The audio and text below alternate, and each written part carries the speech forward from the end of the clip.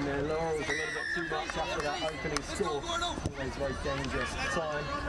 Here's Adebayo, who then puts the kick in towards... excuse me, in the back of the van there might be another monitor, so not firing on. From Matt Croft. Managing to go backwards there, into the hands of Van Heerden. Heerden, one of the emerging tag families in the UK. Women's 22 in this men's side. Playing the same game, jumping around and still going here. Centre field.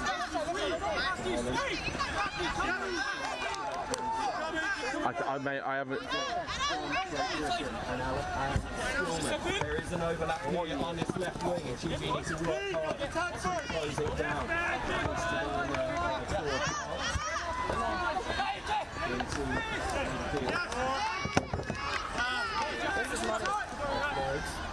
You able to turn it off from your end, mate? I literally haven't had time to get the thing up.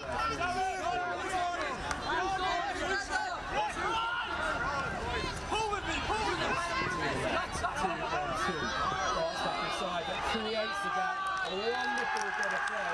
That's from Ireland. That results in a score for Jack Curry.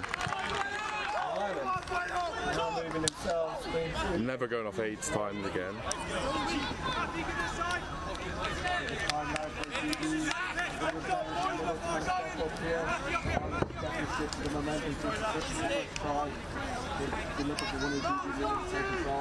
Yeah, bud. Maybe shift the momentum a little bit.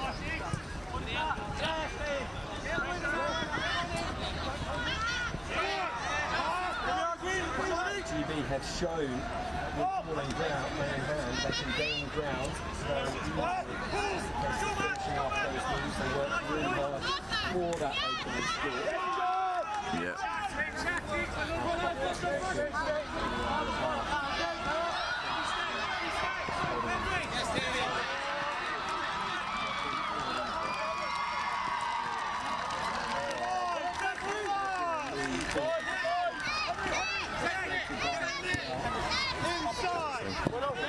Are you hearing comms?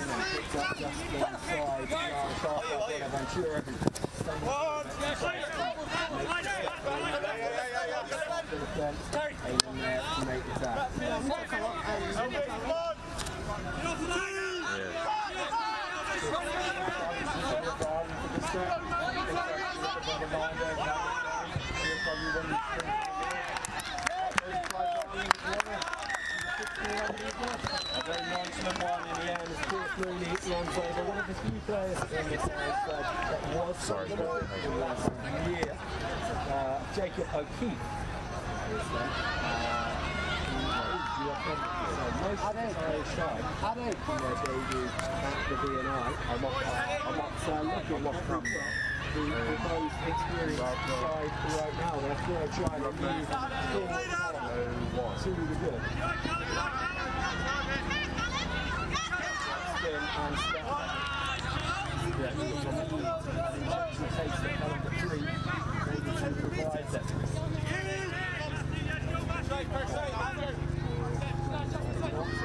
To the right hand side.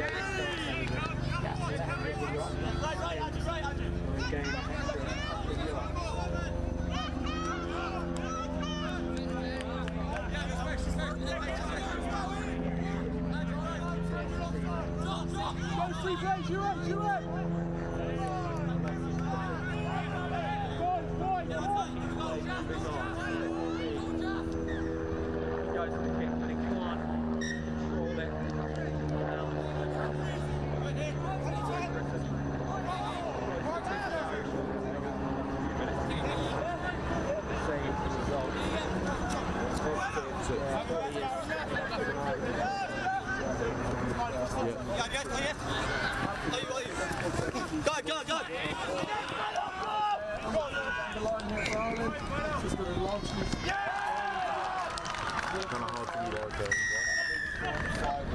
Owen Buenaventura, he has been full of running so far, lots of steps, and eventually it was going to pay off and get him over the try line.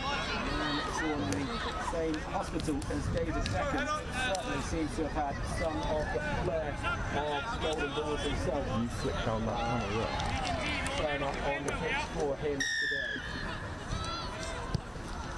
Short kick on this occasion from Ireland. Shift the tactics, which worked really well for them. It's had missed on blocks as well, so he gains an extra few meters in Ireland. But bounces they certainly in the ascendancy. And not the right. So what time? Yeah, bud, talk to me.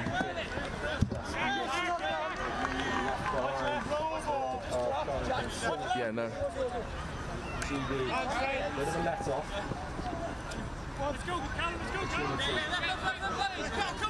Get themselves down the other end and try and stop this block a little bit at the moment. Looks like Seth and Ireland will start inside to a shot. Yet again with a Ireland looking to go through a couple of times. So have you got anything on the inputs on audio wise?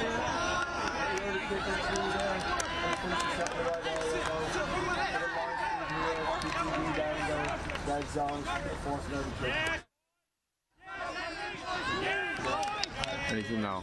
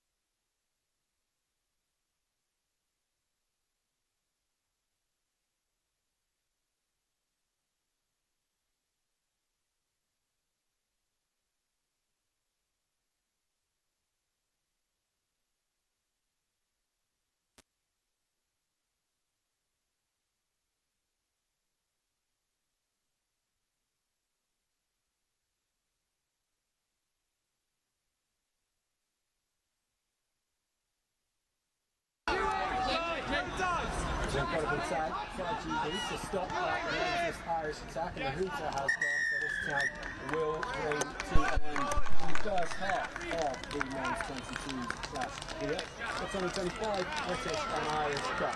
20 minutes gone, 20 minutes to go in this game 1 for men's 22s, and it is Great Britain 1, Ireland 9. 5-minute half times at the D&I this year.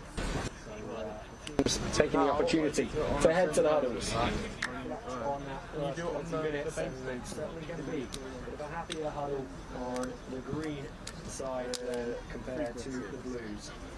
GB with a lot of work to do to get themselves back in this one, but it is only game 1 of 3. Lots of tag rugby coming your way this weekend. Yeah, I don't know whether anyone's actually hearing us at the moment. Yeah, I can't hear myself or you. So,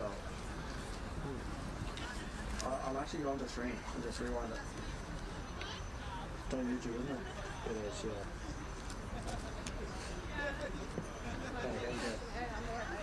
Can I get the kit back? So, they're all in the tubs, these white tubs. So, if you're, which picture you on first? I can't remember if it's in my head, but so the white top the long hair. Yeah, so Yeah. where it says pitch 11, that is the warm-up pitch for pitch 1, 12 for 2, 13 for 3, and there'll be a white tub that says GB, pitch 1, 2 or 3. Actually wrap up. Yeah. Actually get it for 8. That should work. Yeah, and put everything back when you've finished. Oh, it's just come on now. It's come on as we've...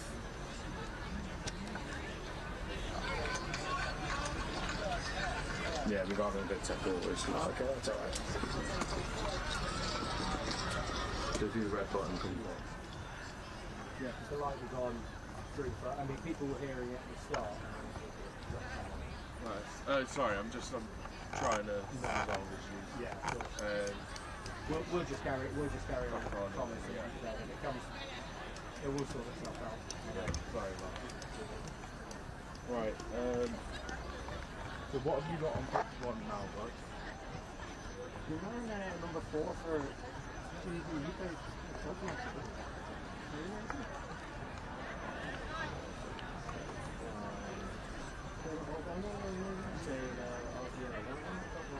Yeah.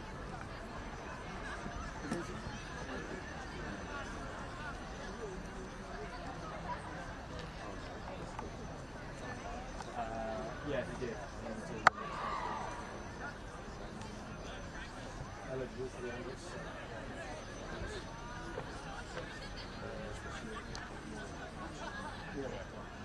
I don't really know how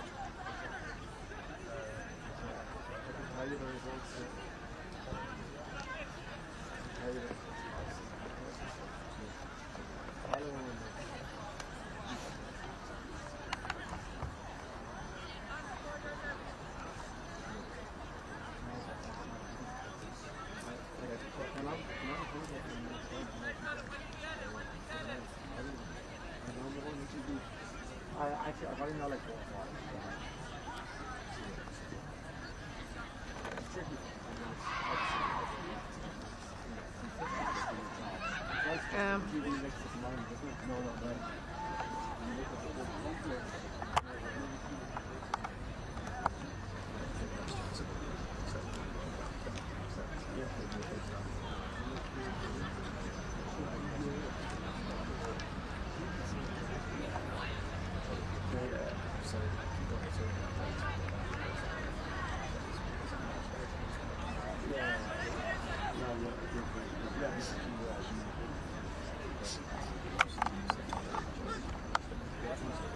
I actually said to Jay to chips on the pass.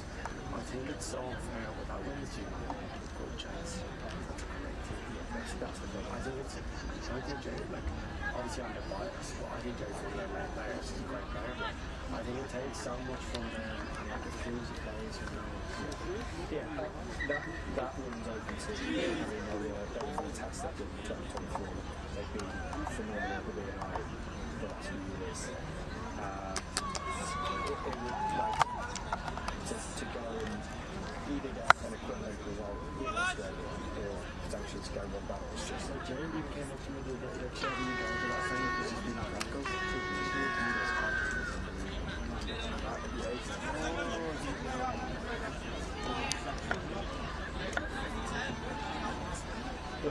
sounds out around Highfield Sports Complex, one of the leading sporting universities in the country. This is the University of Nottingham, and both teams are ready to get themselves back underway. The second 20 minutes, the opening clash between Great Britain and Ireland in the men's 22s category.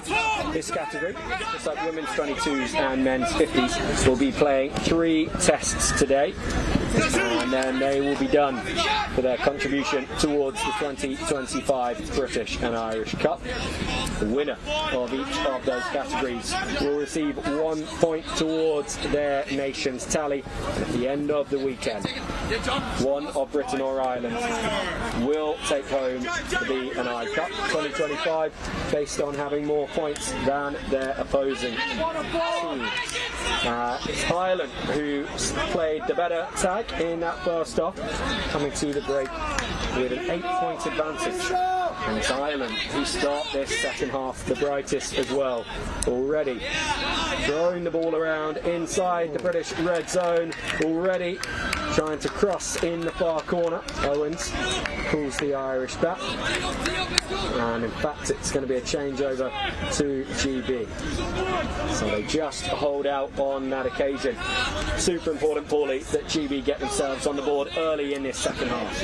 Absolutely will. That first half was very one-sided. I think GB were the better starters, and Ireland kind of settled down and ran off a few GB mistakes more than anything else. It's very important, first couple of sets here for GB now. Don't set for set with Ireland, don't give them easy field position, and kind of work the Irish defence a little bit more, work them around the field, and see if they can force a few errors. It's a good little short kick there. Type 4, I believe. One more here. It'd be nice to see a good finish here from one of the middles from GB. Go blind. Still he's running, but was always going to be tagged. There were just too many defenders on that short side for Henry Flint to go running through them all himself. But invention from Sadeko Lee, really good to see.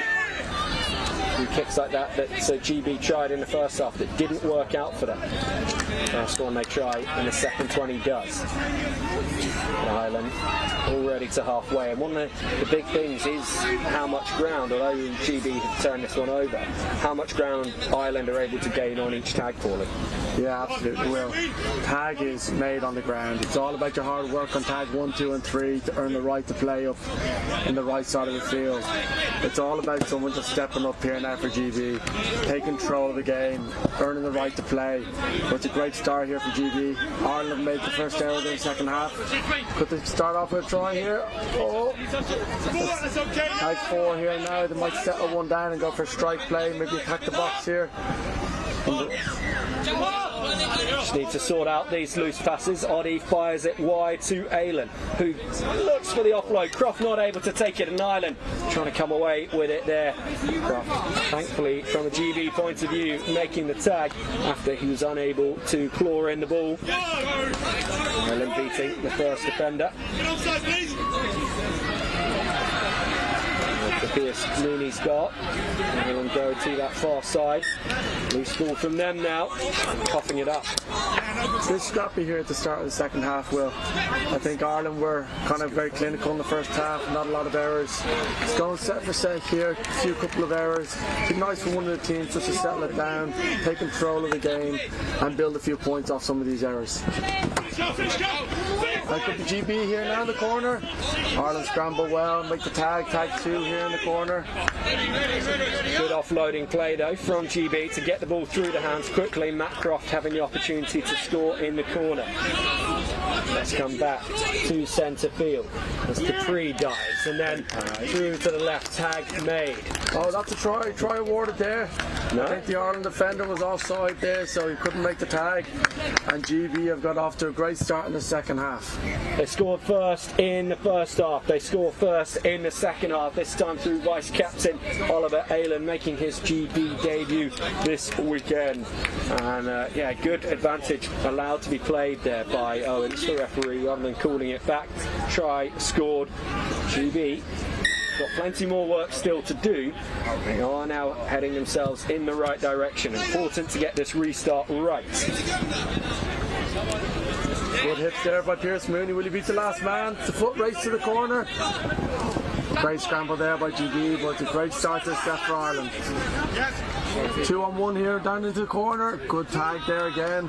Tag 2. Ireland's got 3-4 tags here at the line. Oh, he's a little bit in touch there with the play the ball, but here we go. Ireland into the left wing.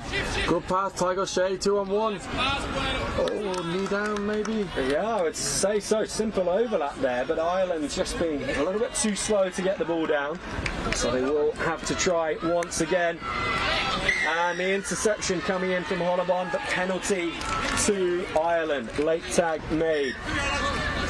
So they will have a fresh set of 6. Ty Johnson over the ball. Front of the box. Offloads and tag made. Options both sides. Nicely holding on to that one. Connor Cleary not wanting to be drawn into the early pass that would make the defending easy for GB. Still they go at the British line. Options gone now on the left hand side, so GB know where they need to defend. Good combination to make that tag there. Hollabon, one of them. As the dive came in from Ireland. The kick now, and just needs to pin his ears back. Fantastic try saving tag made by Jack Curran. All the way down towards the British end, but if he hadn't made that tag, it could have been a GB score from nothing. Billy Jones is still going here. Good start to this set by the British. And again, suddenly Ireland are the ones looking a little bit ragged, where GB had been missing the tags in the first half. Another one missed there on Patrick, and a penalty coming for GB. On goes Stillman. All options left. Jones at first receiver. Hollabon. Played for Mix Open last year. Picks up his own kick. Can't beat the final defender. GB still with some tags left in the set. The dart. Great line from Ben Gething, beating the first defender. 2 to this left hand side. What can Hollabon do in a phone box? He is tagged. Still GB will come. Promising moments here for them early in this second half. Final tag of the set. Billy Jones at first, hands on hips. He's got to create something here. He puts in the kick. Bit of a lazy one, and Ireland will come away with it here. Once again, it's a foot race. Once again, Croft, the hero for GB, clears up his work rate. Absolutely immense for these men in blue and red. The kick coming again from Ireland. Frantic play now for GB to close down and defend this. Jack Curran stopped. Awarded there, Will. Then the kick does carry on through, and it is an Ireland score. Inside the box, Paulie. The ref must have deemed that maybe an early or a late tag on the kicker. I'm not sure he scrambled into the box there with one tag. I thought it was maybe simultaneous, but the ref's there for a reason, and he's made the call. 2 points to Ireland. So just when things were looking their most promising for Great Britain, a torrent of attacking brilliance from the Irish. The kicks getting them up to the other end of the pitch, getting them in the box. And they lead 11 points to 2.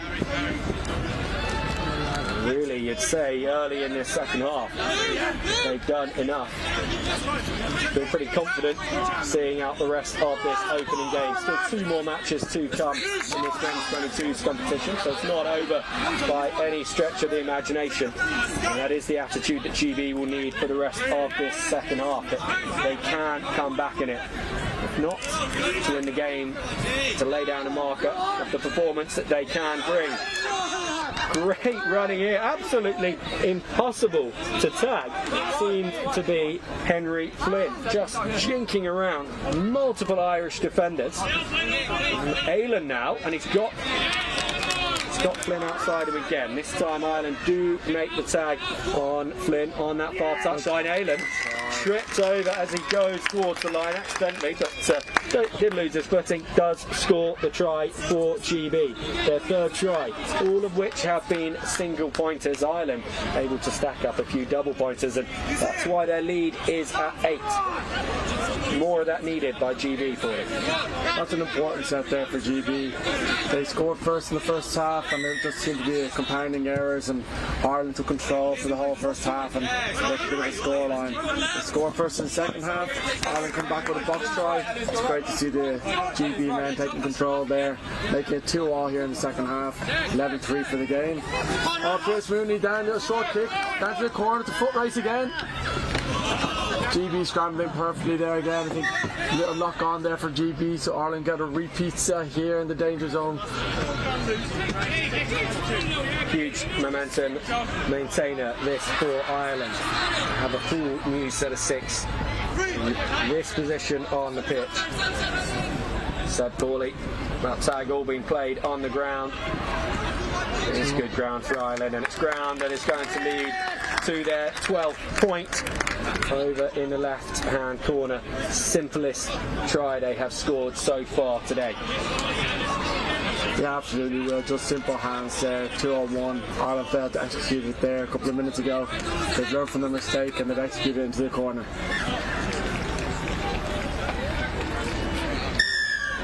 I think it's a very important set here now for GB. Get the momentum back. Don't let Ireland kind of build the pressure. Good take there from 33 for GB. Adeboale managing to pin GB right back up against their try line. And he does gain a few metres, but it's a really good restart. Had a strong game has Adeboale, just like the rest of his teammates. But Ireland Flynn's away again. Ascendancy. Sense that Flynn has that capacity. Create a moment of brilliance. The 3 nearly through. Just going to jog back to the mark to keep this attack moving on forward for GB. They don't want the sting to go out of it. Oddy with the miss. Cynical Lee dancing around. That pass lets a smidge forward to Flynn, and Flynn is still going.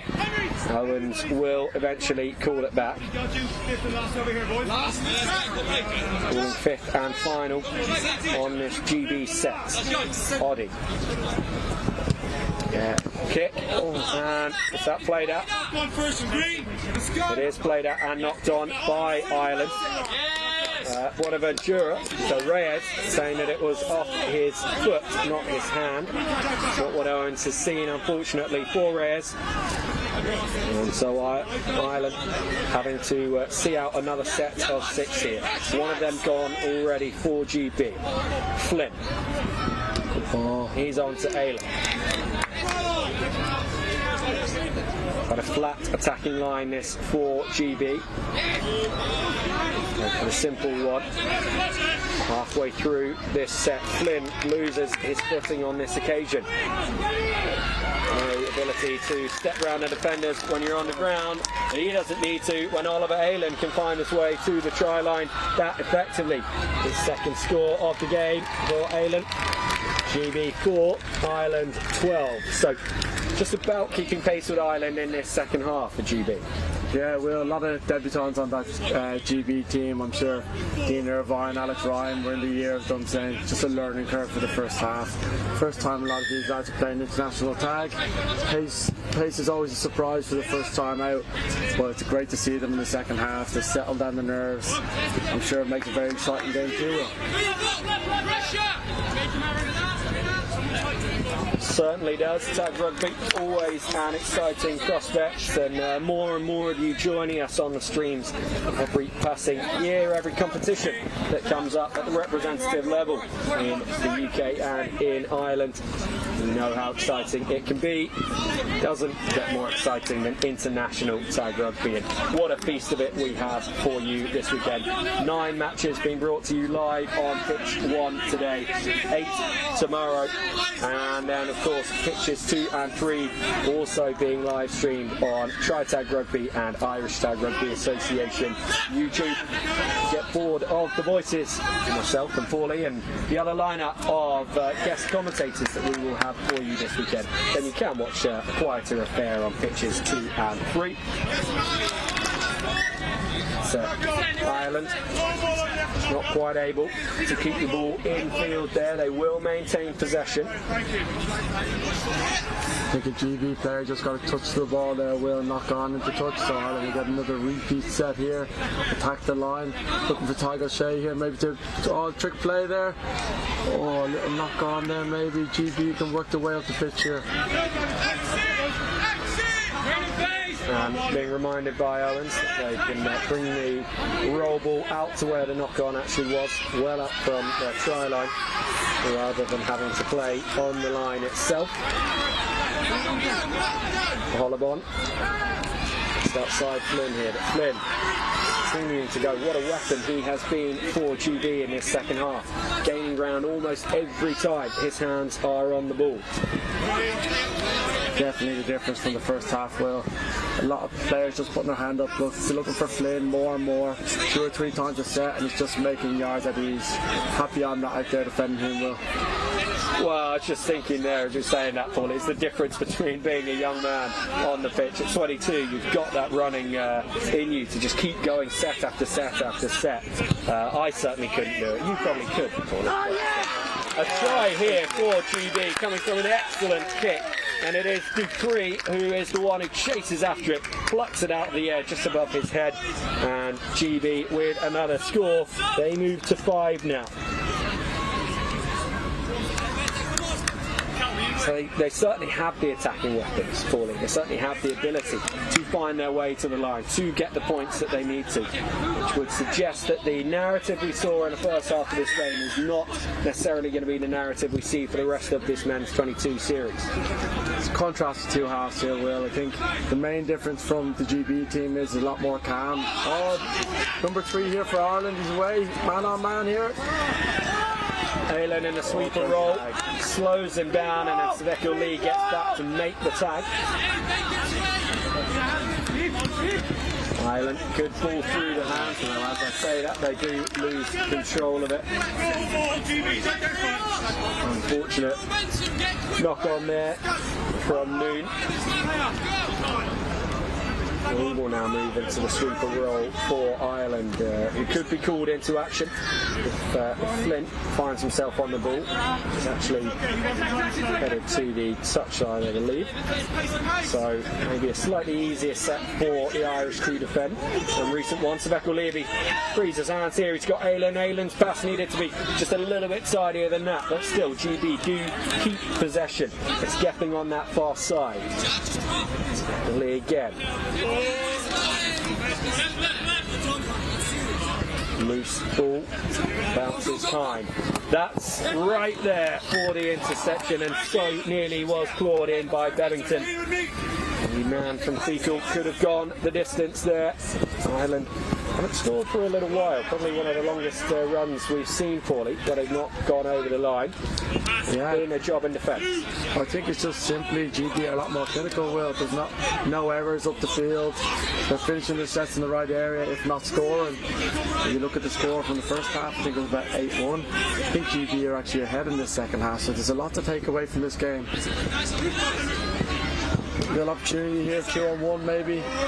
Stillman just there, clinging on to that one, almost going through his knees. And either side, keep possession for GB. They will maintain it here as well. Van Heerden will roll. Jones will feed it out to Croft. One of 2 Crofts in this side, and putting in the kick there. Good yards there from Tygo Shea. Good kick from GB. Would have liked the tags being made a little closer to the line there. Good exit from Tygo Shea, and Ireland will look to build up the field here now. Good tag there, tag 2 here for Ireland. Look at them take control here now and maybe find a quick 50-10 opportunity, maybe tag 3 or 4. I've not really seen either team look for that 50-10 as a playing option so far. They've kind of been content to just run it up, as we see here once again Adeboale, and he is going to have the pace surely to go for the corner. No, what a tag from Aylan. But for all money, like Adeboale was over in the corner. Bevington will now feed this back in field. Ireland, half of them were headed back to their own try line, thinking they got another point on the board. Called into action here, big overlap, and they will score surely once again. No, Croft over there to make the tag. He's injured himself in the process, but he has to stay on the pitch. There's no one there to sub on for him just yet. GB managing to save the try. Last play here goes Flynn again, little kick. Actually big kick here now, last play of the half here. Will Ireland be content to just take the tag, or will they have a bit of play in them? Covington looking to set round Aylan. Aylan there.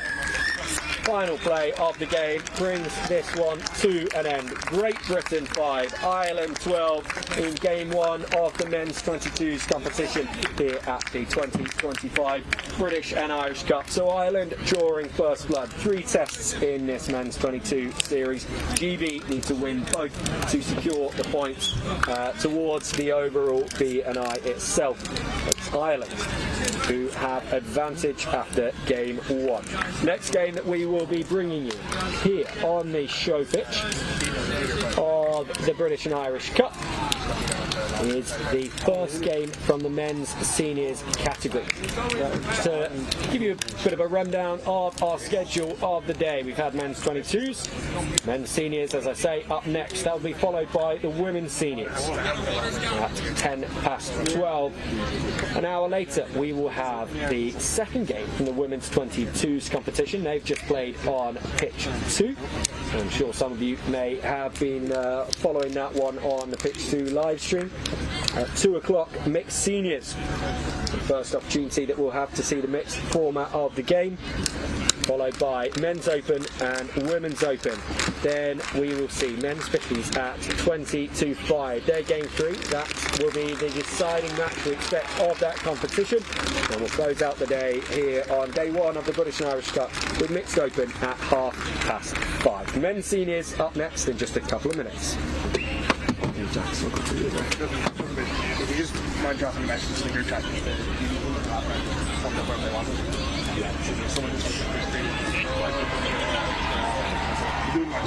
avoid people getting into multiple places. The women's 22s, GB won on the Hooter, and there was a draw in the 50s, so it's all tight. Which one, sorry? Women's 22s, GB, on the Hooter. 50s draw. Well, there we go. Cheers for the update. On the who? 22s.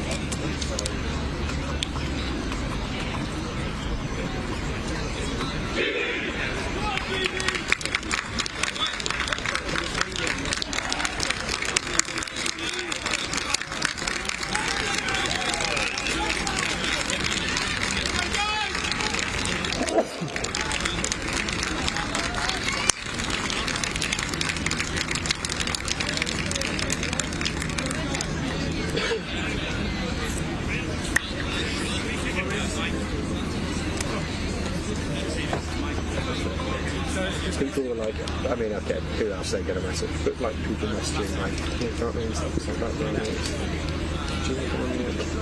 I'm calling the game. I'm not looking at my WhatsApp. Oh, is it on the other pitches? No, on this one, it's just comms just been going in and out. Oh, I get you, yeah. I think it's back there, though.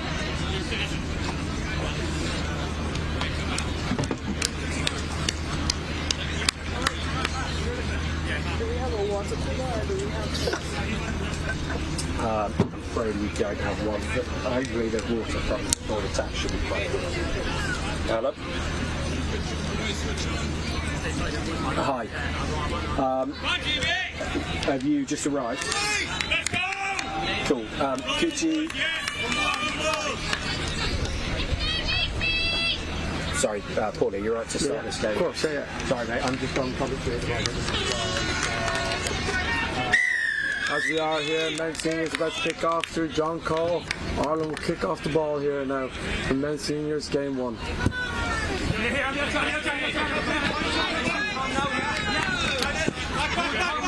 Tag there from Matthew Sheedy for Ireland, making his debut today. Playing a lot of his tag over in Australia, back here to make his debut. Good job there by Henry doing that.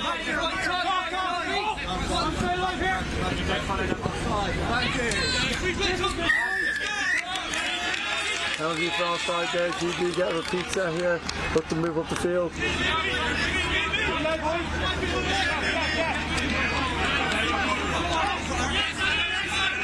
Stanners, great yards off the roll ball there. Easy 10 yards now, and GB build up the field into the red zone here. 2 comment whistle.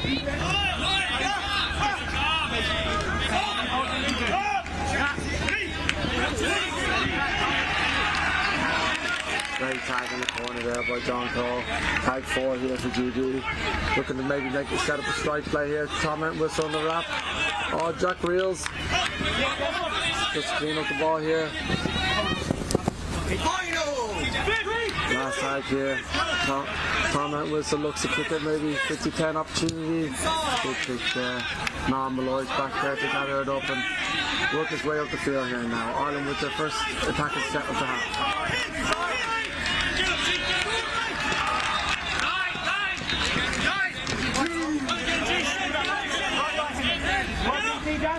Noam Malloy to Josh Valendorn. Seamus tag there, tag 3 for Ireland here. Little go forward ball now for Ireland. Work their way up, maybe look for an opportunity to kick 50-10 on tag 4 or 5. Here we are, Jack Levins is away. Jack Levins away, can he beat the last man? He's passed it to Andy. Oh, a little knocked on there in the corner by Ireland. GB will get away with that. Great scramble defense from GB there. And GB will look to take over here now, work their way up the field.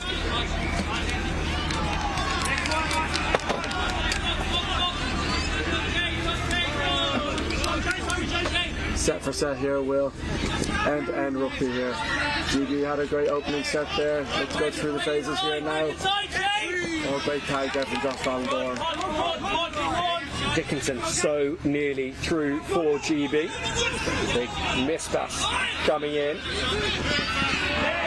Good running so far from GB. Good energy in this opening match for the men's seniors category. A category that in recent years, Paulie, as Ireland win the penalty here, has been dominated by the Irish.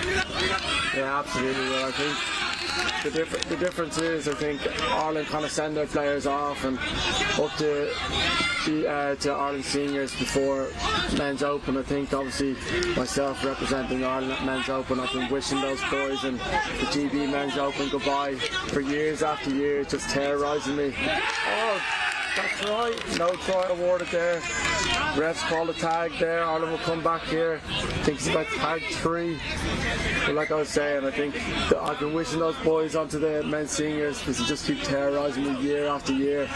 But I think this is Ireland's category. They kind of stacked this category a little bit more and they've kind of dominated this. But GB Men's Open have definitely dominated their category for the last few years. Well.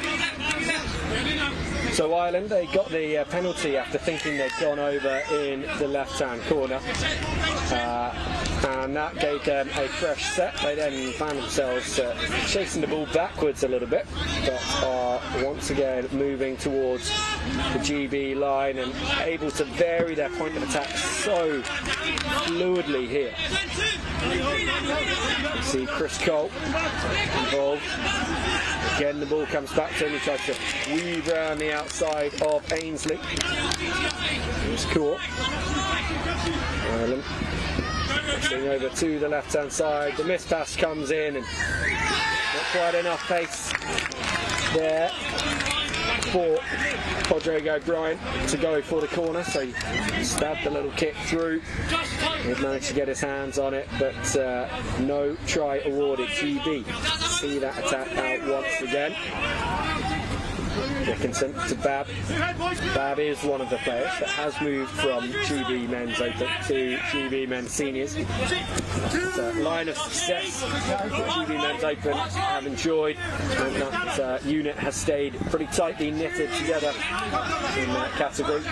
Whereas this Men's Seniors side underwent quite a significant transition from the 2023 Tag World Cup onwards, and they had a pretty tough first BNI as a unit in 2024 over in Ireland. The Irish picking up wins in all 5 matches on that occasion. So GB, they know what they need to do this year to improve on that performance. A fairly simple recipe. The question is whether they will be able to against this stacked Irish side. Challenging kick coming in, but Desanayaki doing well under pressure. 2 Irishmen bearing down on him. Clears it up calmly. Bloom, vice captain for GB Men's Seniors. Darting forwards himself. Knowles decides they'll go back to that left-hand side. Knowles involved again. Kick for Desanayaki to chase. It's just going to sit up here perfectly for the Irish as Thomas McGrath flicks it back onto Andy Harris. Not Andy Harris, that's Guru Sandhu, vice captain of this Irish side. Here's Andy Harris now on tag 3, looking to work his way up the field. Back here onto John Cole. John Cole with a little step inside him for support. Machi outside him. Machi on the hard line. Good tag there by GB. Andy Harris whips it wide there for Courage. Oh, a little knock on there from Ireland and turn over to GB. And I mean, these are sets that the Irish would be expecting to complete poorly. They are a clinical side, this Men's Seniors too, with, as you say, so much experience, so much talent. So far not able to get themselves on the score sheet, but it always feels like a matter of time with these guys. Bloom still going, he's beating 2 defenders, he's got options outside him. That one just over the head of Sejan Gurung and just beats the touchdown as well. Ireland will hold out, just as GB had the most promising passage of play in the recent set. Wilson with the tag, captain here for GB as he was last year.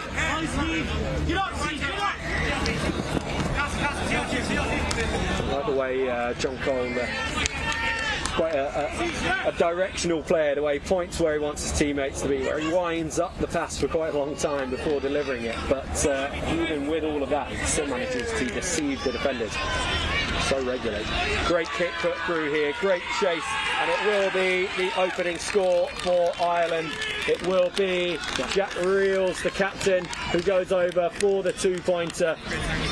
All the space in front of him, allowing him to run round into the box. I did say it was going to be a matter of time for the Irish with this much quality in their side, but promising signs for GB to have been in the contest as well as they have, and they will hope to strike that quickly here for them. Yeah, absolutely. I think at the start of the game, if you're maybe pre-game nerves, we're going more for error rather than set for set. It's just about a completion set here for GB. Worked their way into the game. Looking at someone like Tom Matthews here to take control. Maybe work his way up the field and get a good set. Start getting to the arm wrestle here with Ireland. Henry Green on the ball. Good yards there, Henry. Get a kick there. Gathered by Chris Cole here. Always someone you need to keep your eye on here, Chris. Goes both ways. Ireland seniors would be like to have the likes of Chris Cole and Josh Ballendorn coming back from Australia for this BNI. Represented Irish Exiles last week in the AIC, actually coming away with gold. Will. Great run of form to be heading into the British and Irish Cup with. Definitely different different climate for them to be playing in up here in Nottingham compared to down in Australia. Yeah, absolutely will. I had the pleasure of playing there last year, and if you think you're fit over here, you need to start doing it in 34-degree heat. The only thing I can say about it is, well, I worked in the tan, and the fitness came with it. It's a shame, really, as Ireland go for their second try, and it is awarded. 3 points to the good now, the Irish. Hodge O'Brien there with the try. Tried to short kick the first time, ref deemed to bounce over the line. Second time, bounces up just for the line perfectly. Puts the ball down there. Ireland 3, GB now. Yeah, I was just about to say, Paul, a bit of a shame that we don't have a commentary cam for people to judge for themselves whether you did actually manage to work on that tan in Australia or not. But you are giving people the best opportunity to decide. No sleeves, despite the cool weather here this morning. It's actually a bit sunnier this morning, Will, when I left the house. I was kind of debating putting on shorts, but I went against it. But I think the shorts might play a part later on. But that grey cloud stays away. Oh, great overlap there for GB. Just failed to find the hands there. Could have been busting down the line there. On that whistle here. Great kick. Going to bounce up. Good touch there. Jack Rios takes control here for Ireland. Superb football from players on both sides there. GB still struggling to finish their sets as deep in Irish territory as they would like. Bloom with the tag. Bit congested over towards that far touchline. The Irish just clinging onto the ball through Bruin, and then the kick put in from John Cole. That's just going to go long, however. And it will be a 7-tag set to Great Britain, 10 metres out from their own try line.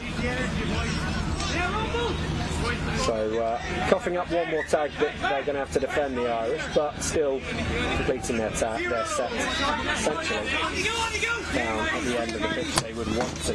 Gura, it's 2, makes for the third.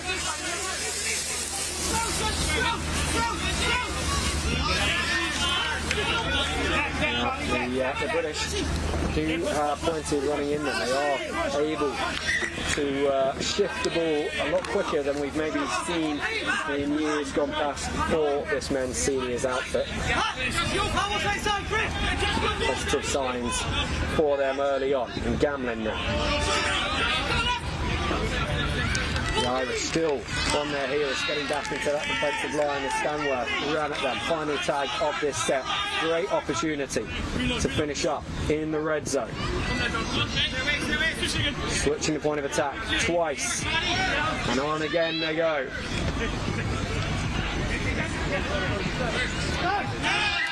They will finish up 10 metres from the Irish line. They make it from their 10 to the Irish 10. It was in 7 tags rather than 6. But a good set from GB. Ireland now. Just calming things down early in there. It's John Cole. A little pop. Seamus Owens there on the ball. Another debutant for Ireland. Oh, tag there. Little contact maybe. And the referee heading over with a decision to make here. Of course, for those of you less familiar with tag rugby, it is the attacker whom the onus is on to avoid the contact. You have spaces, not faces. In that situation, the referee deciding that neither player was at fault and the set was allowed to continue. Ireland then kicking the ball deep, and it's Stanworth who was involved in that collision, who cleared it up and then finds himself on the ground once again. A quick check from the physio to come on when Stanworth had originally gone down to make sure there was no need to take him off for a concussion check, and remains on the field for now. Concussion, of course, It's a really important thing for tag rugby to make sure that they get right. While it is a minimal contact sport, it doesn't eliminate the risk of concussion. So all physios and first aiders, coaches, managers and players been reminded of the new concussion protocols that are in place as Tri-Tag Rugby works for a permanent policy on concussion to make sure that our players are kept as safe as they possibly can be. Ireland now into the British half, beating the defence there, doing with a great tag, diving heroically behind O'Brien. Good control off the boot by Newman. Keeps this attack moving forward. Chris Cole. Loose ball. GB clear out.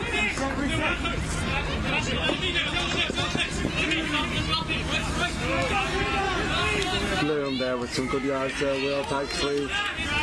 Working up the field here now. Looking for some strike runners here to get up the field. Maybe look for a kick. Get some field position. Dickinson just losing control of that one. And Ireland will pounce. Levens with the pump, and then he does distribute. Saniyaki's there. 0 called by the referee. Advantage over from the knockout. Dickinson up to make the tag now. Cole just holding on to it before going to Levens. Sandu. He still had his tags on when he made that pass somewhat lethargically. Tom Newman here looking for someone coming back on the runner. Thomas McGrath for the box. Oh, great tag there with number 19 for GB. Crucial involvement from George Gamlin.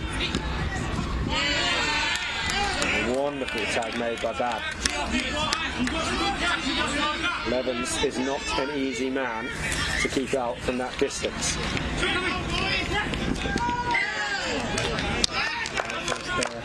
Ireland will be light with that set. Well, they didn't come away with a score, but they're finishing in the right areas of the field.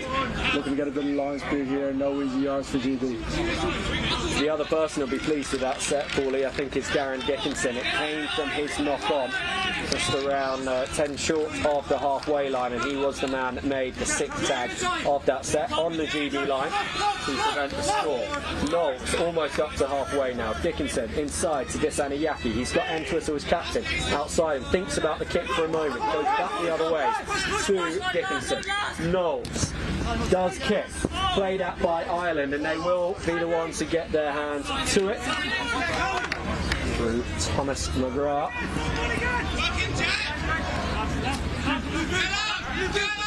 Sandy. Caught by Dickinson. Levens. Sandy. Newman. Or Curley, sorry. And Whistle. In there defensively for GB. Lost forwards by Ireland. For the first time, GB will get to start a set inside the Irish half. Most important set of the game so far for GB. They really need to come away with something here. Greenhall caught before losing the ball forward, although he felt that it was an Irish hand that had knocked it out there. Dickinson, plenty of space. Whistle runs the decoy switch line. Quick tag there with Seamus Owens. 2 more tags here for GB. Will they get attack at the Irish line here now? Tom Entwistle. A cut out pass maybe. Ainsley does pick it up and finds the gap in front of him where 2 players had collided just moments before. 6 again called for Great Britain. They did not gain much ground on that first set there, starting inside the Irish half. They have to do better here. The Irish defence was just so disciplined, Paulie. Yeah, it's great to see. I think, like you said, Dickinson with the knock on. I think Gerge will be delighted to see Ireland defend up here and off the back of his error. Maybe a 2v1 for GB. Oh, bad, just tagged there. Oh, try and award it. Simultaneous must have been there in the corner. Great little momentum switch there for GB. Bad in the corner. I think they scored a 3-1 win. Does indeed. Great Britain 1, Ireland 3. Opening score for this men's seniors category for GB this year goes to Alex Babb. 2 sets inside the Irish half. There's eventually too much pressure on that try line. The Irish to keep holding GB out. They're on the score sheet now, they are in the game. Ireland having to start this set from deep down in front of their own line. Privilege that GB get from having scored. Almost all of Ireland stacked over to that short right hand side, but they, despite having all that traffic, make all this ground and they will score from it. A wonderful try for Frank Bruin and for the Irish. And much like in the opening minutes of the men's 22s clash when GB scored, Ireland able to just walk straight through afterwards, Paulie. Not the response after the try that GB were looking for. Yeah, it's a coach killer, that will. Get the momentum back there and just let Ireland march up the field. Not done a lot there. I think a little bit of moment of brilliance there from maybe Josh Valendor, and must have learned that no-look pass down in Australia. Oh, great kick there with John Cole. Last play of the half here now. GB, I'm sure they'll be happy to go to sheds. Oh, maybe not. Opportunity for Ireland here, last play. Oh, refs awarded a penalty here now. So Ireland will have one little last crack here at the GB line. Can they get a score before the half time? Well, this last minute and a half has been textbook for exactly what you do not want to do as a team that has just scored. GB could have gone into the sheds, the most recent scorers, having narrowed the lead to 2. Instead, currently facing going in 3 down, could be 4 here, having given Ireland this attacking opportunity. That ball bounces just the wrong side of the try line as far as the Irish are concerned, but will bring the half to an end. Ireland leading 4 points to 1. As I say, not the end to the half that GB would have been looking for there, Paulie, but the opening 20 minutes that we might have expected from Ireland. Yeah, I think GB will be the happier team to get the half-time blown there. Ireland were on the right side of the pitch there, maybe going to be attacking the line for no score. So I'm sure GB are delighted to get into the huddle here, settle it down, a few choice words from the captain, maybe Tom Entwistle, and go back at it again. Yeah, they've got some really strong leaders in the team. Entwistle and Bloom, captain and vice-captain, and also Dave Dunk, the coach. So plenty to discuss, but a 3-point margin is not a big one in international tag rugby, especially with the bonus box in play. We will be bringing you that second half in just a few minutes. Closer game than I thought it was going to be. Yeah. That last 90 seconds, very frustrating, but to be this close is definitely a step up from now on. Like, it is literally just like they scored 1 just from down there, ran the pitch. But other than that, it's been Ireland started off better and then just kind of got set for set now. I think GB just lack when likes of Tom Entwistle's off, you got no one kicking the ball, or they just don't have a secondary to him. Like Michael Shanahan, is it? Shannon, yeah. Shannon. He can do it. He's always used to playing the second role to Tom at Takeshi, so but I think it's just about someone kind of putting their hand up when Tom's off the pitch. Yeah.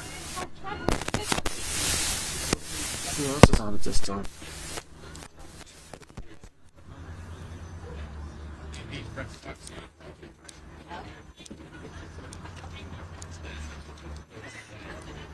Which time is 7 to 11? Fine, because it doesn't mean it's plus 44 going out. It doesn't count. Good eye, Anna.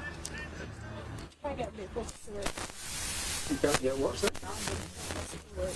Oh, really? I mean, I'm getting my score. I know, but I mean for when I go to the next. Oh, right. You copied the whole. Yeah, copy the link, paste it. Oh, right. Yeah, good. Irish physios are not out on the pitches at all. Right. So we're covering both teams. Okay. There's 2 of them there. One's a student, one's a more senior, I think. But it's just we're covering all teams for all games now. So I don't know if that's something Yeah, to address can that you, way. there isn't a break, so could you I have another game after this one, and then I have a game off. Yeah. So I'd say come over and say it to you, so I don't know what to do with it. Yeah, if you're all right to message in the physio chat and see whether whoever's on a break now could find Jack Leahy. He's over there. Oh, he's over there. Yeah. To just get him to send a message to the Irish physios, because yeah, you guys need to be prioritising GB and you need to prioritise Ireland. Cheers, mate. Cheers, bro.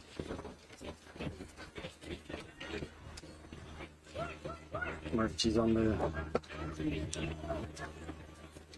comms. When did he send that? Just now, 11:42. Okay. Is he not here? No.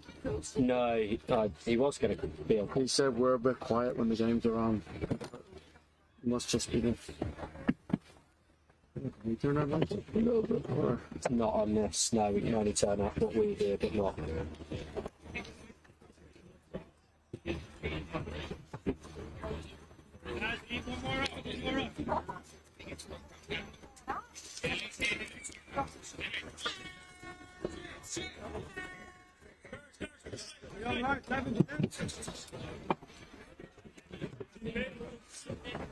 Second half about to get underway here in the Game 1 clash and then seniors competition between Great Britain and Ireland. It is Ireland that lead 4 points to 1. It's Ireland who will have first use of the pill in this second 20 minutes. Evans always involved. The time that he is off the pitch for Ireland seems very, very little for him. Yeah, 11 between little foot there maybe. That's just play on. That would be for surrender instead. Play the whistle there. And yeah, 11's been probably the focus on the GB men's senior for the last 3-4 years now. Well, I think he used to represent himself at Irish men's open as well, because definitely a man that knows his way around the practice. Huge opportunity for this for Great Britain early in the second half. Having got the penalty for the surrender, Stanworth then made acres of ground up the pitch into the Irish half. It's Shannon to find his way through the right hand side. Greenhall now. Just short of the line. Tag waved in the air to make sure that was aware that attack had been stopped, and it is going to be a try for Great Britain. We're just waiting for confirmation from the referee, George Gamlin, the scorer for Great Britain. And they bring the margin back down to 2 points. But the essential thing, Paulie, is that they don't do what they did when they scored toward the end of the first half and let Ireland go straight through afterwards. Yeah, it's a great start there for GB in the second half. Bring the game down to a one-score game now. I'm sure the coach will be delighted with that. And that's a great start there. Well, like you said, don't compound the score. So earn a drop out here now, and GB would like to go at the Irish line again. Entwistle finding the gap between Bruin and Cole perfectly there. So the Irish having to drop this one out, and it's just hovering above Babb, who takes it calmly. Does have options. Decides to go for the safer option. Just take the ball up, take the tag. Entwistle with the miss pass to Dickinson. And on now to Dissanayake. Tag made, they will come back. Ireland with time to set themselves here. Shannon. Entwistle reversing the direction of play and missing teammates out to get to Dissanayake. Changeover cool. And Ireland nearly just going straight through on that touchline again, as they did for their most recent score. Up to halfway already. At 11. Short kick. It looked like he took a bit of a flip for the head for his troubles on the way through. And yet, despite that, it's GB that are going to end up with the ball.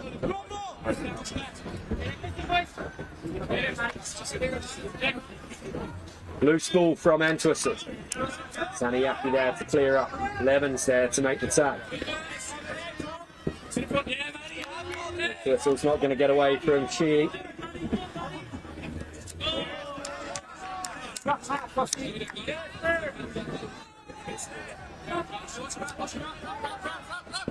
Looking for the inside option as a decoy. The Irish not falling for it. Entwistle puts in. Confident pick. Cole. Never going to let that one stop over the touchline. Never going to be stopped by the first defender as well.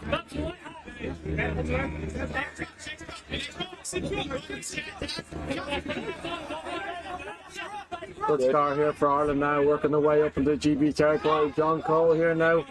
Hits. Tag free now here. Jack Reel.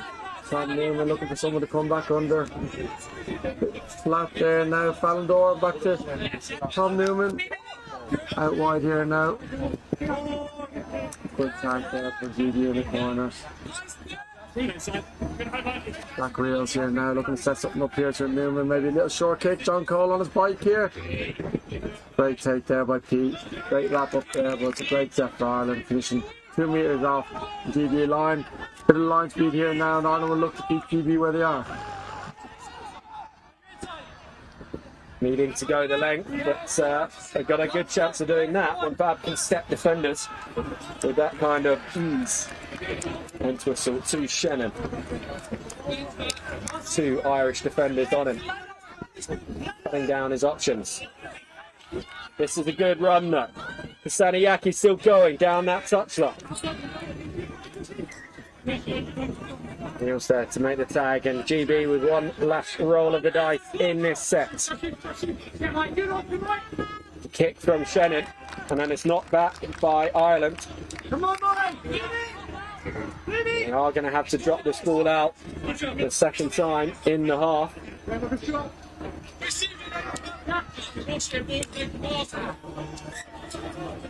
GB were unable to take full advantage of their position the last time the Irish dropped the ball out. Second opportunity here. Aaron O. And he says that when he grows up, he wants to be like Anita Snowden. I mean, all of us who play tag would love to be at that level.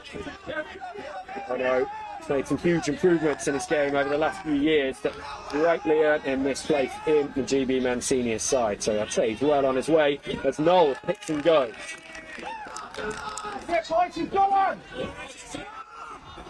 Streams coming in from both sides. The 2 teams really up this one. Greenhill could go here. Throws himself at the box, but throws the ball forwards as well, Paulie. So nearly the levelling score. That's a big momentum swing. Ireland got let off the hook there. It opened up for Greenlaw there, and it's just knocked the ball on over the line. I think that one that might come back up in Port Will at the end of the weekend. But Gurge now. Gurge looks to work his way up the field here now. Ireland will be delighted to see him knock that ball on and gain a bit of momentum here now. Jack Reels. Going through the motions here now. Jack Levin's probably going to look to kick here. Yeah. Oh, a little short kick rather than a long one. GB, good start position here for GB. I mean, that's great reading of the game from Levins. I was just about to say that the defensive line speed from GB was so fast. Levins saw that, felt that just a little nudge behind the line was his best opportunity of regaining possession. GB, though, managing to deal with it all right. Ainsley beats the first. Coulter to Knowles, will be tagged before he finds the ball, finds the option back out to Coulter to his right. Bloom, quick hands. Knowles needs to do the same, and he does. Gurham, can he just twist his hip through? Not quite enough. Knowles reaches for that one, does really well. Bloom, cutting back. Coulter. And we've got a call for contact here. It's going to go against GB. Bloom continuing his run into Rodrigo Bruin. Roger Bryan has definitely just sold one there, Will.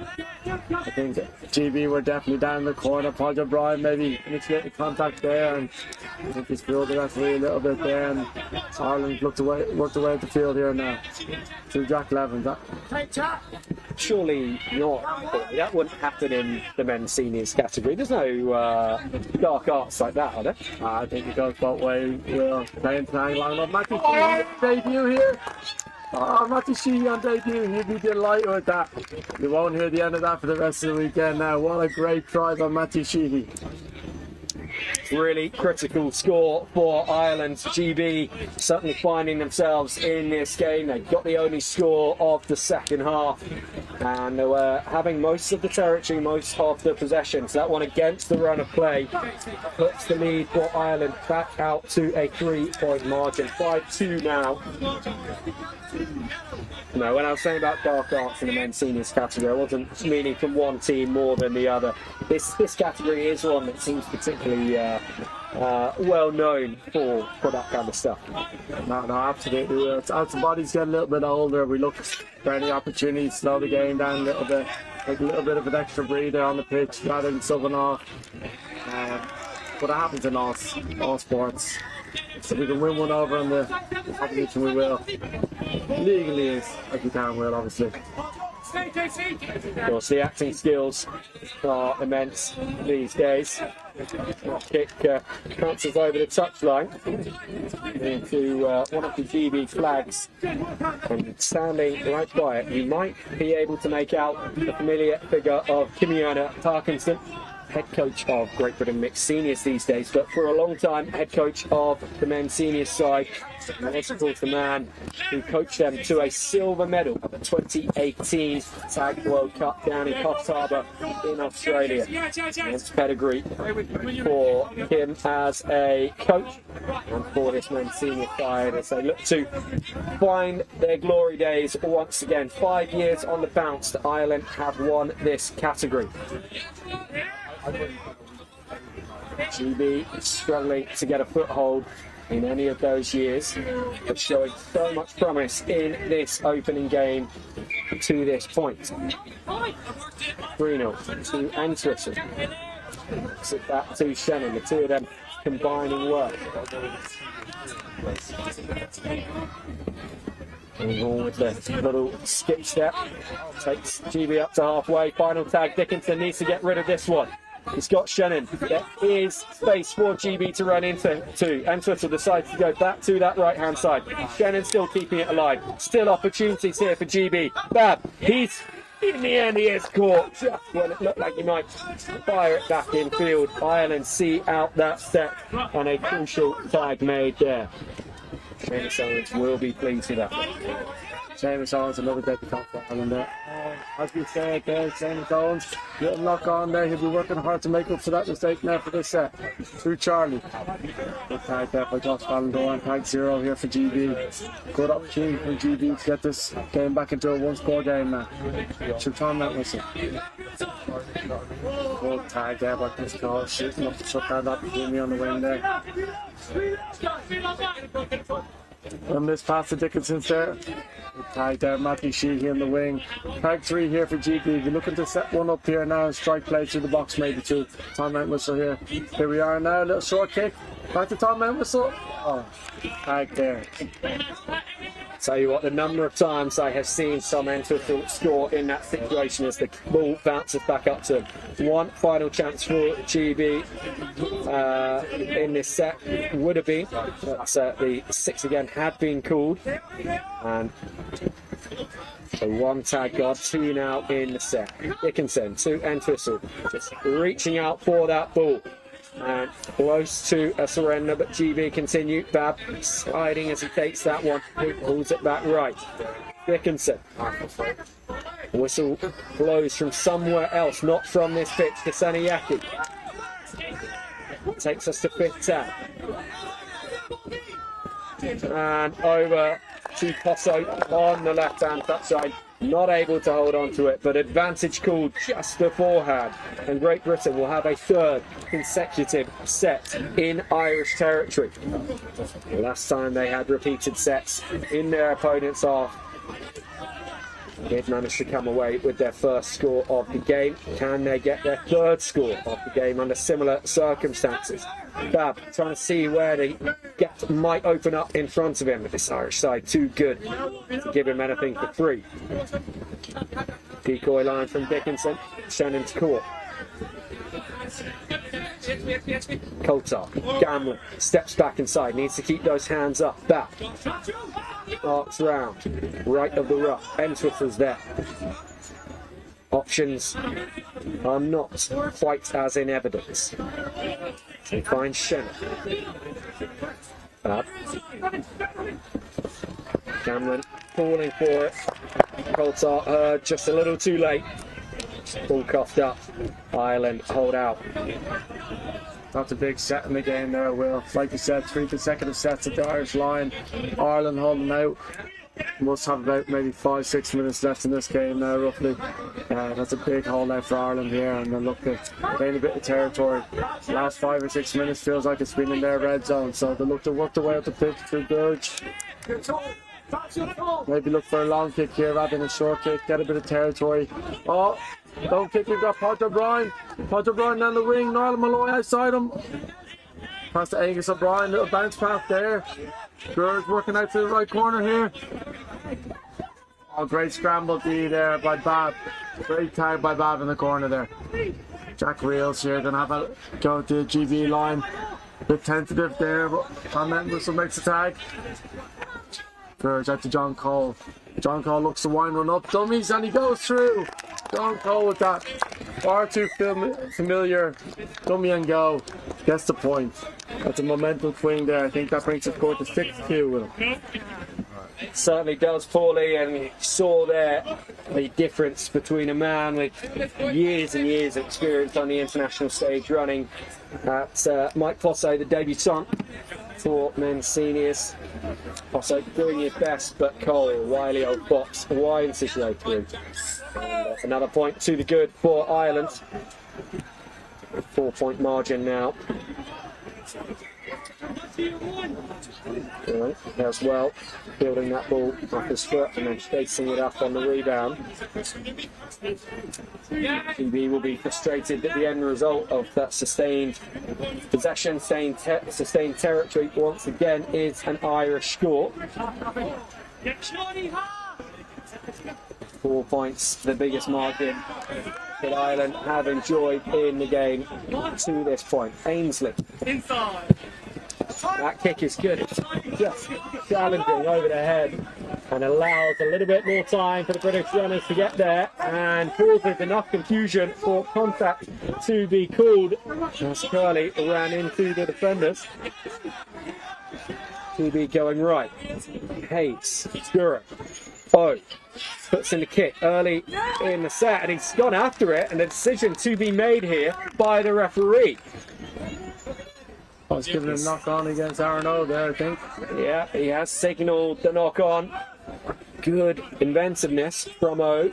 Perhaps this team might now be wishing that he held on to play a little bit longer. They won't have to wish for too long. A couple of contact penalties here against Ireland now. I think the referee's going to have a word with the captain. It's 2 back-to-back now. As Will said before in the game, now it's up to the attacker to avoid contact. Oh, stop the dodge and try there. Great score. Sejan Durham, the man from the Coventry and Warwickshire region. One of the few reps that they have got in the Great Britain side, but showing the strength in that region. They, of course, won the women's masters category, the women's seniors category at nationals earlier this year. An up-and-coming force in British tag rugby, as Durham has demonstrated, getting his team back into this game. 3 points down, time still to play. This is important now for Ireland. To Angus O'Brien there, one of their senior men. Great tag there by Pete. Jack Reels here. Tom Newman might look to shape for a kick here potentially. No, he's shipped it wide to Matt Sheehy. Matthew Sheehy there. Ball back into Newman. High 4 here now for Ireland. Oh, Matthew Sheehy does a little pirouette there. Back to Jack Levin. Jack Reels with the dummy. Angus O'Brien on to a wing here. Looks to cut inside. Alan will look for someone here to complete the set. Here's Jack Levins will do that little short kick, lovely. Seen that a few too many times. Aaron O, great pick up there, Aaron O. Great yard tack. Oh no, he's still going. He's still going. Matthew Sheehy in a foot race here. Oh, still! Aaron O goes down that right-hand touchline and he will go all the way! A virtuoso score from the man from West London. What a triumph for him. 2 points now, the margin between the teams. He picked that one up just metres in front of his own try line. He beat 3 defenders before he's even out of his own half, and then head away in the Irish one for a wonderful score. Great try, and the likes of which this men's senior side will want to see more of as the weekend goes on for them. Cheered on by his reporter over there, Anita Snowden, I believe he said that was who he wanted to be. You see her cheering on from the sideline there. I'm sure Aaron Oates are delighted to do that now. Oh, intercept! Oh, Jack Levins has read that. Jack Levins just going to stroll into the box now. That is a momentum switch if I've ever seen one. Oh, just as GB worked their way back into the game. Great try by Aaron O. Next set, they've done a little short kick, and Jack Levins picked it up from thin air. That is a great try by Jack Levins, just when they needed him. I mean, that play is Jack Levins all over. That's what he can do on a tag field, right? Really gutting for GB. They suddenly were feeling themselves. They got that try. They regained the restart. They were playing fluidly and maybe just pushed the envelope a little bit too far. Handed it over to Jack Levins, and he duly accepted the prize that had been given him. 2 points to the Irish tally, 4-point margin restored, a 4-0 lead. Yeah, I'm sure there's only a couple of minutes left here now. I'm sure that's why they're trying to push it a little bit more. We don't have a timer in front of us here, but with the short kick off, there you are. There's the final hooter now. Last play for GB. Michael Shannon, here's Charlie now. Charlie, little short kick there. Chris Cole wrapped that up there. And Ireland will be delighted to go into the full time there. Final score, I think Ireland win by 4.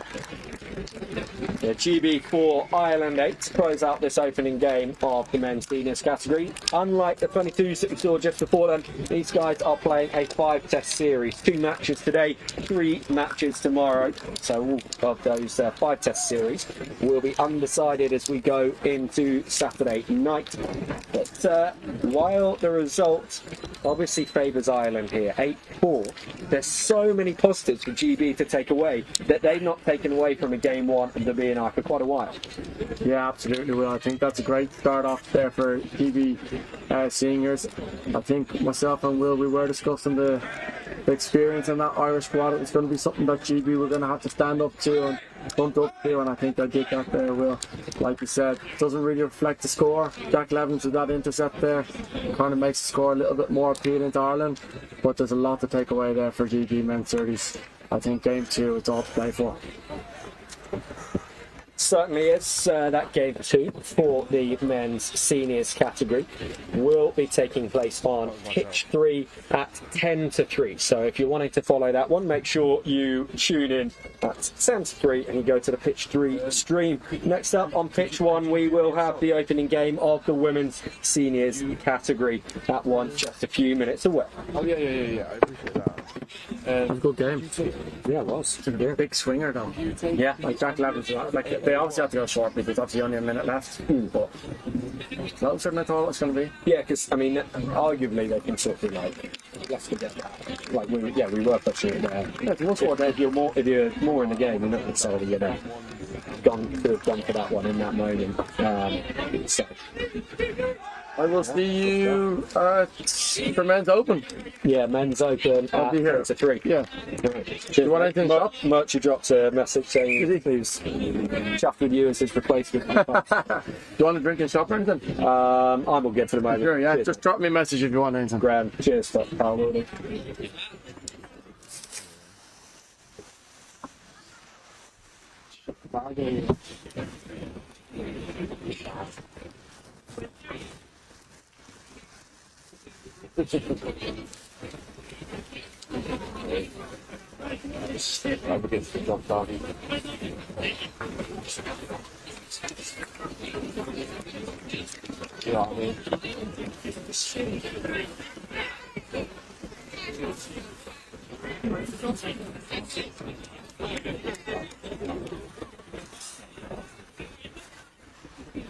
Really so good.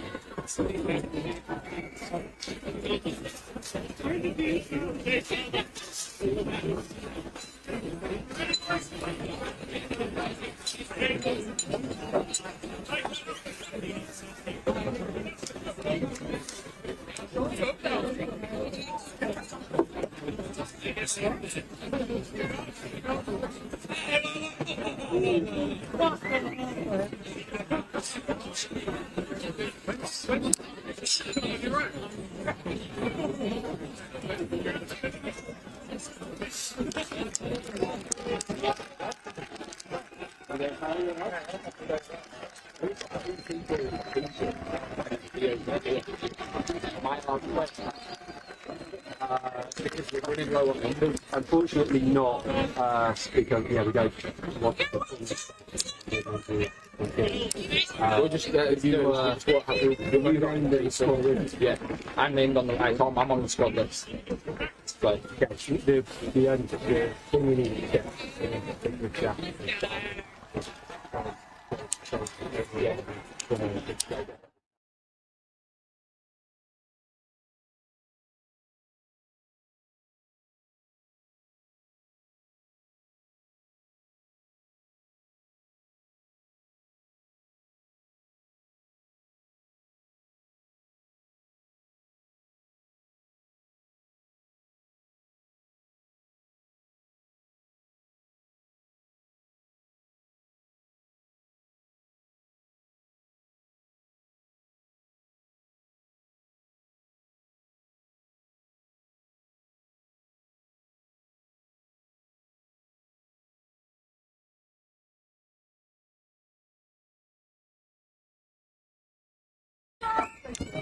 Women's Seniors Game 1 here on Pitch 1, 2025 British and Irish Cup, a category that in recent years has been dominated by the British, and a category that they will want to score a victory in again this year.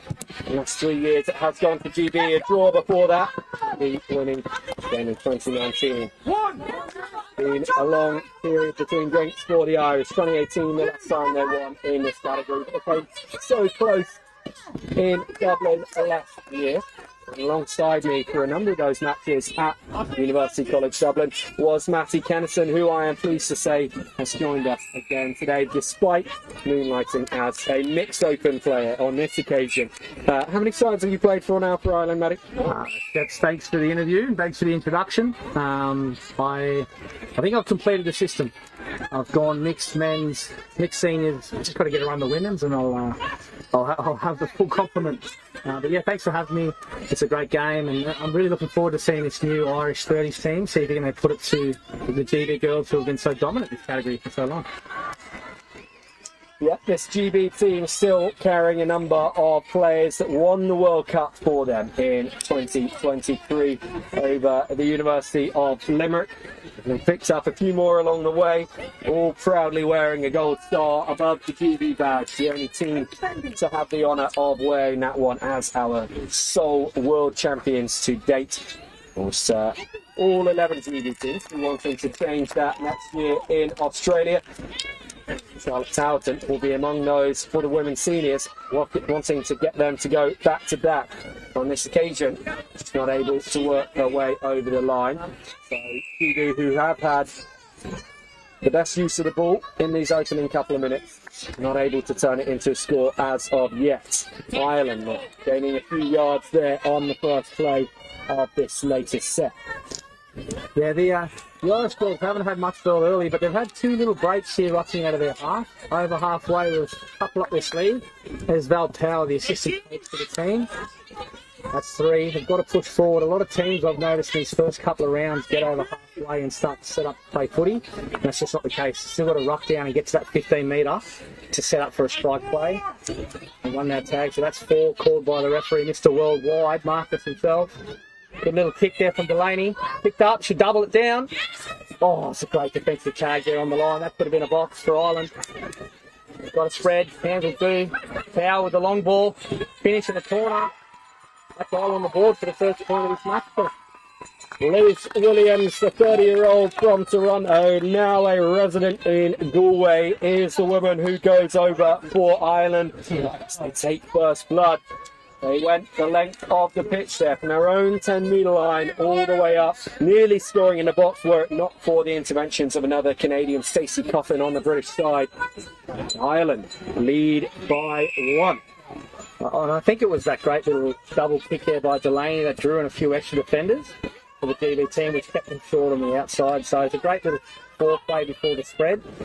And this is big here for the Irish girls. They've got to keep GB down in their half, consolidate after points are scored, try and kick into a small kick out of yardage, and get another good set of field position to put the pressure on the GB girls early.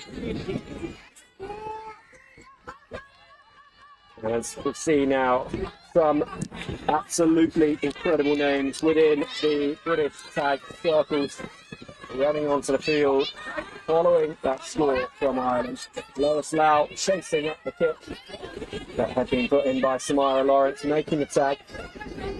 And Ireland 2 tags into this latest set, full of confidence after that last score. They're running well. They are running hard. They're very lucky their GB with that kick. It went straight to the sweeper, but a good bounce beat the sweeper. A good kick there from Ireland. GB's on it, but she's let it go. Oh, I think that's just outside. There's a close on there for GB. Ireland have got to push up now, tighten up in the middle defensively, and try and keep these GB girls in their half for another set of 6 and win that yardie. And then here, number 74, Anna Potterton, actually on the Irish Rugby League team. And she's played the last couple of tests for the girls there in the Rugby League.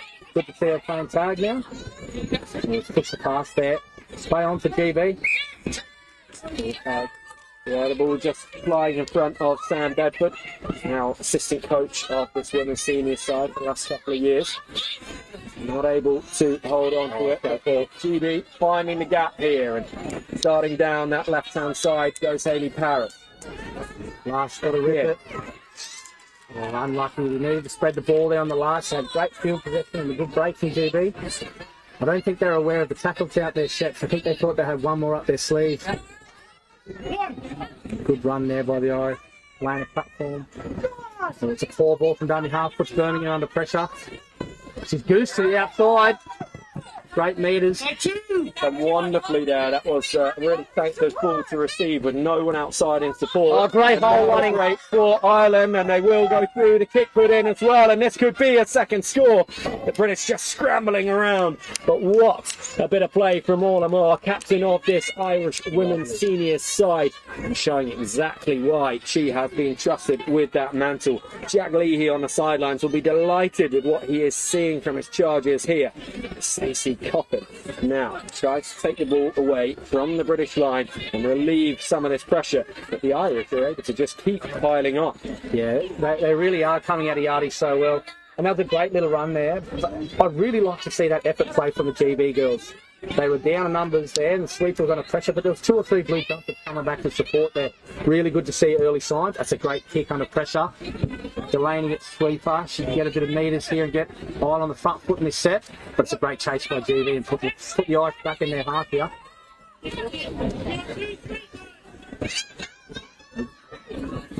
Like a little spread there. Fiona Levin's almost stuck through a gap. Right power now. Dummy half. Back to the captains. Nice little short ball. Good defence. We've got a short side set up here with Delaney to kick up. Racking to the open side. Behind power. A little miscommunication here. Play on.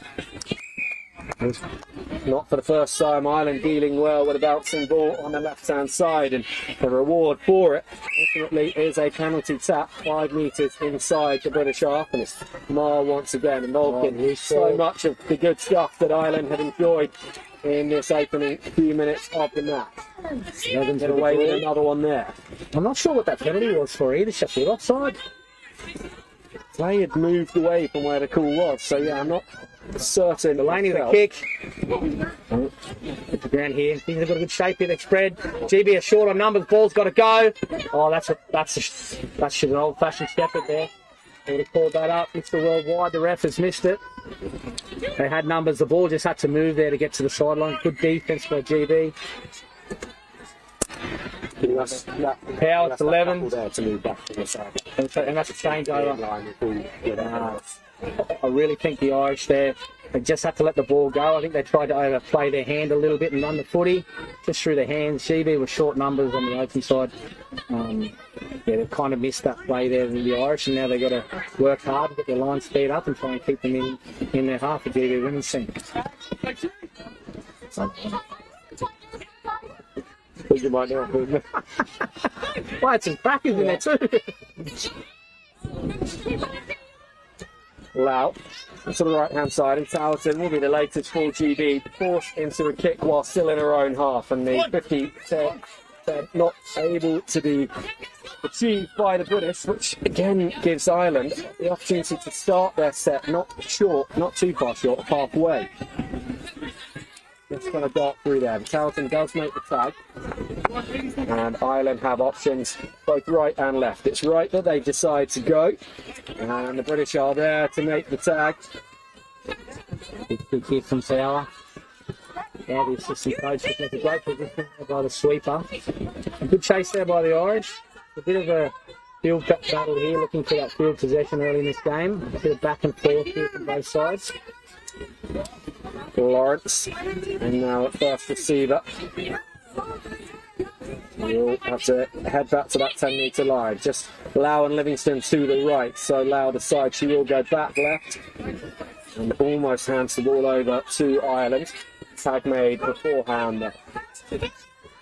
Talerton kicks from a very similar position to just a few minutes ago. This one is a more difficult one for Ireland to deal with, though. Birmingham not quite able to get it on the first grab as it goes over her head as well in the end, but Ireland having to start a little bit deeper than they have in recent times. That was a good first ruck there by Anna Sullivan coming out of the roll ball. Birmingham seems to put herself in really good position in the sweeper, but she's just not attacking the footy at the right time. She's hanging off it a little bit. If I was the coach there, I'd be having a little chat to her at half time, just saying the positioning is good. Just take a half second when the ball is kicked and time it, whether to push up and attack the footy or wait. There's a 50% attempt there by Martha. It's fallen a little bit short, and it's given GB really good field possession here late in the first half. So Hassett, the vice captain of this side, picking the kick up in CGB territory. Nice story for her and Ellen O'Shea. Started playing with Ellen O'Shea. Now they are teammates together for Ireland. Teammates looking to extend an Irish lead. Teammates across the board too, Sheps. They play club footy there. Oh, it's a great little kick by the 7. They're going to run away with it, GB. There's going to be a 2-pointer if they don't cut the box off. Oh, what's he going to call? I think the ref's pointing to the spot here. That's 2-point box for GB. He is, he's checking, and he's going to award the 2-pointer. What a bit of vision from Charlotte Talerton that was. And then she had Leah Gladding on her shoulder. Perfectly timed pass. Gladding running all the way to the line. Ireland trying to shut off the box, but just wrong-footed by Gladding as she stepped back in. And 2 points puts GB into the lead. Great little bit of bravery too there in the end. She could have gone for the single and taken it, but she wanted to take the lead before half time and went after the box, and she got the chocolates in the end. It was lovely. Great little try there for GB. Take the lead 2-1.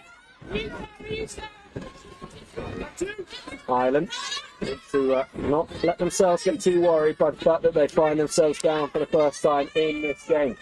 Now, look, the stronger of the two outfits to this point. It's going to be really good when they're on the ball. Decent short side here. Again. Delaney loves the kick. Play that. Get on the line, man. Put out the top there by the winger. Got away with it. So set restart in the centre of the field, and Ireland now trying to hit back before half time. Got to keep moving forward though. And try and set up news on halfway. This is the key here. I might not have heard me in the first 10 minutes when I mentioned it, but a lot of teams I've seen this morning, they're struggling off. Great little kick, the late tag advantage.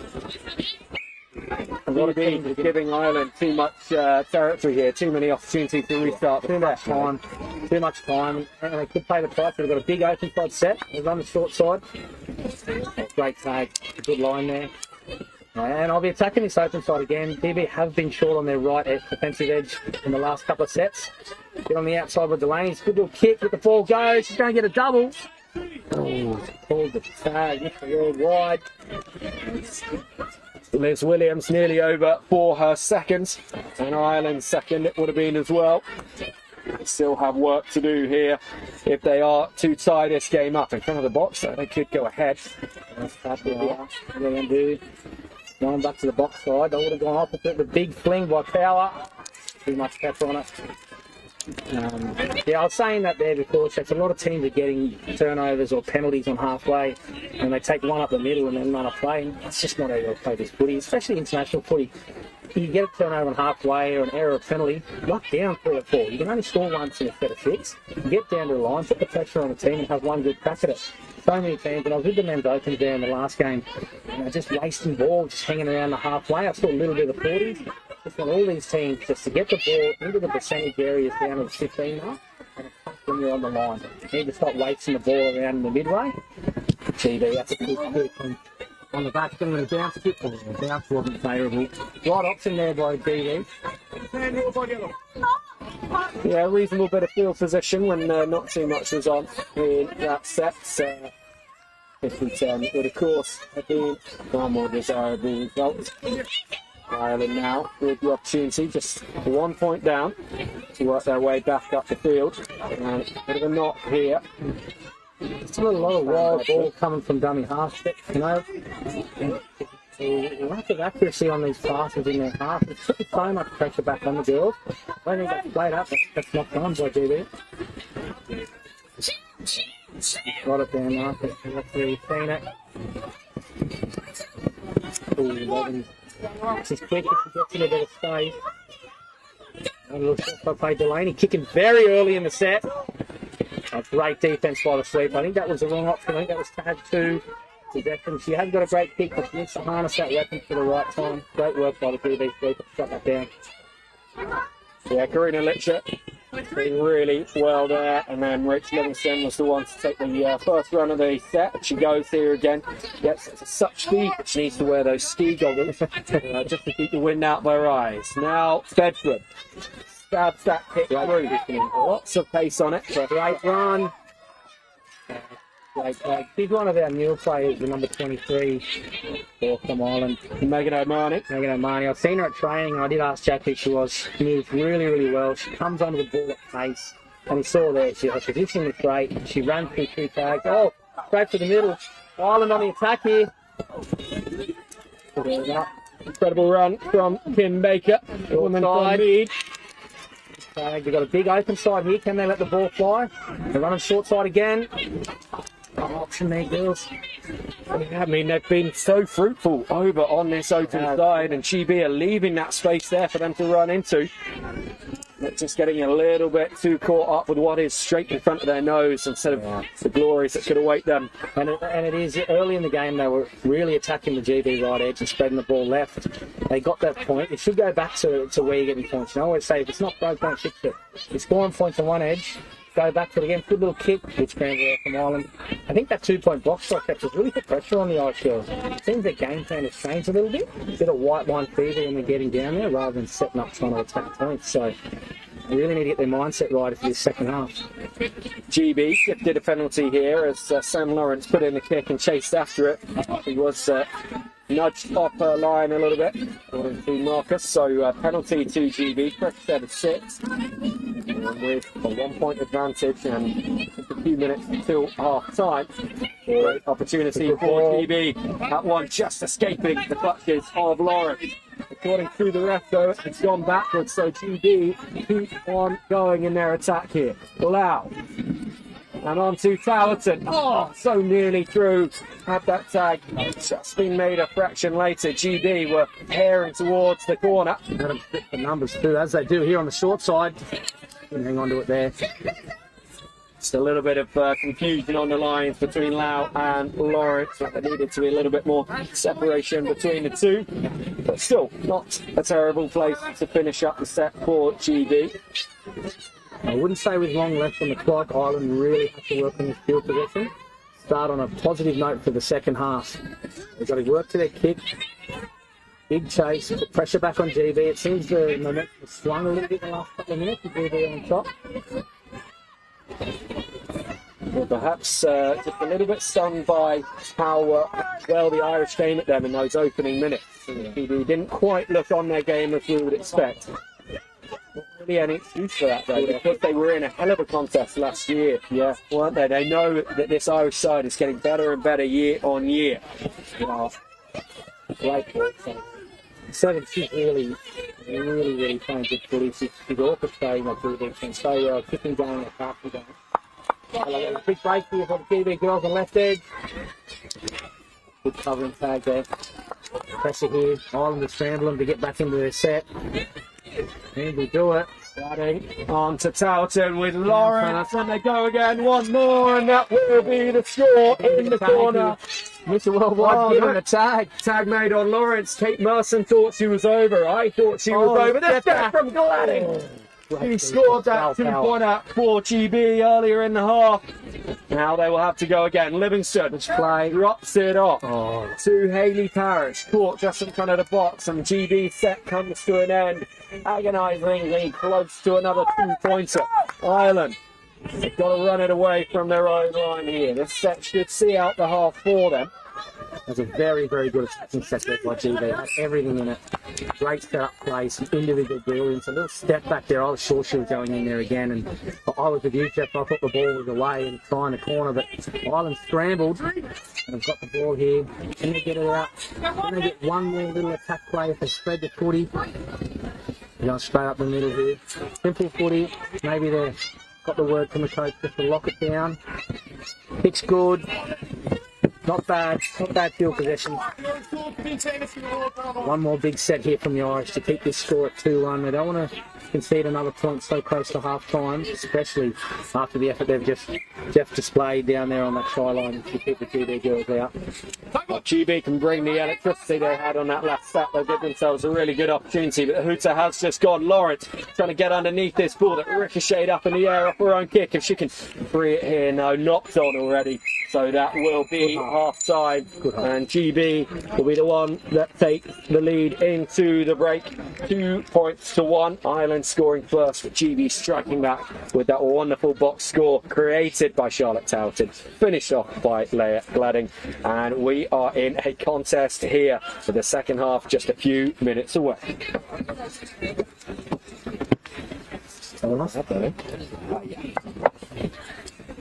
Yeah, I don't think I was on for the first 10 minutes then. Yeah, I was only because I turned myself off to ask Ship. Yeah. To move back, and as I went to look, I'm like, because I could hear you in the cans, and then I couldn't hear myself. I was like, well, maybe he can hear me, and I can hear him. It's going in the trip. Really high up, yeah. That's a good half. Yeah, it was. Who'd you have for your first couple of games? Paulie. Oh, yeah. How'd he go? Yeah, good. Yeah, a couple of people had said about getting him on, and I was. He goes good. There was someone who said to me, oh, I'm not sure he'll want to be like he might not. Yeah. Doing it, but yeah, he knows his game. We're going to have Murchie because he. Well, he's not playing, I heard. Yeah, didn't get picked for Mancini, so I was going to have him on, but in the end, him and his partner, they're moving up to Macclesfield, so right, okay. A bit too much going on for him to make it up. How was the game, the men's 30s game? Who won? Ireland won. Very rowdy. 8-4 in the end, but it was a lot closer. Yeah. It was only the final 2 points. Like Ireland, GB had scored back to back. Yeah. And won their restart. Like there's like a minute to go, just pushing it a little bit into the hands of Jack Levens, goes for the box score. Yeah. So, but it was very loud. I was over with the men's helping the young boys out, but it was very loud. And I thought, geez, that might be closer than thought. So that's good. Yeah. It might be a good contest, that one. But the men's open GB's boys are just still so sharp. They just move them footy so well. What's the result in that one? 11-0 maybe, something like that. Wilkes put on 3 early ones, and just set the tone, We are still being picked up during.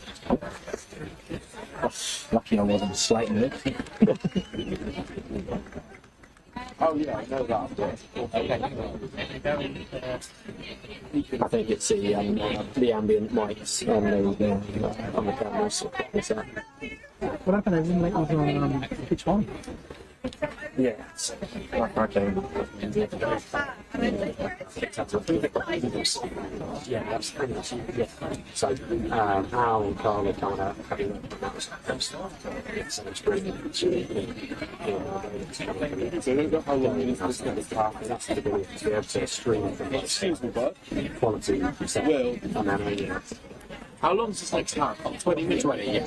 And but then we got a 15-minute break. I didn't want to.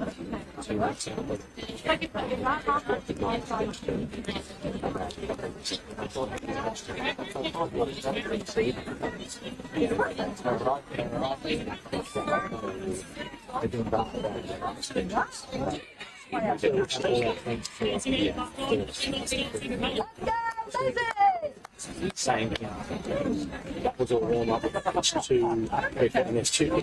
Yeah, and then there's the river side in as well. Because we did 10 pitches here for nationals. So I might have to cool off for about 15 minutes without 5 to go. Yeah, no worries, man.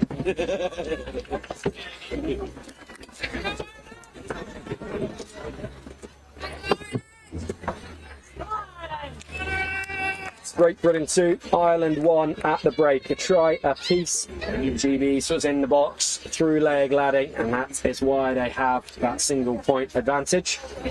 Just waiting for the hooter to get ourselves back underway in this one. But a hell of a contest on the pitch, Matty. Yeah, it was really good. It was a really exciting half of footy. I thought Ireland owned the game for the first 10 or so, and the break of momentum came just after that second try to the 2 points to GB, and then they held the momentum for the majority of the second half, and for that first bit of footy. And yeah, it's going to be exciting second half here. It's a good kick-off here by Fern Levens. Favourable bounce, defended well by GB, and I think there is a little bit of a downhill advantage now for Ireland this half. I didn't really notice it the first half, but just having a look at half time, so maybe that will come into play. And rucking well, GB coming out of their half. Good line speed so far from where the Irish girls trying to pick him down. Good tag there. Just getting one up runs here by GB, just trying to get him on the front foot. So they'll be looking for a quick hit. Pretty good defensive set by Ireland. And the territory game has been won by Ireland first off in the second half. Kicking on the first. Up to Coach Killer. Delaney's just turned possession over again and halfway after a percentage change. And GB now have the field position. Tag 2 on halfway. Yeah, not what you want to do when Towerton and Gladding have been combining the way that they have done, and now Litcher hitting that ball at pace to just dart over halfway. Towerton once again involved, once again finding Gladding. She's through, she will keep going at the sweeper. Good cover. Almost cast. GB to the right hand side, Livingston. And on again to Litcher, and it will be the score for the vice captain. GB move to a 2-point gap now, 3-1. A really well orchestrated try there. Look, Delaney, she has a great small kick, but that's not the time to do it. You've just had a really good first step and kept GB in the half. They didn't have a good territory kick. You get the ball halfway, you cannot be kicking on first. So that's an error. That's led to a break up the middle with a lovely little switch back from the number 7, and yeah, there they go. They've conceded a point in the second half when they had the territory win. So that's a switch of momentum too early, and I hope Delaney can keep the kick in a back pocket there for down the attacking line, and let's see how Ireland get out of their half now under pressure. Good kick from Lawrence, pinning Ireland right back on the try line. Megan O'Mahony had to take that ball above her head. She has had a strong game so far, though, as O'Mahony in Ireland. Now, just going through the first couple of tags of this set. Nice and calm, nice and sensible. Almost around Bedford, but of course, she's not missing a tag like that. Not with the experience that Bedford's got. Great kick. Lawrence once again going after it, just sat up a little bit too much on the bounce as far as Ireland were concerned, but a great chase as well, Matt. Really good chase, and probably a very good kick on the back with not much momentum there by ISA. Back into the percentage battle here. The territory, and Ireland's got to get that line speed up. GB breaking a couple of tags here. You saw how dangerous they are as soon as they get over halfway, which they have done again here.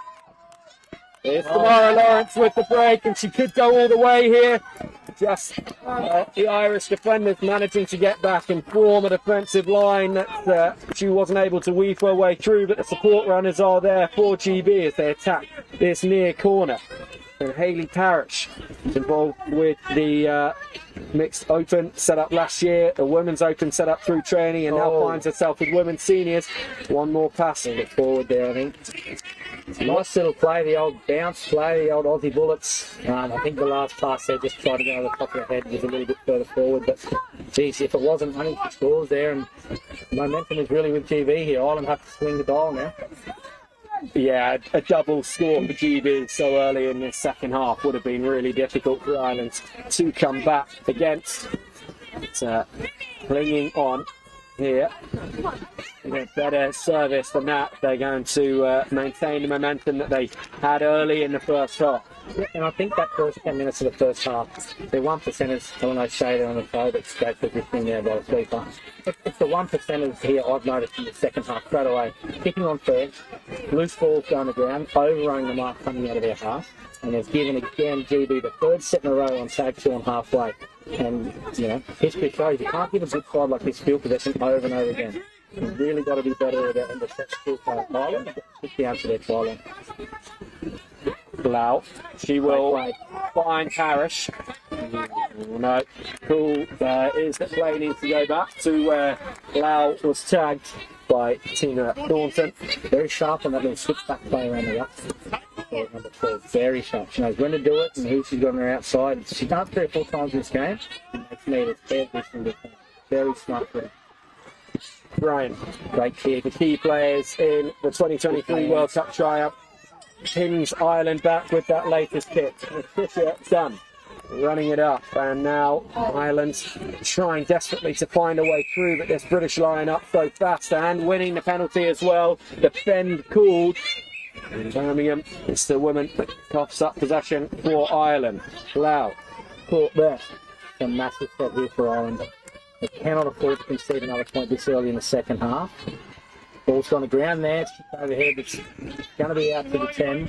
It'll be 7 tags from in front. That's just what Ireland needed in the second half. They really put themselves under pressure, and GB were capitalising on field possession. Now they've got time to get 7 tags, need to ruck it up to halfway, put a really big kick in the bottom corner, and chase and swing the momentum here. Can't afford any errors in this set, Ireland. They've got to work hard. Another penalty. Hang on, here we go. Great meters here, pushing hard up to the middle, good scramble. Ireland now going 11s at dummy half. Tierney turning this last touch of the play on its head, making all that ground for Ireland. And O'Shea, Front door. good distribution. Tag made. Come back to the left-hand side. Tierney, Omaha. Out to Birmingham, little goose step, and a Potterton, not much space to work with there. I'll be coming back to the middle, taking one little settle in the centre of the field, setting up and open the short side. Levens with a ship kick to herself. Oh! Geez, that's great cover defence there. Great cover defence by GB. Short side's on. Another clutch tag made by Gladding. No spot. The try is given. Wow, that was a 50-50 call. I was with you there, Steps. I thought he was going for the tag and the changeover. He must have saw the ball down before the tag's been ripped off, and Ireland, huge. And it all started with Tierney. Great break up the middle of the field, made 25 metres. Fiona Levin's got on the front foot with her captain Omaha, and very, very good set for Ireland to get a point back. And here we are, 3-2. We've got a game on our hands. We've got a game in our hands, and we've got a good amount of travelling support for the Irish as well. That was a popular score. Cowbells being run with our skiing fans as well, or just dairy farmers ringing that bell. But Ireland just a point behind in this one now. 3-2 GB. And Lawrence, he's had a fine game in the sweeper role, and not for the first time, goes through the defensive line and up into the Irish half. Unbelievable set here by GB after points. You couldn't ask for anything more from a coach, from your team there. He's after scoring points to do this. and a tap on the last. Oh, wow. Towton, is it? Yeah, that is Towton. Unbelievable finish to a set. Great set by GB. And she's been the orchestrator from the get-go. Her seventh, she was organising tag 3 and 4, come up to the middle third. Has a crack down last. I think she's the one who's putting the long balls in and putting players around the edge. She's the danger player there for GB. Emily here. Useful for Ireland. They've not made a huge amount of ground in this set so far, and that missed tag is going to get them a little bit more as they start this second set. Delaney. On up to halfway. Towton involved defensively now. I wonder what she was looking for that kick there again. Short side with Gagan. Good tag.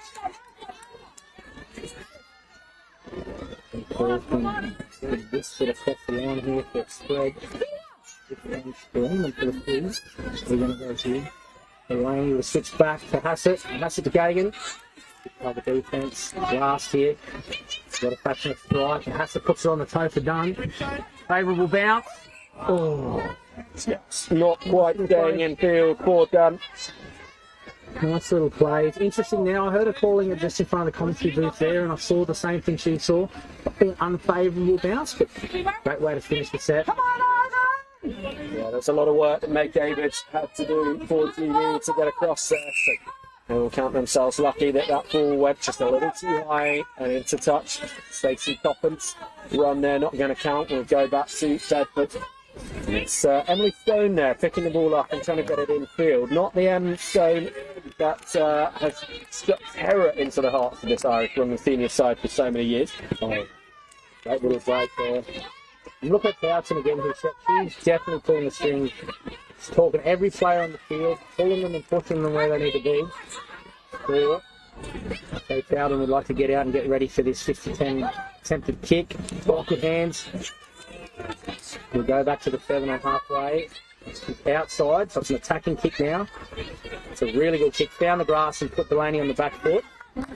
And another good set there from a great take. Towton makes the tag. She is having a hell of a game. One of the best games I remember her playing for GB in recent years, and she's always a high performer anyway. She's just everywhere. I've got the two of her out there at the moment. She's every touch and attack, she's got a hand on the ball. And if she's not, she's pulling the strings behind the scenes defensively.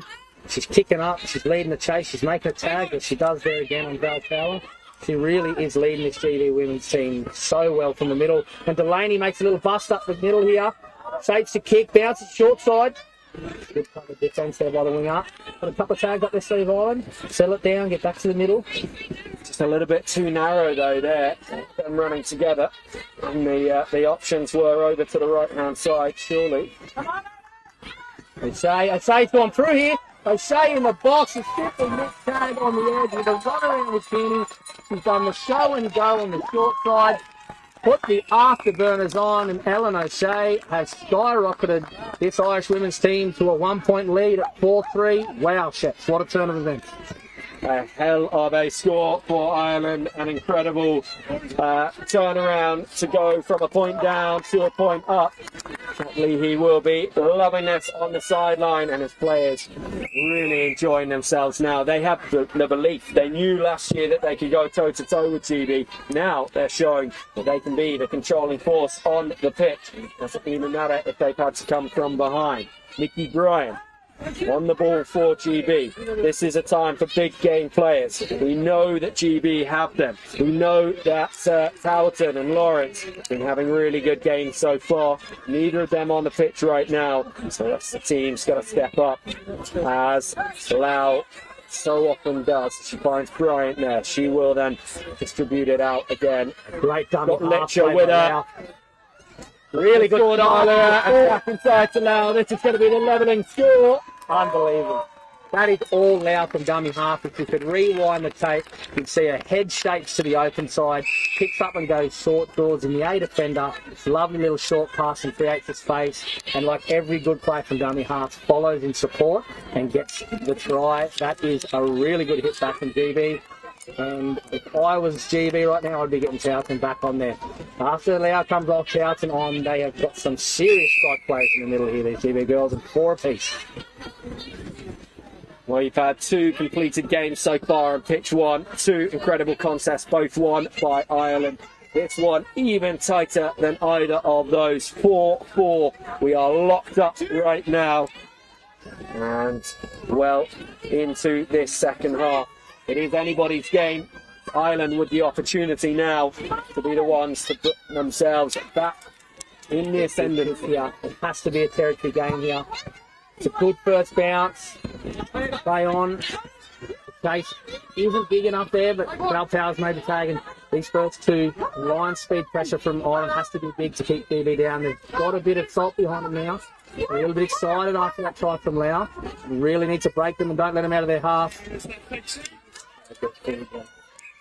Going to play it down here, shots in the middle. A bit inconspicuous. I don't think she would even touch the ball there. It was kind of a bit of a sniper moment. Yeah, not good to see Stacey Coffin, such an important player in this Great Britain women's senior side for a good long while now. And it's a very talented touch player for Canada. This looks to be in some discomfort. Marco Sullivan, physio for the team, has come over, and Merritt walks on as well, just checking everything's okay. He's going to use this opportunity to send an important message to his captain, Lois Lau. Good to see Stacey Coffin managing to walk off towards the touchline, although clearly not able to put quite as much weight on that right leg as the left one. And so GB losing one of their most experienced players. They've still got Lau on the field, they've still got Gladden. Can be achieved. Mike Lewis on this near touchline. Gladden again decides to go herself rather than really well. She's great on her feet. I'm impressed with batting there. The way she moves when she's roughing the ball up or she's attacking the line, she looks dangerous every time she touches the footy. And with Lau on her inside, if I was Jack Leahy, that's the way I'd be sending my messages out.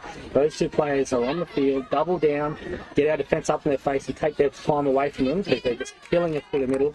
Down 11's there, trying to rush up and make some meters. Pass it, Tierney. It'll work. This is a great defensive set here by DB. Keeping Ireland down. Keep kicking from really poor position. A good strike at the ball. It's a good chase. DB have the ball on halfway, and here we go again. Paris who on to take it. Merson, who thought she'd scored, as we all did in the first half. And the next to carry the ball forward for GB. Lawrence, she's had a few breaks. It's back on. Lau goes right. Decoys having gone left. Luke Ball picked up by Ireland. Here's an opportunity. Livingston herring after her. Misses the flag, and this could be a score for Ireland. In the corner for Liv Williams. She got their opening point. She gets another one here. Former ice hockey player. Wow. Did not see that coming. I was just watching Lawrence come onto the field and Lau being at the same time. I thought, geez, Ireland's in trouble here with those two. Ball went to ground. Great effort played by Fiona Levens to rush up and pick that footy up. So quick too. I thought she would have gone the length herself, but that's that tag IQ. She took a second before she put the afterburners on, saw Liz Williams and knew she had more coconut, gave it to her, and here we are. That's a huge play for Ireland to take a 1 point lead late in the second half. 1 point lead that could be turned into a 1 game lead in this 5 test series. Darting feet from Fiona Kennedy. What we didn't notice there in that little couple is Towson is back on. Here's the danger one for Ireland is Towson. Ooh, it's going to go against Ireland there. It's going to be a penalty. And I would think Towson now is going to orchestrate this set, pick her target, and try and square this football game up. Nearly ghosting through. To the right, and Lawrence Towson takes that up her head, but still beats the first defender. Still finds Lawrence, and on go Great Britain. The break here from Hunter Towson, of course, still involved. She goes for the kick. Did he get a sit up? Not quite. Just bounces over the line before she can get to it. But immediately that she returns to the field, she shows exactly what she can do for GB and why she is the weapon that Ireland need to shut down most urgently. I thought I was Nostradamus there for a second, Kev. I thought I called the play before it happened. And every time she touches the ball, she looks dangerous, mate. She is really a weapon for the GB team.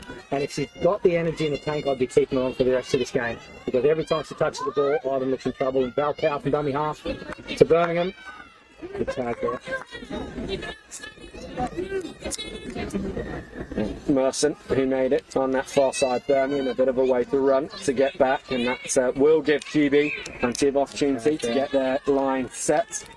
And Ireland, as a result, not able to make any ground on the following tag. It'd be interesting to hear the comms coming from the Ireland box there. It's Jack Lee sending out the message to let's play the clock, play smart footy in kick territory. It's a great kick. Good field position by GB. Oh, Lewis is round here! Can Lewis go? Great tag. O'Shea there, as she so often is for this Irish side. First tag of the set. GB in a promising position. Towerton, can she go through? No, not on this occasion. She's got to be back to the mark quickly. GB need to use this momentum that they've got after Lewis turned that left play on its head. That was very flat. Lawrence running at the line. They'll come back to this left-hand side. Loose pass. Play on. There was an Irish hand in there, that's why that ball was loose. What's Worldwide going to call here? Is he calling 6 again? Have a chat to Touch. I think she got a little bit frustrated with that there. It's going to be GV ball. Let's say it's accidental knock on by Ireland. It'll be 6 more. No, he's given a penalty. Wow, this is a huge moment in this game. Towson on the field and Lawrence on the right edge. 6 tags on the line. They've gone early. The contact. No choice ruled out. Right, it's ruled out for the forward pass. Yeah. He's also given a penalty for closing the gap. So GB still have possession. It is as we were just a moment ago, but time is against GB in this one. They're a point down. Towton making sure her line is properly set. Over to Lewis. Lewis who started it all. And she gets the try in the corner. That good. Towton, we called it from the first couple of minutes. But if GB were going to win this game, it was going to be off the hands of Towson. And without hesitation, no fear, the bravery on first tag to tap and rip right to left long ball to her winger, square up this game. That's what champions are made of, and that's why it's a championship. That's an unbelievable play there by Towson. She's going to follow it up with the restart. What can she do here?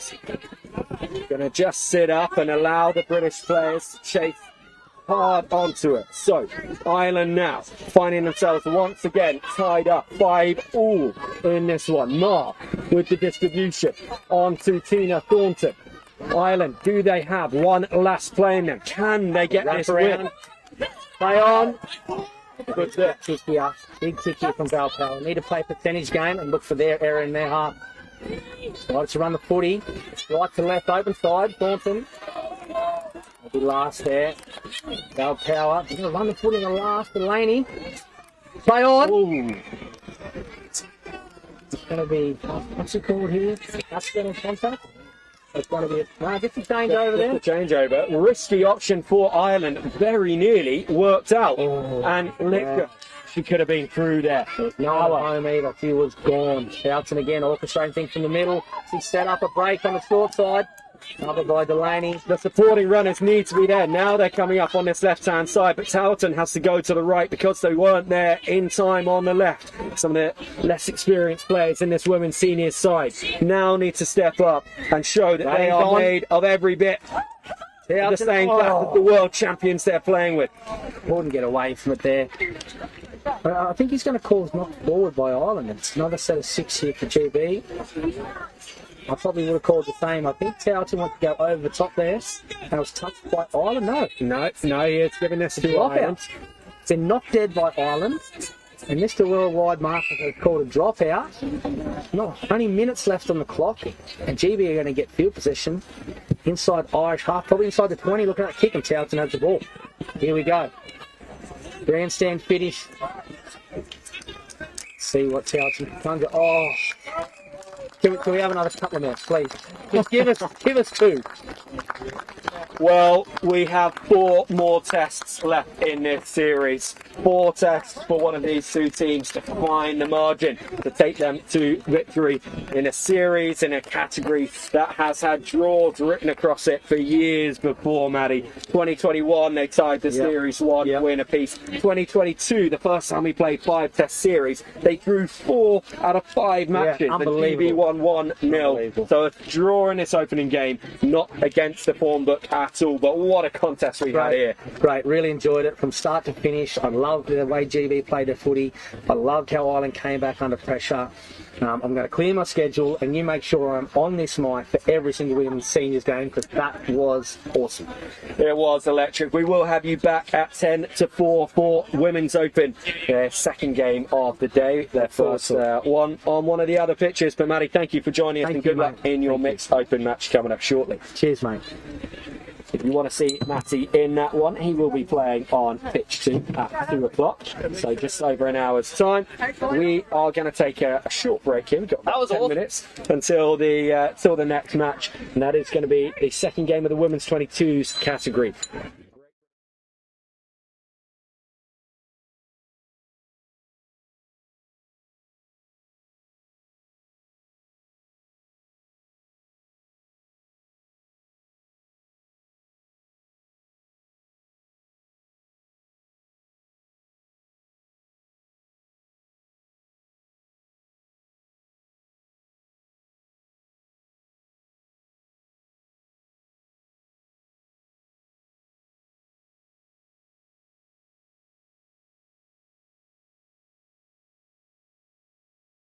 Is it here? Oh, there, right. Oh, can I find you later and get it for tomorrow? Because that actually means like, man. Well, I actually wanted to ask you something. I'll walk with you.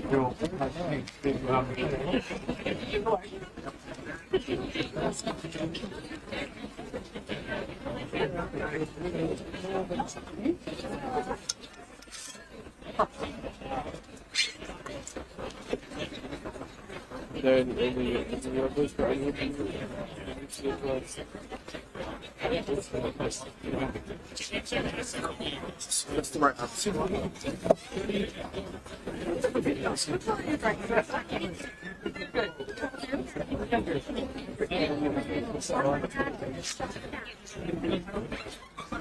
Want a beer,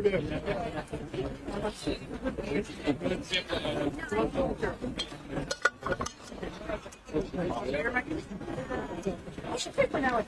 Something like Oh, cutie.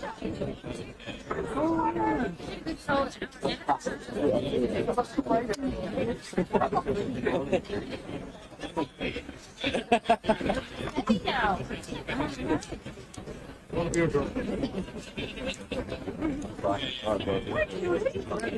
Loose again.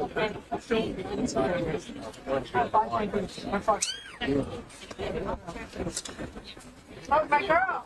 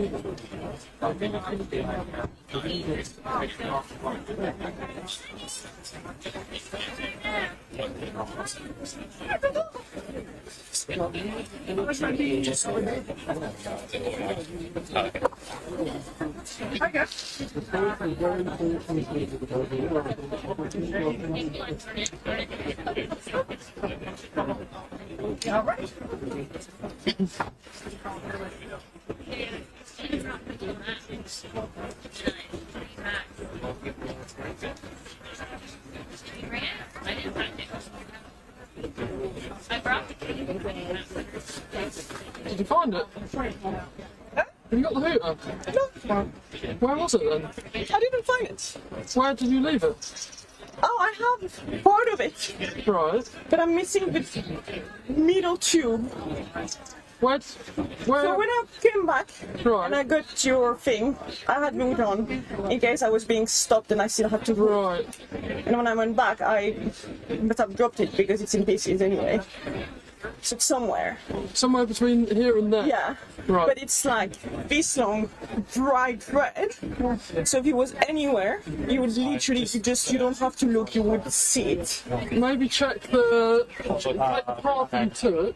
Yeah. And if there's a bin on that path, just have a quick look in it. So I might just put it in the bin. Might be. So I'm checking if we have another. If we actually have another point. We don't. Where's Will gone? He's gone to the moon. Right. Alright. Need to give this commentary business a crack. Do you know what time it restarts? The next kickoff should be. It's the women's 1:10. Yeah, 7 minutes. 7 minutes. Yeah, this as well. Oh. Yeah, each game should have about 10 minutes between, so there'll always be a little break.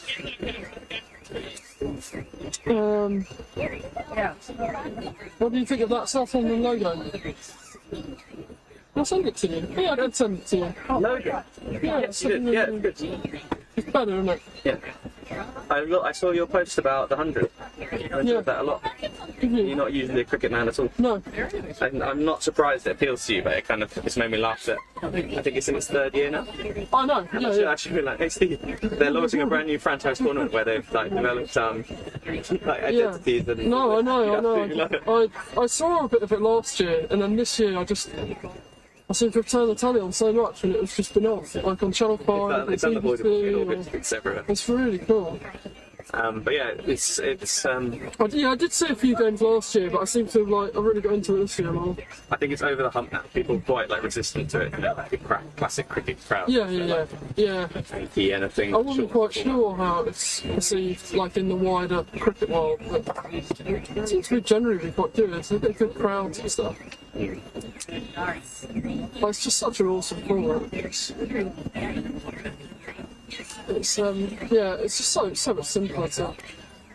I literally just remember cricket on in the background for my dad and my granddad and stuff like that. It was just send you to sleep. It was so stale. British sport. Yeah, I know it is, but on the village green and stuff like that, it's nice. But it's different when it's just on the telly and it's monotonous kind of throwing.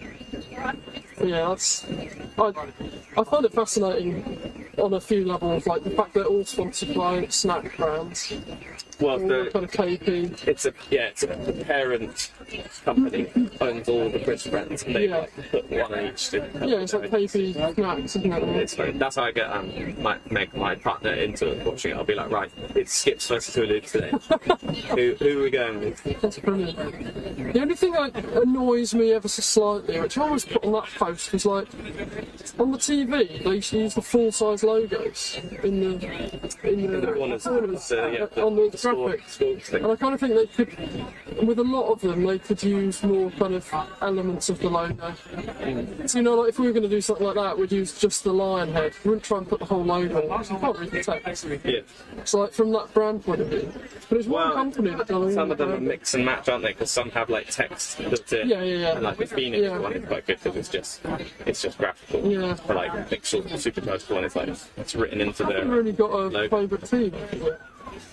On visual identity. Yeah, I do quite like the Manchester one. Originals. Yeah, I quite like that. And also, it's really interesting because, if you look at football or rugby union or even those cricket brands, we can't do anything as simple as that in town. Ours have to be much more complicated. So, if we'd have come out with something similar to Manchester one. So you might be picked up on Manchester. Oh yeah. We're having a good chat about the 100. Oh, we've spoken about the 100. Visual identity. But yeah, if I were to do something like that for nationals, it's not enough. We need a lot more. If I'd have come out with one of those kits for nationals for us, people would have been like, oh, is that it? You know what I mean? There's a lot more layers of things to us, I think. And that's what people seem to like. But if we come out with something super simple, with a lot of I think I'm in the. I love this. The original. Just the red and green. Right, well, can you give me the big rundown? When you're in broadcasting house, before you could walk, being shown the ropes and stuff like that. Never. You can either use the mic on the headset or the lip mic. If you're not using the headset one, pull it up. You put the headphones on and use the thing. Yeah, that way we can hear one another. Yeah. This one here turns me up or down, depending on how much you want to hear me. For me. For you, yeah. This turns you up and down for you, not for the program. Some people prefer to hear themselves, some people don't. I like it because I know what level I'm at, whereas you might not want to hear your voice. Red light is on, no light is off, but we're being picked up on the ambient, so never truly off. The talkbacks to director and to one another aren't working, so it's just get out of the director anyway. Conversation. One of my girls in the team.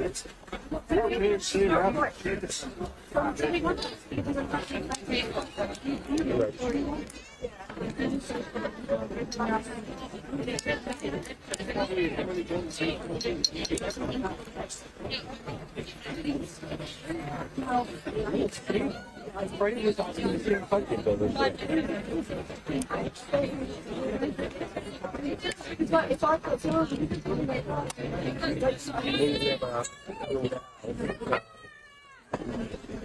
no one said she can't wear them for in terms of coming to me, or someone said she can't.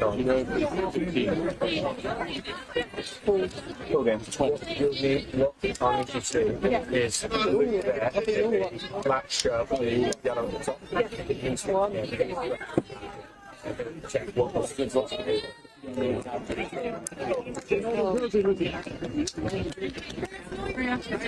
Teaching.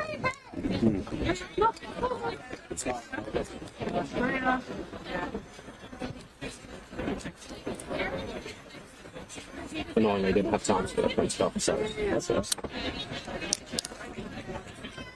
I'll let you do that then. Yeah, Lizzie wasn't looking. Do you want to air out? Should it be towards you or? Oh. Whichever you feel comfortable with. Yeah. Just because I do it doesn't mean it's right. You're the maestro. And the whistle rings out over pitch one here. We are back underway. 3 games down, 6 to go today on this show pitch. And we are bringing you game 2 of the women's 22s category. Game 1 was taken by Great Britain. So they are looking to put themselves into an unassailable 2-0 lead. And I'm delighted to say for this match, joining me on commentary for his debut behind the mic, I believe, is Great Britain men's seniors captain Tom Entwistle. Tom, how did you feel that first men's seniors game went for you? Oh, well, first things first, thanks for having me on. Thanks to you and the principal, the maestro, the one and only. Yeah, tough start for us. Probably the big takeaway there is that we were shooting ourselves in the foot a little bit. Good arm wrestle. Last year we had a very tight series with the host team, and we're hoping for more of the same. I think we can fix a couple of things on our end. The next game hopefully go our way. Yeah, good start for the weekend and looking forward to it.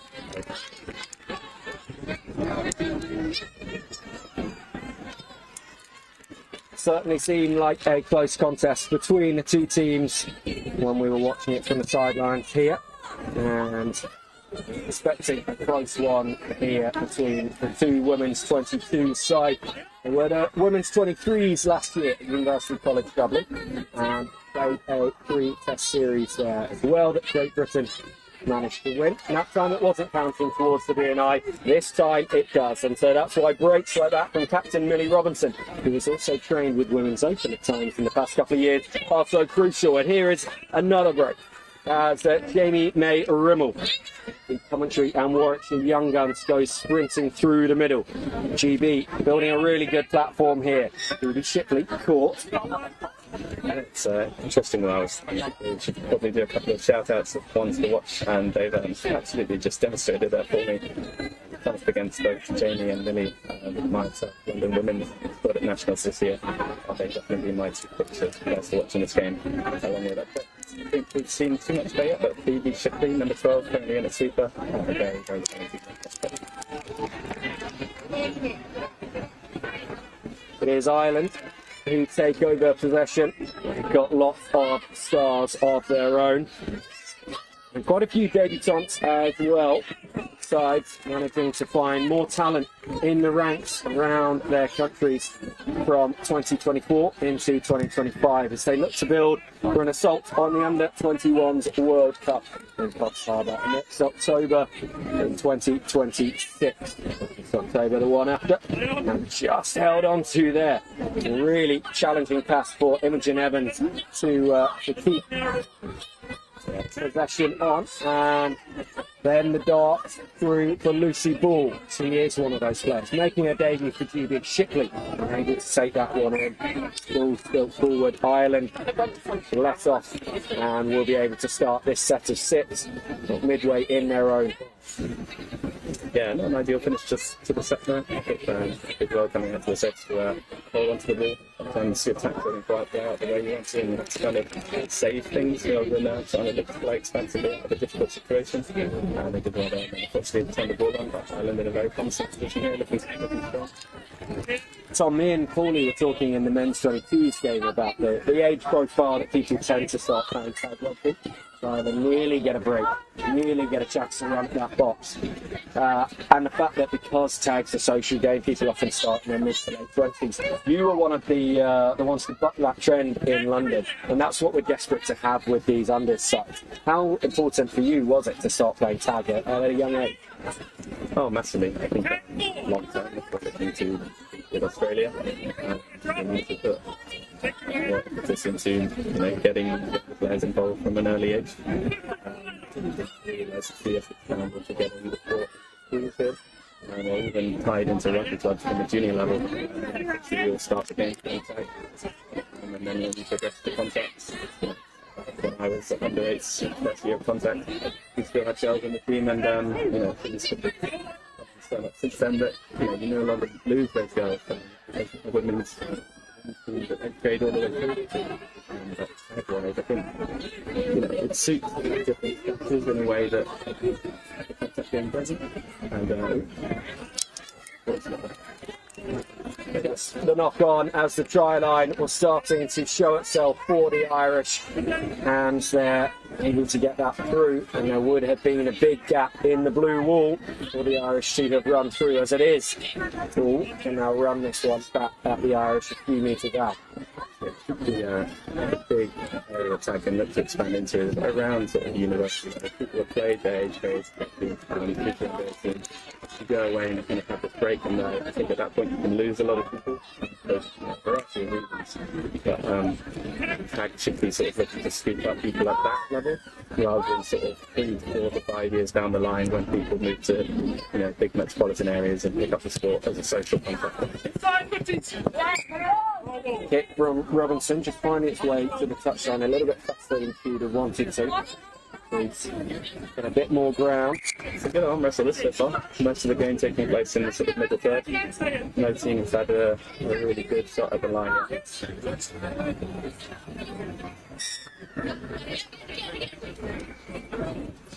Ireland able to distribute this down the line fairly well, but not with too much penetration at the moment. The British able to just come up fairly calmly in defence, and then the mistake from Ireland that gives Olivia Glover the opportunity to run on the far side.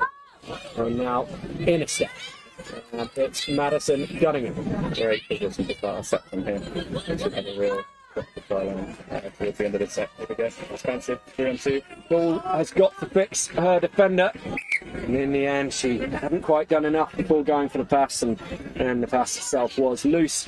GB coughing up an opportunity that showed promise in the early part of the set. Ireland will be relieved. Yeah, I'm a little surprised that the flow, the changeovers in transition out here. There's an error. I think the girls should be looking to inject a bit of pace into the game once they get a turnover ball. And GB will back slow to react on. Ireland should be looking to capitalise. Loose pass there for Ireland, and Huntington calls the knock on. Yeah, this is what I'm talking about here. The ref's in position, the defensive set.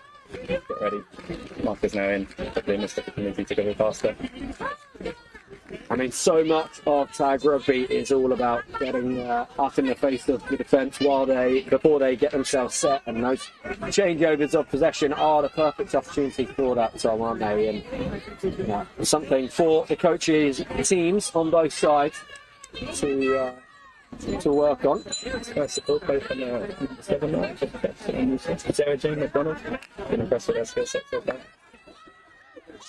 Sarah Jane, of course, a huge name in Irish tag rugby as GB look for their first score, and it is awarded. Players on both sides slightly unsure about the decision that's been made. It is Alana Miles who goes over for GB's first score, and it is a 1-point lead that they take 8 minutes into this. Yeah, very impressive standing next to you here. We'll see you multitask. I don't think people give you the credit you deserve for running the show here. GB Shipley with a booming restart, just about held on to by Ema Hines. She does make good ground there. The kick from Shipley had such pace on it that the GB line only kind of got halfway towards Hines before she was running back at them. Not going to the short side, going for the dummy half guard, and it's worked really well here. A little bit too much space behind it here. And she's put it in the sweeper. Great covering back there from Jamie. Jamie can come through another really interesting talent. Short side's on. That was great. Last bit defensive work there. You'd be a back set to hopefully hold this out. Orphan, having made that break, goes for the kick and chase herself, but it's just going to beat her to the try line. In a moment of individual brilliance from her, she beats two defenders and gain all that ground. Exactly the response Ireland would have been looking for after conceding that first try. Yeah, nice set there and finish the set there. I think you want people to have the confidence to cross their skill sets and go for a short kick there. But you've got to be really careful without going into step and tackle short set. It's a massive advantage to that coming in next set. Still a relatively recent rule change, that one. 7 tags when the ball has been kicked dead over the goal line by the attacking team. GB will look to take full advantage of it. Already up towards halfway. Shipley decides to go back to the right hand side, back to that short side through Lockie Stretton. She's just not able to be held on to. It's been fantastic. They're really allowed to play wide, stand off her, and let her use that grid left to right. Oh, sorry, yeah, left to right faster. Ireland, good place for them to start their latest set. Molly Egan has distributed and held the ball well, ruined the defenders. Great boots, great pass. Goes again, let's go. Yeah, I think a bit of support there. Just one up runners in the area of the field, not ideal. Want to create something on that left hand side, and yeah, that's a bit more like it there. Number one, Abby Noonan, running the third, getting people running off there, trying to create something. pulls the hand back to avoid the knock on. So still this Irish attack will continue. The final one of the set here. Again, they go for the kick close to the line. Not necessarily the right option, but they are going to get a penalty. Yeah, playing offside advantage throughout that set there to push up the line. For the short kick, it's really well defended. Nice reactions there from the girls. Big moment here for GB, having to hold out a full set of 6 on their own try line. Yeah, this will be a big test of where you're at defensively. It's never nice to put a set there, but they've been up with it. A little error at the roll ball there. And GB will bring it out 10 for the roll ball. That's it. Both of these sides are fantastic to have got to this point. As we were touching on with Tag, having generally got a playing demographic in the older age groups. It's quite difficult to find players that are eligible to play for the under-22s and who have enough free time with all their other sporting and academic commitments to be able to train regularly in tag rugby to get to the international level. A huge sacrifice is made by these players, and also in many cases by their parents, still taking them to training, still bringing them to tournaments like this, flying over to Ireland with them last year on the GB side, and from Ireland this year for the girls in green. Yeah, absolutely. Can't do it without mum and dad. So shout out to the parents supporting the kids. Simply standing quite wide of the ruck there, flips in the kick, and this one's just going to bounce very awkwardly for Ireland, and we're actually going to have an accidental collision there. Both players with their eyes completely on the ball, and thankfully it looks like Canterbury, 23-year-old from Ballyluby. It's okay. Yeah, good off from PD there. Had to kick the 50 on the left side. Didn't quite strike it right to the bounce. A little awkward there, popped up in the air. Contest. It's a collision. That looks a bit more like it could be against the defence here. Let's see what the referee says. Surely closing the gap will be the call, and she's clutching her knee, which is not good to see. The British players go back and get themselves set. Just trying to get back to her feet. Yeah, yeah. Be quite serious. Just waiting to see where the Irish physios are. Come on and help her out. GB making a couple of changes and taking the opportunity to get into a bit of a tactical huddle here. She's back to her feet. Here's Sarah Jane McDonald. Yeah, and it's good to see her walking to the sideline. She's been impressive. Well, it might be something to do with the fact that she started playing tag at 5 years old. So we're bucking the trend, and hopefully that not more initial shock than anything else, and that we'll get to see her back on the pitch. Because as you say, Tom, certainly been one of the bright lights in this Irish side. They are back on the way now with a fresh set of 6 from the closing the gap penalty. Yeah, it'll be interesting to see second player type things. It's a rare opportunity to run some messages on. The medical reports, I'm not sure I've had off the field there, but you can see Ireland 1 down. Haven't really fired a good clean shot yet. They've finished 1 set close to the line, but I'd like to see them make the most of this good field position there.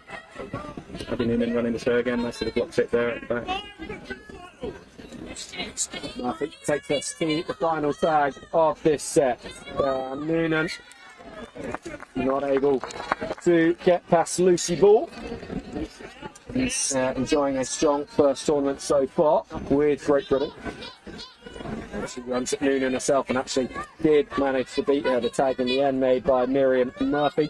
At 4'10", she is the smallest player representing Ireland this weekend, Tom. Great step.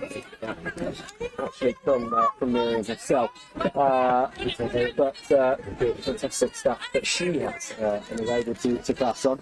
Not sure who the tallest one is. Perhaps we can try and find that out by the end of the day and compare the heights of the two of them.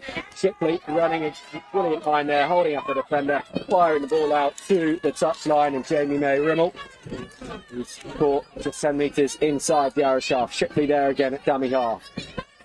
So 3 there, 1 for watch, linking up the commentary trio. Really exciting prospects, all of them. Nice to see them throwing the ball around. Great little pump fake out of the ruck. Brixton goes here from Millie. Probably should have given that. Nice chance. Yeah, with Shipley on her shoulder and running into a little bit of space. Feels like it would have been the option. Miles also outside her. Miles is going to be called into action on the French. She's not able to make the tag. Shipley does in the end, herring after Kaylin O'Donoghue, and now Ireland with the opportunity from that mistake. Broken field play. GB scrambling back into the fence. Again, this is where we need Ireland need that quick ball jump, and they don't need knockdowns like that. Really unfortunate for O'Donoghue. See, that's the shame. This is what I've been talking about. GB looking to go fast, but we can get it back to make sure everyone's square. Yeah, Ireland again looking good there. They've made some good line breaks through the middle, and that's how they kind of play us back to back for something they play with. Something that I think all teams want to work on in tag with context. There's a much more clearer collective understanding that when there's a line break, people club through and you go hard because it's about winning position. And with tags, sometimes you can get caught through as well. What we do off the back of a line break, consolidate. Great play here. Ball running towards the box, and she has got Robinson back inside. Robinson's gone for the box. Huntington is making his decision. Great tag. Still on there. And Shipley, surely she's through.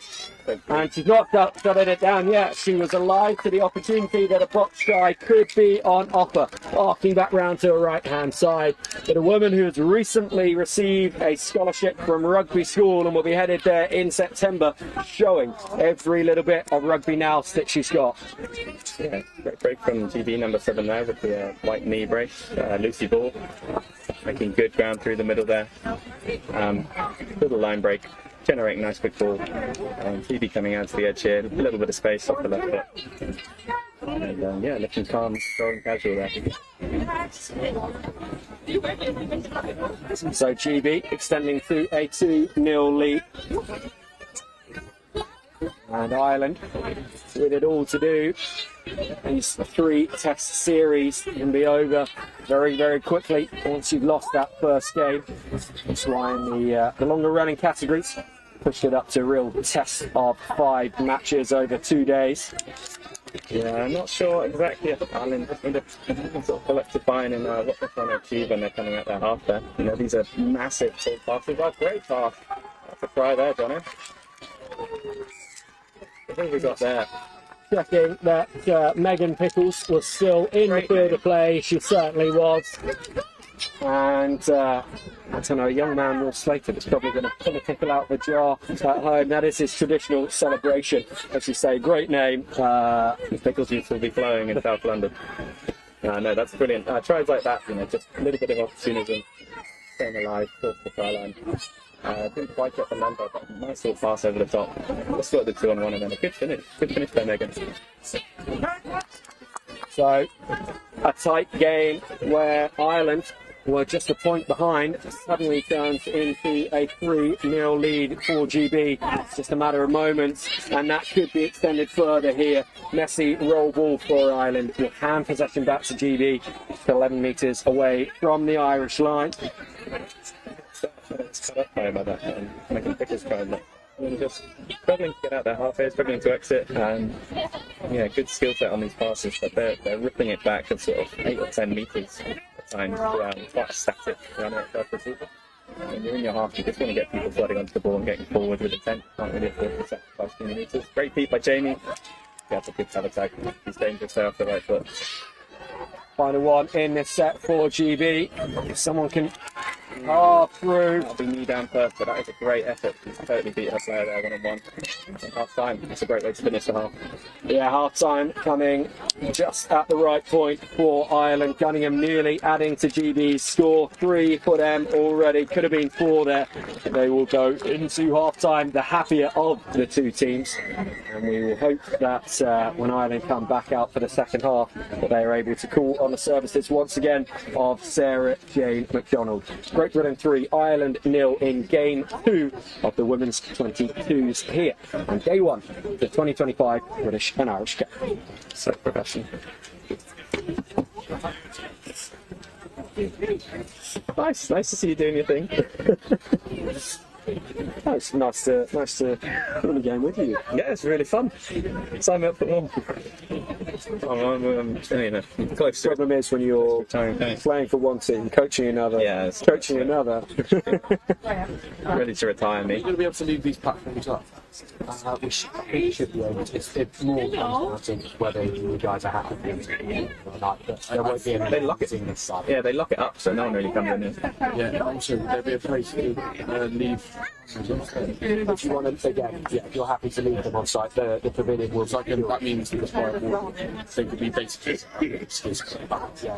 saves it, adds a bit more time for a little bit more. What was it? At the end of the day, I probably still look for the teams that just playing today. But have you been into the movie? If you grab one of the other guys, they'll show you where the room is upstairs. So I just to save a little bit of hassle in terms of tomorrow. As long as Adrian's happy, as long as it's locked up. I've got a couple of batteries on the charge up here as well. Going and then I'll take some to my hotel room. Yeah. We don't do half-time analysis. Yeah. Not when I'm doing 9 games a day. What was the score in the first game for this one? I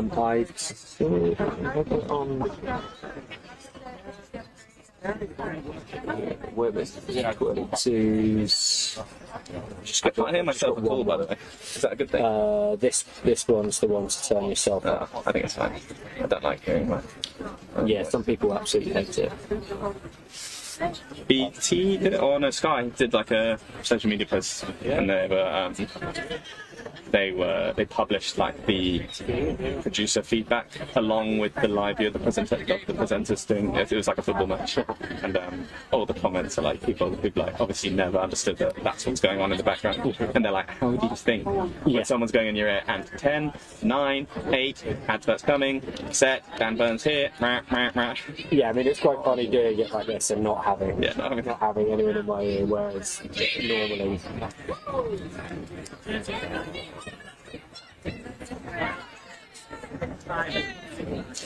Yeah, those three, Millie, Jamie and Phoebe, they are class.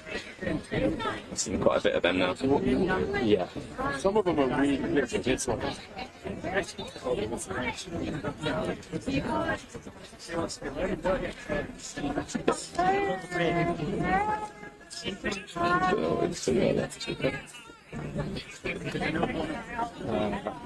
So it was 9-8.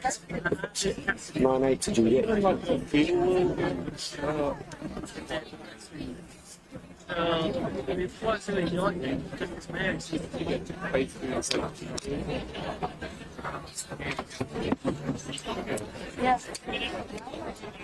We should talk about BB and Laura at some point.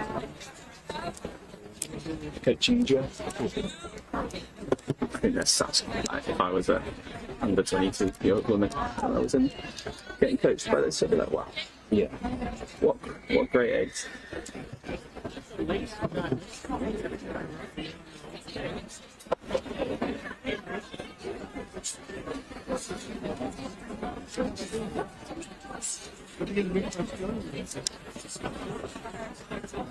Yeah, Jamie has won at the trial. I saw her playing. I went straight to her.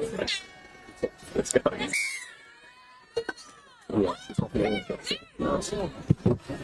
Yeah.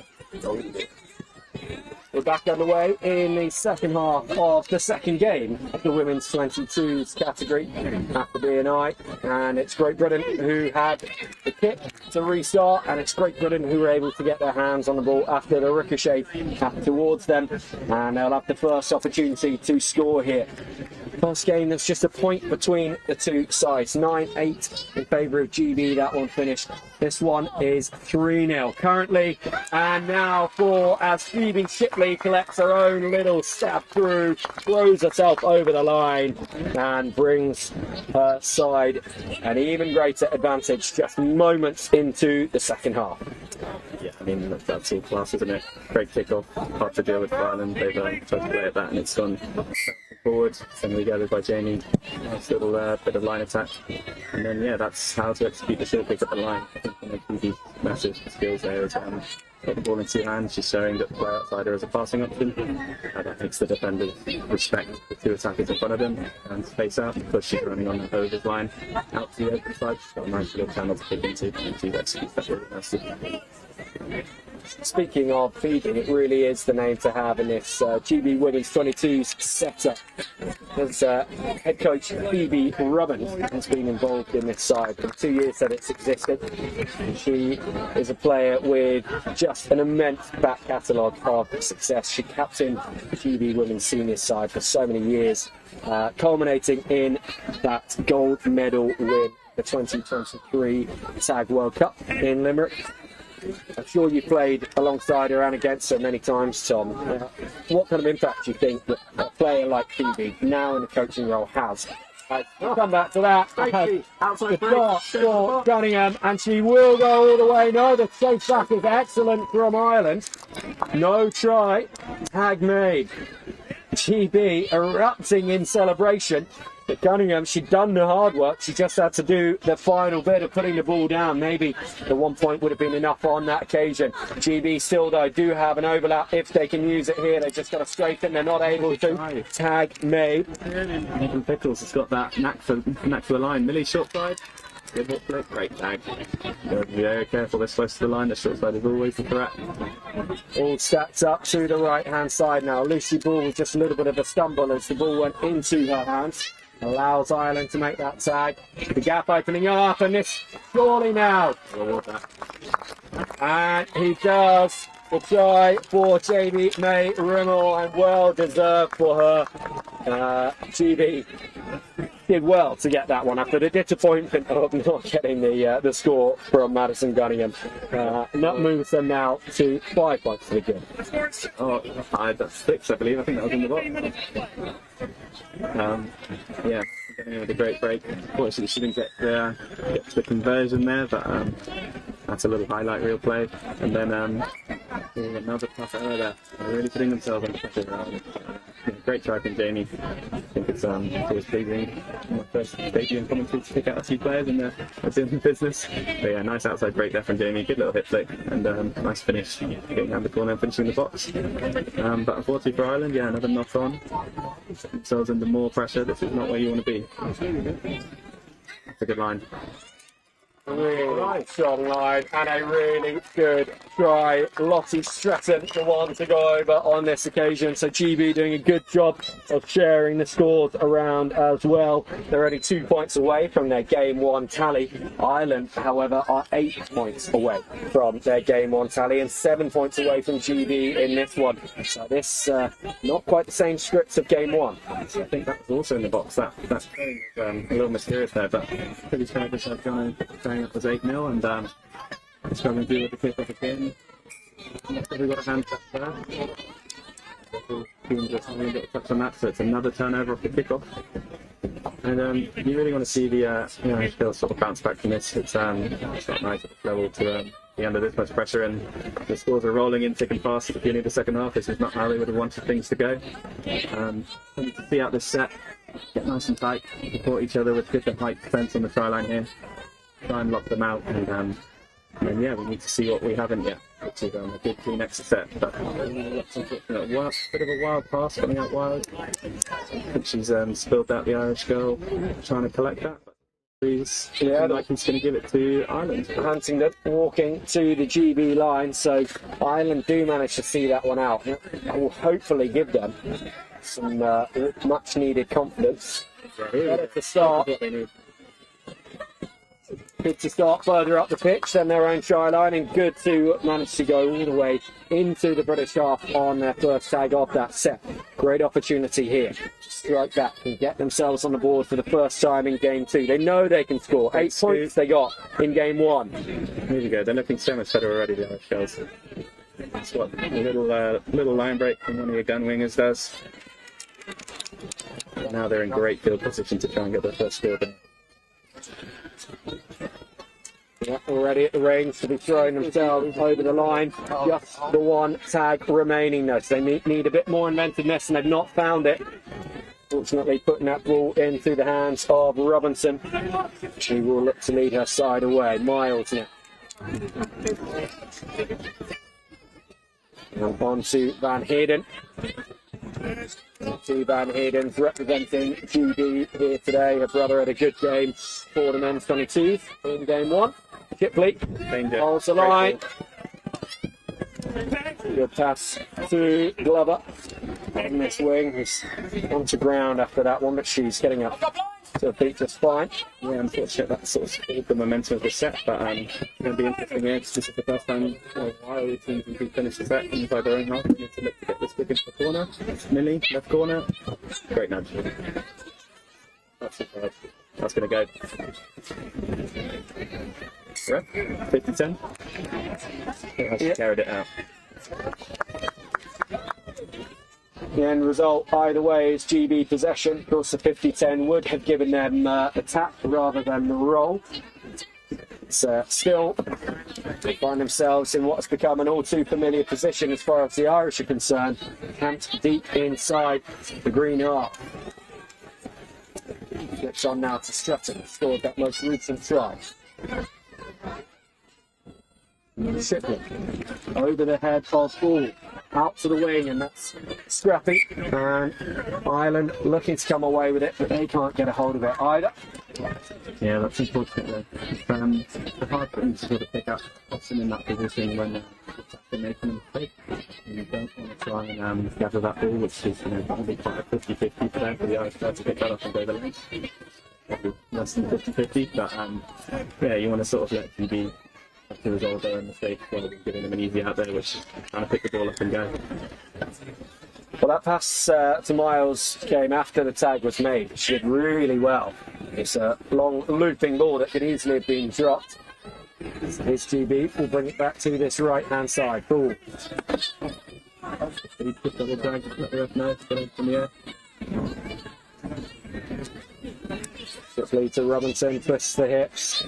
Two defenders there. Not going to be beaten on that occasion. Miles works back in field. Perhaps the option was more on the left-hand side to draw on her defender, and that's where Shipley does want the ball to go. And Robinson, one more. This is the final tag of the set. Ball is placed down. Try is awarded for Elle Van Heerden. And that one is a one-pointer on this occasion. Yeah, nice attack there from the girls heading up to that left edge. Millie drew in the last defender's nice and sort of topped it out over the top.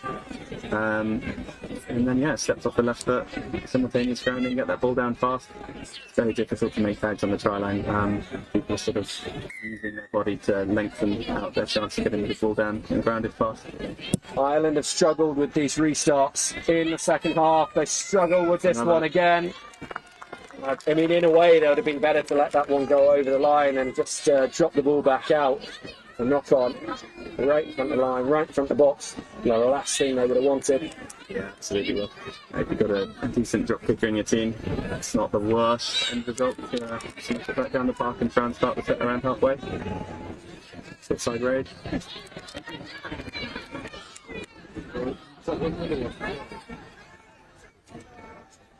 Nice to see the pace on the ball there from Megan Pickles. She scored in the first half and absolutely burst her way towards the line there to get a second in this one. Moves GB to 10 now. Yeah, very elegant finish there. She's shown us in the first half. She's got the dive in her locker. Nice little pirouette there to beat the last player. And again, gets that ball grounded really fast. Massive skill. We've got to figure out how to deal with these kickoffs here, Ireland. That's more like it. Yeah. Dribble there. Near the tag from Murphy. Good play. Really short side. Harving run from O'Connor. That pass. A little bit too side posting.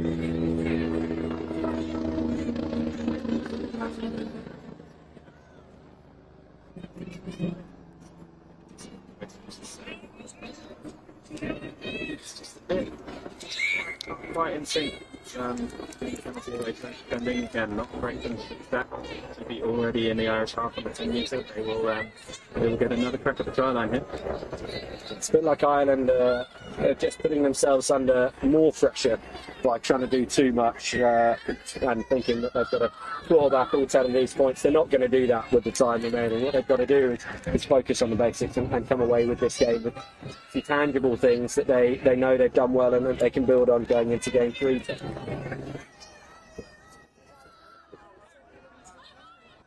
Some positives out of this, but I think one of the key ones is getting off the ball fast. I think the skill set players. The passes are really challenging. Coming out here, just keep it simple. Get forward fast. Nice little kick here from Millie. That's gathered by the Irish. Now, horrible position to exit out.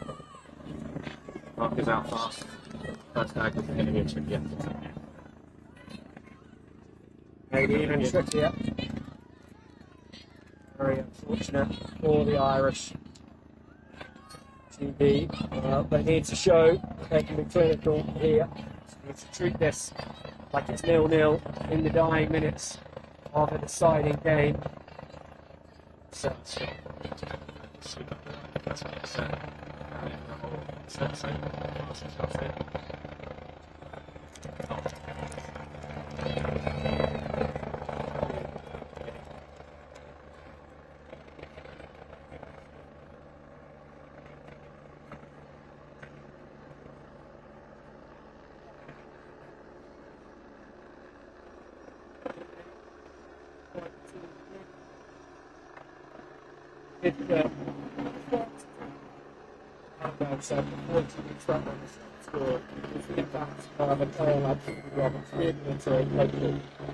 your experiences of being involved in the tag with Phoebe Roberts.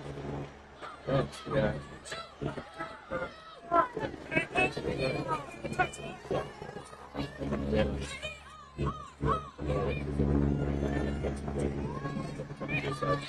Two of them together in concert. It's a better player. Sort of sum up the kind of character that are not big coming into this side. Phoebe's been around that for years. Absolutely loves the rugby. The roots to stand through and through. And we like how that against them. They actually she's a brilliant player. She sort of signed off with the World Cup at the World Cup. I don't know if she was nodding. But yeah, good experience through the middle level. So I think for someone like Phoebe and Billy who are playing more central in this team, they couldn't have a better coach. And one of the nicest people at tag, I've got to say, and I think that's something that in a lot of sports at the younger age grades, coaching has got wrong. They've not always been nice, supportive characters that help those players grow and help them develop. But Laura, with her teaching experience, and Phoebe with her character, are certainly the two to do that. And great to see this GB Women's 22 side continue to flourish. Plenty of road shoots as well from the Irish, and we may see another one here. Just holding on to that one, really. Oh, that could have been an exciting foot race there. Yeah, Phoebe and Laura together as coaches. I think Phoebe will have that really nice sort of caring, nurturing touch, helping people develop. Then Laura will probably a bit more cheeky and able to have a laugh with you when you make a mistake, but equally lifts you up. She's a great character too.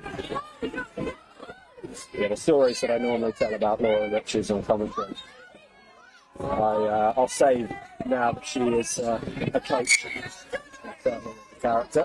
As GB's latest attack, and the first one that they've had to start in their own half for quite a long time, comes to an end on halfway.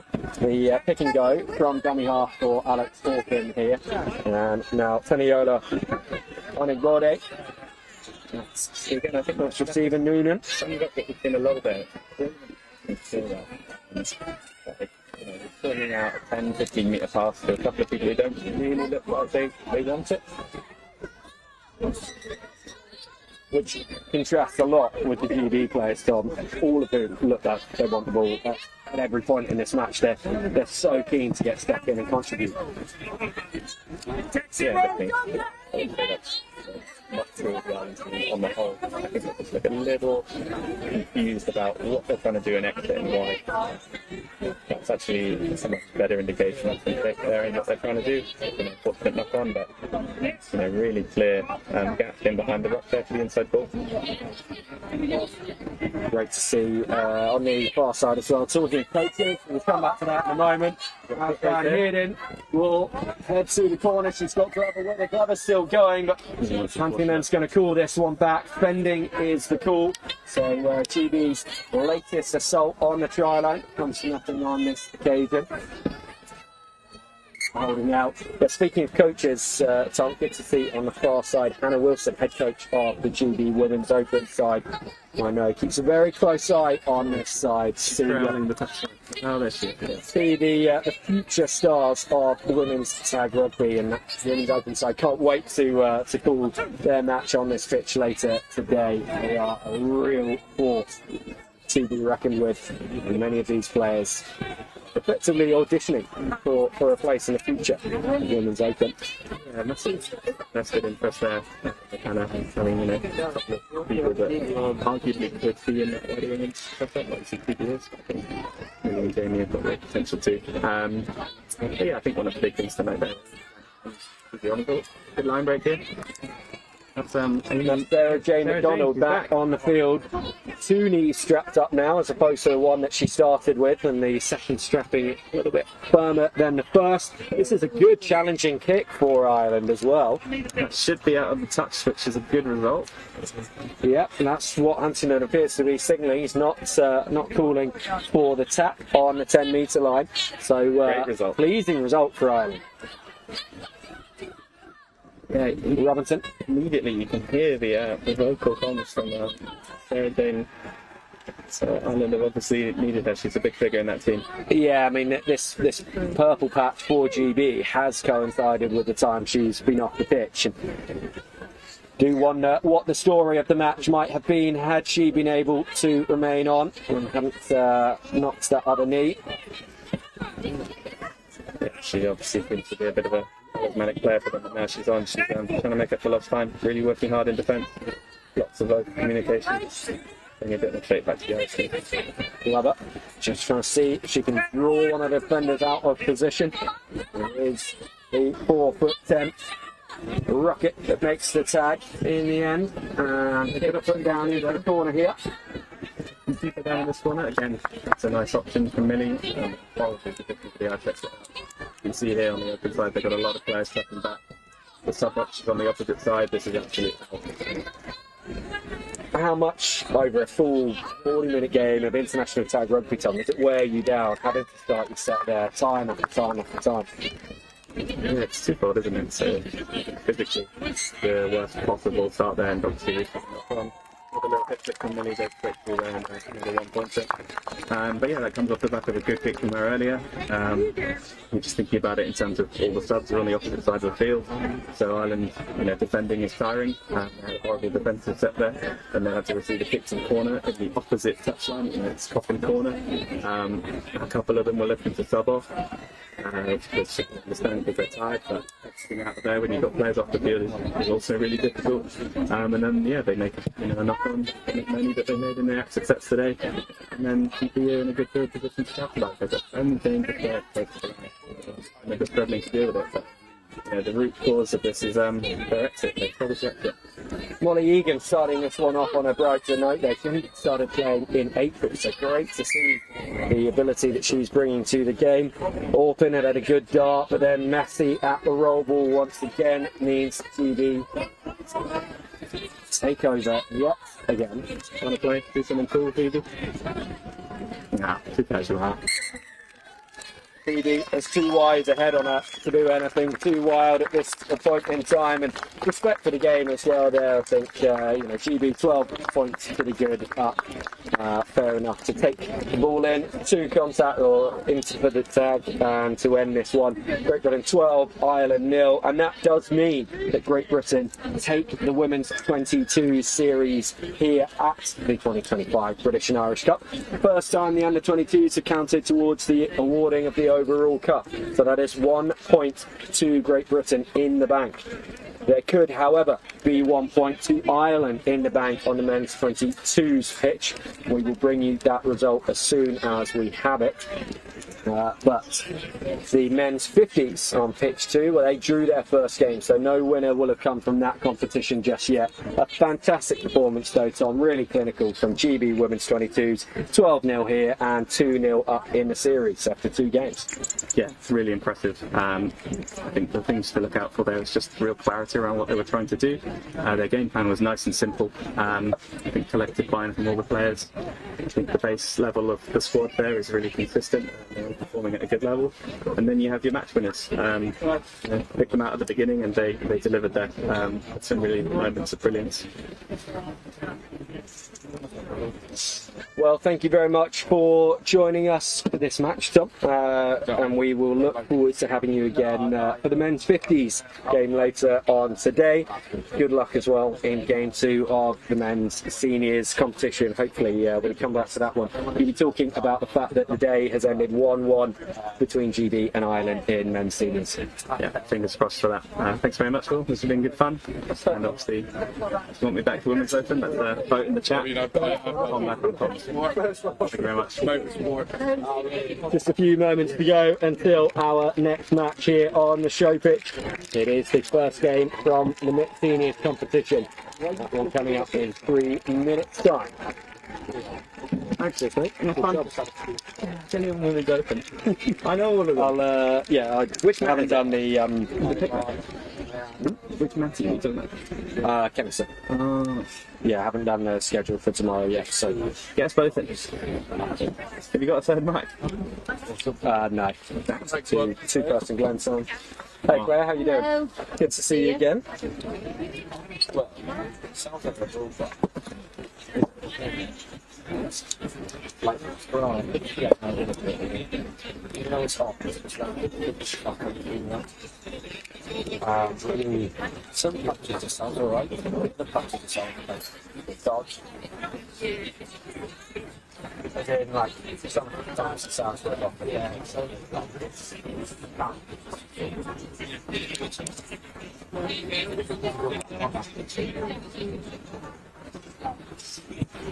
sorry, Claire, I'll be with you in just a sec. Yeah, take your time.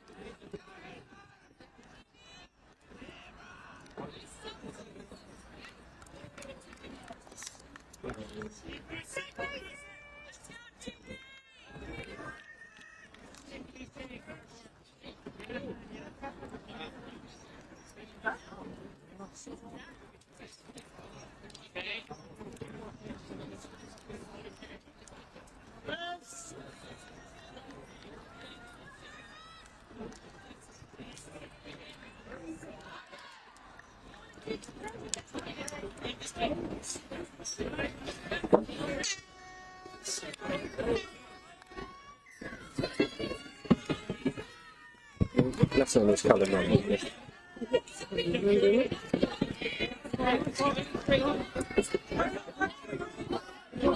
are underway for the mixed seniors contest here on pitch 1. It's a category that for many years Ireland had complete domination in. Till last year, when one of the first times in their history, having only won in 2019 before, Great Britain took the series, and by quite a margin as well, 4-1 to GB. So a real point to prove for Ireland to come back into this one here, and they are proving that point already with an opening score just moments into the game. Delightful one for Ireland, and Claire Cullen-Mullen is alongside me here. They're going to be really pleased with it. Yeah, hello, can you hear me? Okay, I can't hear you through my earphones, just to let you know. But yes, that was very quick to get a score, so that they'll be absolutely delighted with that.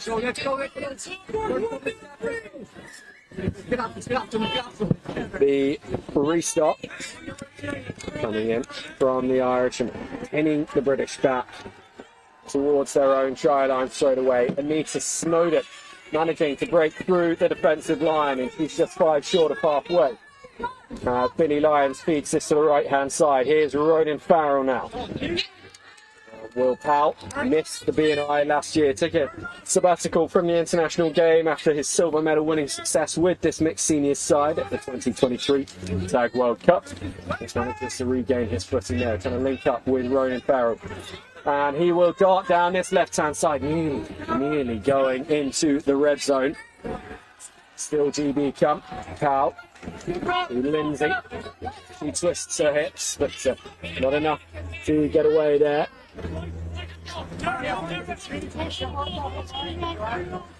Snowden Farrell is through towards the box. Oh my goodness, that was nearly an individual piece of brilliance from Snowden Farrell that would have put GB in a 3-1 lead.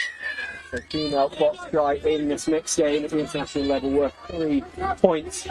Ireland just escaping that one, and will be looking to score the same ease they did in the opening moments of this game. They get a penalty here, so the set of 6 is refreshed, and they will run at the GB line through Jane Honeyfather. And now coming to this left hand side, Dara Conway, the pantomime villain of London for so many years. He's taking his services over to Ireland and is enjoying the bits of life it's given him with this mixed senior side. What a beautiful pass that was, followed up by one that I would have to use a different adjective to describe, as GB now need to get themselves set defensively. Ireland. The Ireland have kind of lost ground there as that spring held on to it. But maybe he's going to make up for it here. Oh, what a kick. Cara Higgins with the kick down the touchline. Just going to beat Johnny Beryl over the whitewash, and besides ringing the changes on both halves of the field. Ireland looking to pick this ball up and run with it, but Johnny Brayton told that actually it is GB possession. And happy for him. It's the one that will pass the ball to Frances Wareward, taking her GB mixed seniors debut. He was another to have taken a sabbatical last year. He had been involved with GB women's seniors up to the 2023 World Cup. Here goes Rob Chaps, offloads and finds Wareward. Tries to twist around. Barrow will be there at dummy half, and he will feed on to Happick Rim with SJ outside him. Oh, good night. Okay, back they come. Barrow. Just going to see where the options are. Weren't any presenting themselves, and Carr was able to make the tag. Karim goes for the little kick himself just to clear it up. And in fact, GB are going to get the penalty here for the late tag. Great platforms for them to have here. Oh, nice, Ryan. Jackson coming off. Karim. Barrel. 2 chance. Anson Bertrand outside. Anson have the opportunity to free his hands.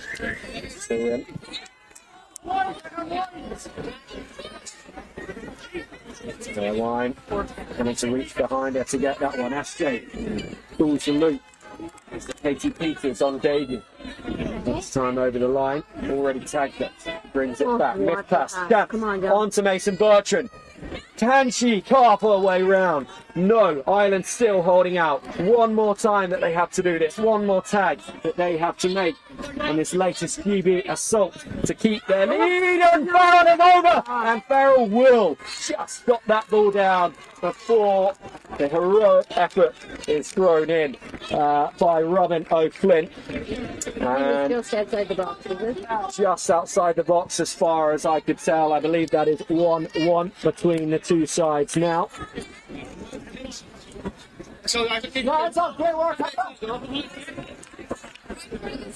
And mixed seniors tied up. GB 1, Ireland 1. I think maybe a bit tighter than the opening 2 minutes would have suggested, because GB have had a lot of the possession since. Now putting his body on the line to get that one. That's I believe he's allowed to dive on it. yeah, being a kick, only the defensive side can dive on it, can't they, Claire? So Ireland with the penalty. And I mean, it's been a breathless start to this game. Definitely. You should be defending quite tight here, so if Ireland could use their width a bit more. Just they say, yeah, they do. Peters with the tag on Scarlett. So much pace from this Irish side and down the touchline. And so he goes, and this will be a great score for the Irish and for Patrick Fitzgerald with 55 on his back in honour of the first cow he ever owned that also shared that number. What a try from him. And Ireland put themselves back into the lead, 2 points to 1 now. It's so funny how many of the fun facts are about cows with the Irish. We're not stereotypes whatsoever. Well, and the cowbell on the sideline, I might obviously be here with GB, but I am enjoying the cowbell support for the Irish whenever they ski.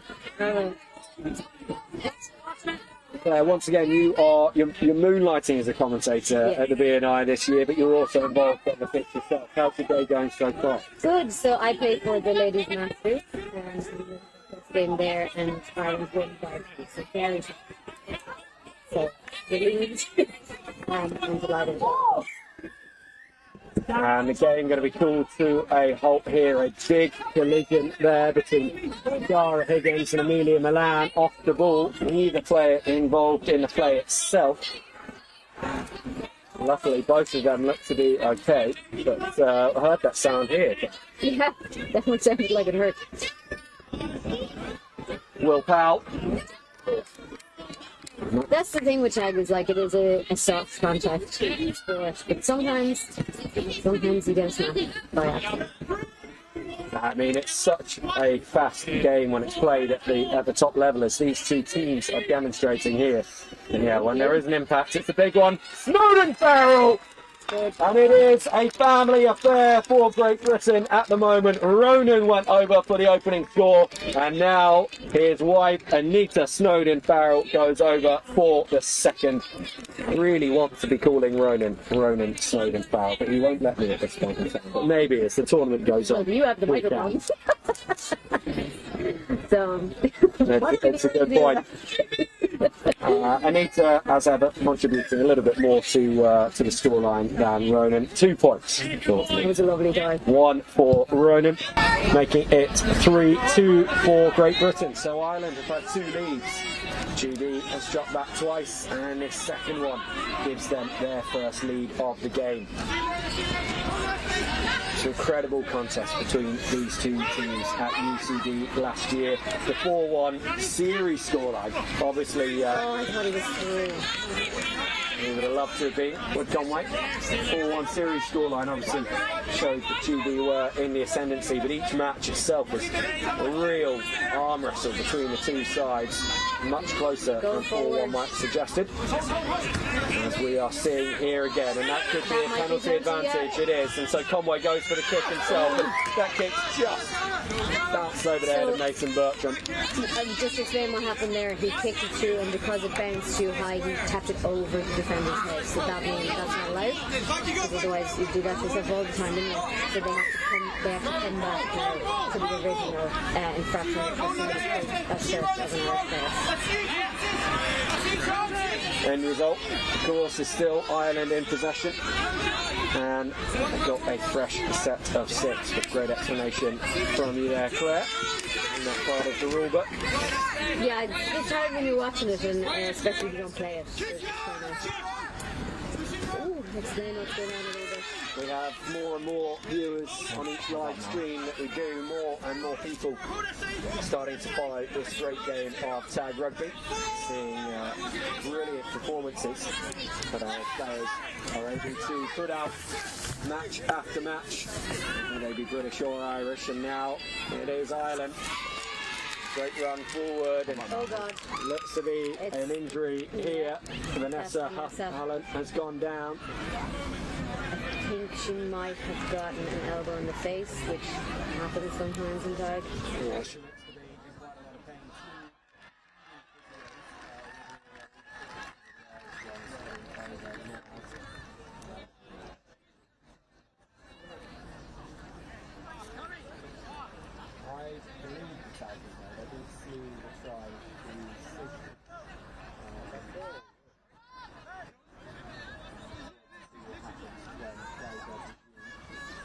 Taking the opportunity to head into Hollywood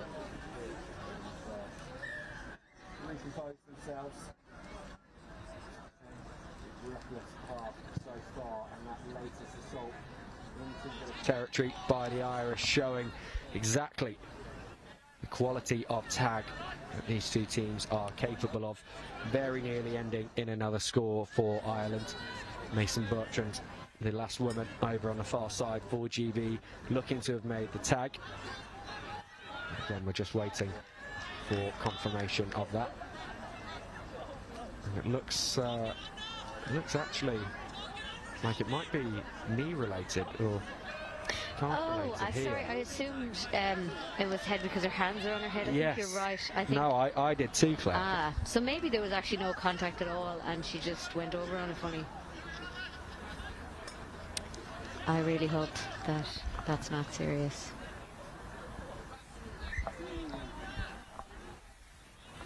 So as we wait here for Hullen to hopefully get back to her feet, give herself the opportunity to once again play beach football with Eric Cantona. That's something that's quite an achievement to have made in your life, let alone them representing Ireland on the mixed seniors team at the British and Irish Cup. It is Ireland who are now behind by a single point in this one. Okay, excellent. She is back onto her feet. Great to see.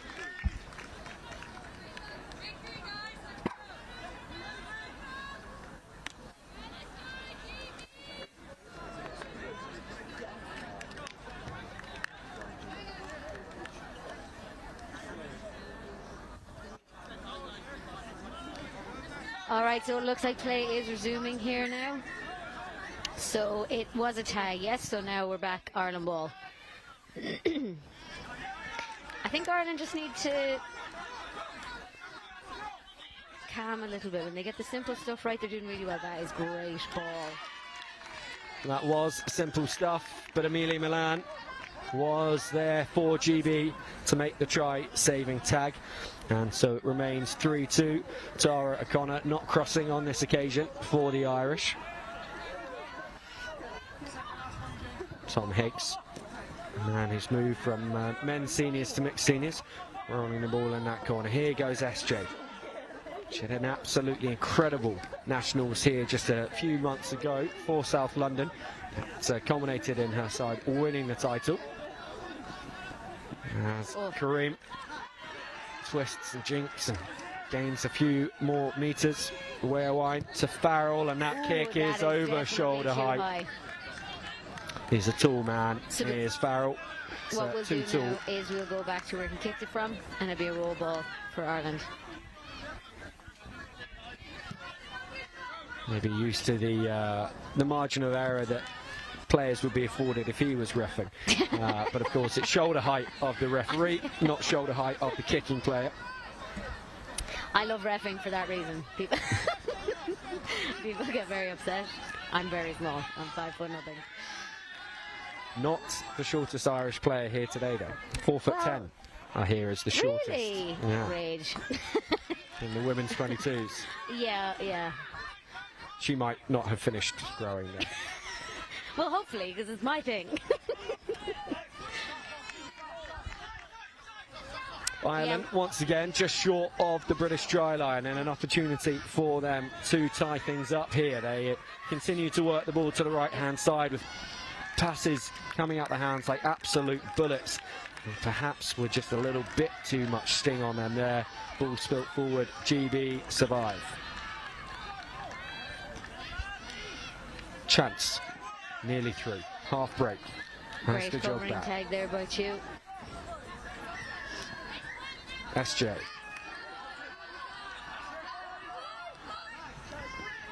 Karim caught at dummy half. Need to vary this point of attack a little bit more. Morrill on debut has put in a stunning kick here that just in the end curved back to the right when the 50-10 was certainly on. But that was a hell of a boot. And so Ireland having to start this set now right back towards their own line. Oh, hot. Nearly through. He thought he was tagged and he stopped. Unfortunate. Now, there's nobody home here. Oh, there is a sweeper. There you go. Lately brought in by GB. Higgs making the tag on this near side. But Ireland so quick at getting the ball out the ruck. And this could just go for a 50-10. Oh! Oh, that. Well, I would have said that I would have thought that stayed in. But sure, listen, shut up. I'm not the referee. Yeah, well, there's not a person on this touchline that thinks that ball went into touch.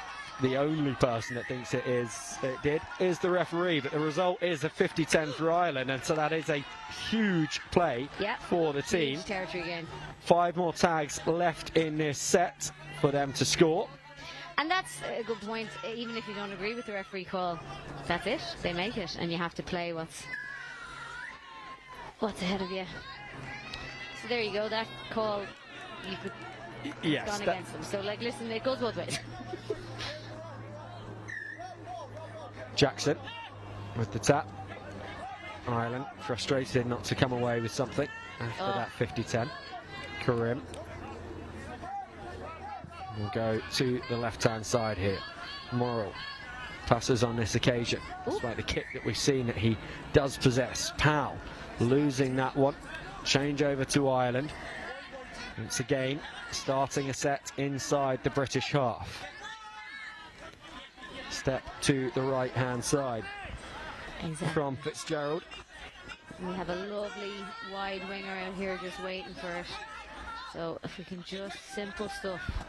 It does go to O'Connor. She goes for the inside shoulder of Higgs, and the penalty goes against Higgs. O'Connor thankfully back to her feet. She will take the tap. That's it. You take the hit, you get the tap. That's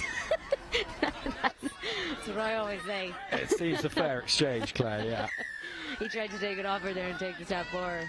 This game actually getting increasingly physical. The third contact penalty that we have seen in this part of the field. I was just about to say the warning's coming next. Yeah. So this is going to be where he warns them that a yellow card is coming if the penalties continue. So it's Lindsay, vice captain for GB, and then Kevin Curtis, the full captain for Ireland. We get the talking to there. Neither of them look to have shared the message with their teams. I think everybody knew. Everyone knows what it's about. Yeah. GB coughing the ball up though. So quick tap by Kaz. And they have the lead, GB, but they are giving Ireland every opportunity to strike back at them. And Conway, he could have been the man to do it. Peters with a crucial tag, one-handed. O'Connor infield. She receives the ball again.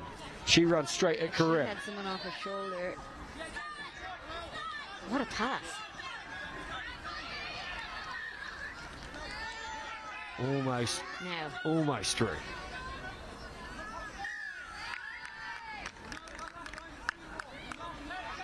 Bit of confusion here, but Ireland will penalty. keep possession. So full fresh set for Ireland. I'm not sure what that was for, to be honest.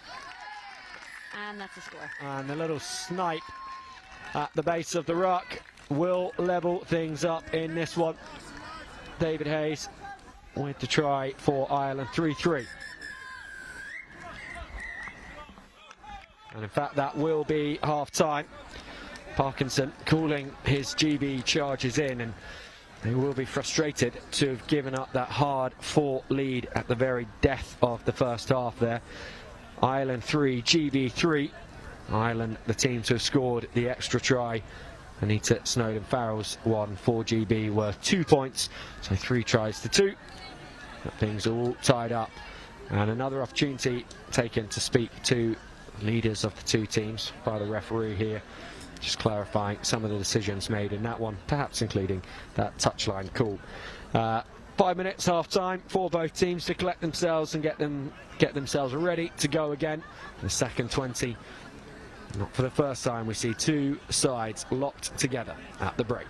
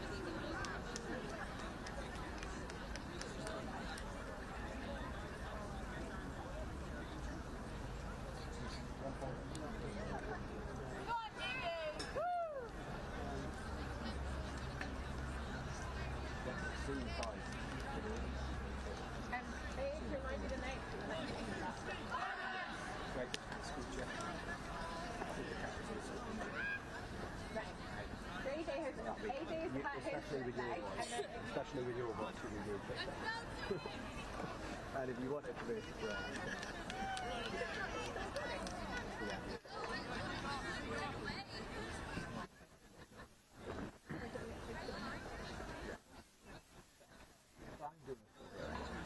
Can you do this?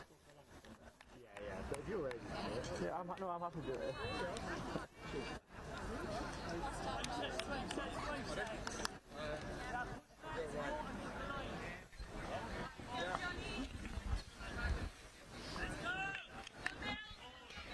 We're all level now, aren't we? We are indeed. Great Britain 3, Ireland 3, halfway through this mixed seniors game 1 clash here at the 2025 British and Irish Cup. And we're just waiting for the hooter to ring out. Of course, all these games centrally timed, so even though the players are ready, and even if the referee's ready, they do have to wait for the hooter, so that we don't end up with one pitch finishing much earlier than the other, and players ending up being late for matches.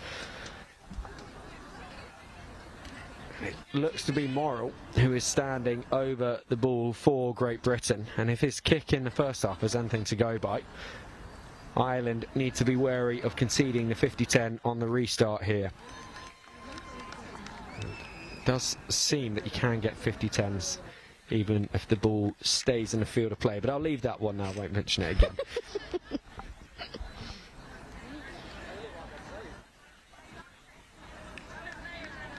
I don't think they scored off that one, if I recall correctly. No, So, they didn't. Yeah, you can there let was it go. there was then a contact penalty given to GB. So yeah, I'm fine by it. I let it go ages ago. I don't know why people were suggesting that maybe I haven't. And I think, both sets of players here slightly frustrated that they're still having to wait, but they were so quick in their half-time huddle, so eager to get back on the pitch. Oh, that is why. That is unfortunate. Yeah, I mean, didn't I say? Little bit of communication there. I think they both went first and one of them should have just put their name on it. But anyway, we'll do a drop kick here and presumably go for territory. Yeah, there we go. Nice kick. Push them back, hopefully. It is Morrill, who more than that is the recipient, the man who zipped the ball over the try line in the first place, then the man to carry it up a good 15 metres towards the Irish line. Snowden Farrell distributes to Lyons. Conway is there to make the tag, but penalty to GB, a late tag on Snowden Farrell after she distributed the ball. So the set will be restarted for GB. Warewine runs at the line, and it is Conway again defensively for Ireland. Morrill and Chance we're on the switch, and he goes for it, but it's Conway a third time. This is real danger zone now for Ireland. They can't fall for switches. They've got to stay in channel defence, and they've got to make those tags. Well, they didn't fall for a switch on that occasion. They fell for the ghost hips. Lee Morrill restores GB's lead 4 points to 3.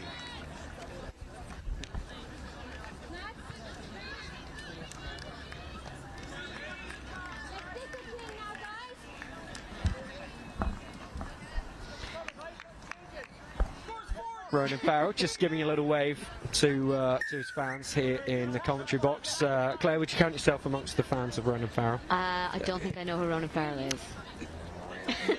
Your man that's just kicked the ball there in the number 3 jersey for GB. He obviously does have a very British accent, so he's definitely not originally from the same country as you.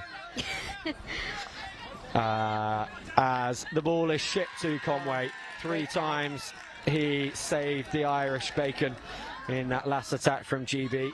They were eventually able to work their way over. Now called upon in attack. Kat Lindsay up to make the tag. And nice.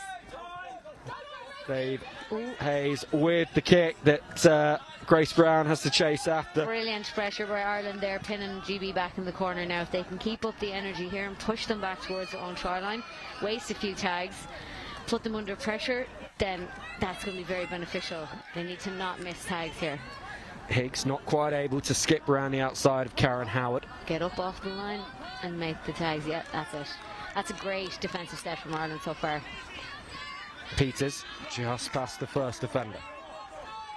And there's O'Connor to stop her. So Farrell and Lindsay. Breaking down. Patience between the two of them. And excellent. Pressure by Ireland's making GB break down a little bit there.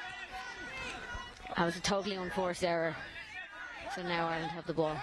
And really good field position for them here as well, Claire.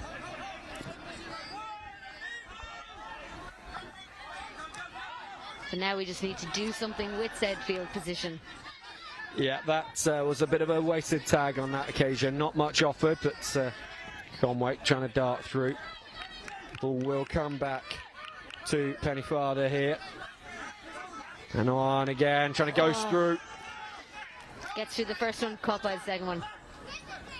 Carr. On out to Power. Nothing working in that right-hand corner. Wide, they spread this to the left. Oh! I don't think anyone was expecting that pass, to be honest. No. I thought he was in himself. O'Connor does well to keep Irish hands on it, but that does bring the set to an end. Sorry, so we do need now, from Ireland perspective, Ireland need another really high-intensity defensive set here to try and get the ball back again in this half. I think where they lacked there in the last attacking set was just there wasn't enough people hitting lines. Just sort of what you need to do is you need to hit a direction and run at the space rather than at the defender right in front of you. So if they can do, that's an excellent defensive set. So they've forced an early kick by GB, which has come short. So that's actually a good territory gain here by GB, but it's also good from Ireland. No 50-10, and they're very close to the British half still. Very good game. It is a really good game. Excellent contest between the two sides here, and some confusion about exactly where that ball should be placed for the roll. Eventually we do get ourselves back underway, And Ireland go through their first tag of this set. A little bit of a stumble there. Again, GB Higgins. very tight, so if Ireland can just eyes up and see that. Trying to offload it. Little bit Tag earlier. made by Powell. We can get that off a little bit earlier. That would have come off. That's a nice width play now the other side. GB defence very good. Their scramble defence is getting to the... But that's hard luck. Now that's hard luck. That is really tough. Beryl just then thumping the ball out into touch. Afterwards, frustrated with the error, but making sure it wasn't compounded with any Irish players getting to the ball. So essentially, you can kind of forget that kick by Farrell because Ireland have started the set where they would have wanted to, where Yes. you wanted them Yeah. to. And now Ireland need to do something with this, so hit some lines, run some moves, maybe. Oh. Over to right. Not backwards. Play continues. Play GB on. need to You play keep the their heads referee, in the game. You don't play the other player shouting. Now, in line. Oh, back inside, and that's a hell of a dive. It's a risky dive with the feet up, and the try is going to be ruled out for that exact reason. Oh, that's dangerous play. Robin O'Flynn doing his absolute best. He, by his own admission, does not score often, so he was overexcited perhaps with the opportunity to go in for the box score. Left his heels high in the air, and unfortunately you can't do that. The risk of injury to the defensive players is too high. Not all about tries though, maybe he assists loads. But That yeah. might have been the implication of what Yeah, he yeah. was saying. But yeah, if your feet are too high, you could risk hitting someone in the face, is the thinking behind that rule. Great kick. I don't think that one was a 50-10. No, just short of the line. So there's 6 for Ireland, midway between the two tens. Now, Ireland need to come a little wider, flood around, and we need to attack this space here on the left-hand side of the pitch. Still going short-sided, so... I mean, when it works, you can't really argue with it, can you? And this is going to be a second try for Patrick Fitzgerald. Number 55 for Ireland. It's a man who apparently did not try pasta until last year. He's 32 years old, for reference. He didn't try pasta until last year. It says he could go another 32 years without trying it. I'm not sure what he is using for fuel instead of it. That's crazy. But Pasta's he amazing. does look well fueled up with I the could 2 live on tries he just scored. pasta. Like, if I had to. Absolutely. Love it. Oh, we've just actually lost a lot of viewers when everyone in Italy has just turned off at that fact. Do please come back. He might like pizza, I don't know. Where wide now for GB. So, again, this is good defence from Ireland. Oh, is that a jump? They're looking for it. They didn't get it. Hayes just wanted to make sure that the referee was really clear he had not caused that somersault through the air from Will So Powell. Dave's got to work hard Morrow. here. That kick is good, and if it goes out the back, that's good for Ireland. Great, so now Ireland get to bring it out 10 and tap it from the centre. So they actually get a territory gain by letting it go out the back. Territory gain and an extra tag. Yes, 7 sorry. tag set for kicking it dead. Hayes. And saying what I was saying, he's run a line, shouting at his other players to run a line. Oh, Great just catch. held on, but the call is forwards. That pass on its way to Nicole Rafferty. What a catch, though. Great catch. Fingertips catch.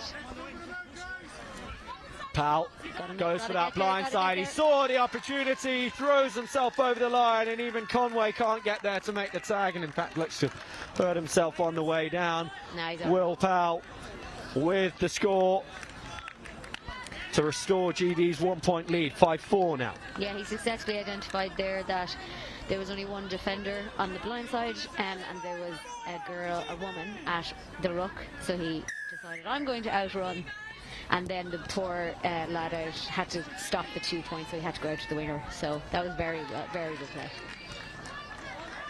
Hayes continually involved for Ireland, and I'm sure he'll be delighted that Barry Keary has made the journey over here today, so that once again he can sing happy birthday to that former manager of the Irish sides. That wasn't to hand. No, and I think Rafferty might be slightly frustrated now. That's 2 in a row that haven't come to her as she would have liked. She's doing her best on this wing, but she needs the service to be better. Definitely. Katie Peters now not showing any signs of being a debutante, and not only a debutante but one who only started training with mixed seniors halfway through this season. She's been a real presence on the field so far for them, taking to international tag like a duck to water. And GB will have the fresh set of 6 here, hand in there from Ireland. Beryl not able to find Peters, but luckily for a GB perspective, he had been tagged before the pass. Snowden Farrell goes for the switch, and Morrill. Oh, and that kick set up perfectly for him. Brilliant tag by Dara. GB are very wide here, so this wing there's a lot of danger happening over here on this left wing. Where wide, and chance, steps back inside, an opportunity again, and this will be a second consecutive score for GB. The Yorkshireman, Rob Chance, the latest to run over. And they move to a 2-point margin now, 6-4 to the good. That you can argue that's partly created by the space, that they were pulling Ireland really, really wide, and then the step back inside worked because Ireland were trying to scramble to come out to and cover the width. So again, really good play by GB. That was a box, was it? I might be wrong. No, I might be wrong. I think it was just a 1. He was arcing round to see whether the opportunity was there, but just a single-point score. Farrell hammers that down deep into the Irish half. Robin O'Flynn, the man to run it back. The blue singlets of GB. Lindsay, slight appeal to the referee, and told by Curtis. Ball doesn't go to hand there. There's a bit of confusion on the line, on the move that was being run, I think. So the ball goes to ground and it's GB ball. Billy Lyons. Good covering tag there. Darting through. Farrell. He's got Powell. Man who scored the try before last. Farrell picks and goes himself. Caught by the Irish defence. They will still come to this left-hand side. The knock over the top, and Lindsay trying to turn. I can understand, to be fair, why Higgins might have been slightly frustrated with that call. He was set and Lindsay was looking in the other direction, but Ireland conceding the penalty for contact and having to defend another set here. Johnny Beryl nearly through, and they're going to defend another set. Again, late tag is the call. Interesting. So that's another penalty now on the line. I wonder, and he did give what we think is a warning earlier, so Ireland are going to be really careful. Well, I want to say not to give away a yellow card. Yeah, perhaps they were thinking about being careful with their discipline and not being so careful with their attempts to make a tag on Sarah Jackson. Her love affair with this ground here at Nottingham continues. Such a high performer when it matters, and she goes over for a 2-point score for GB. Yeah. They move now to the point where they are doubling the Irish score, 8-4. That one was probably just a bit unlucky of a missed tag, and they happen. They certainly do. Just need to not let it. 4 points in mixed is a very recoverable score, so Ireland just need to keep cool, calm heads, drive this ball out and get it out of their half. It is certainly a recoverable score, but also the scoreline at the moment is an example of how tactical the mixed game can be. The fact that all 4 of Ireland's tries have been single pointers, where GB have got 2 2-pointers. Yeah, that makes such a big difference in the mixed game. It's the scoreline makes it seem like there's a bit of a bigger gulf between the two teams than there has been on the pitch. It's been such a good contest, and still 4 games to come between these two sides over the rest of the weekend. And so that's a spill there from GB, which means an Ireland ball. Ireland just need to slow down here and listen to the referee.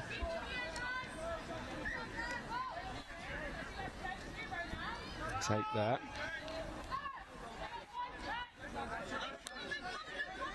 Phelan, the vice captain, offloads it to O'Flynn.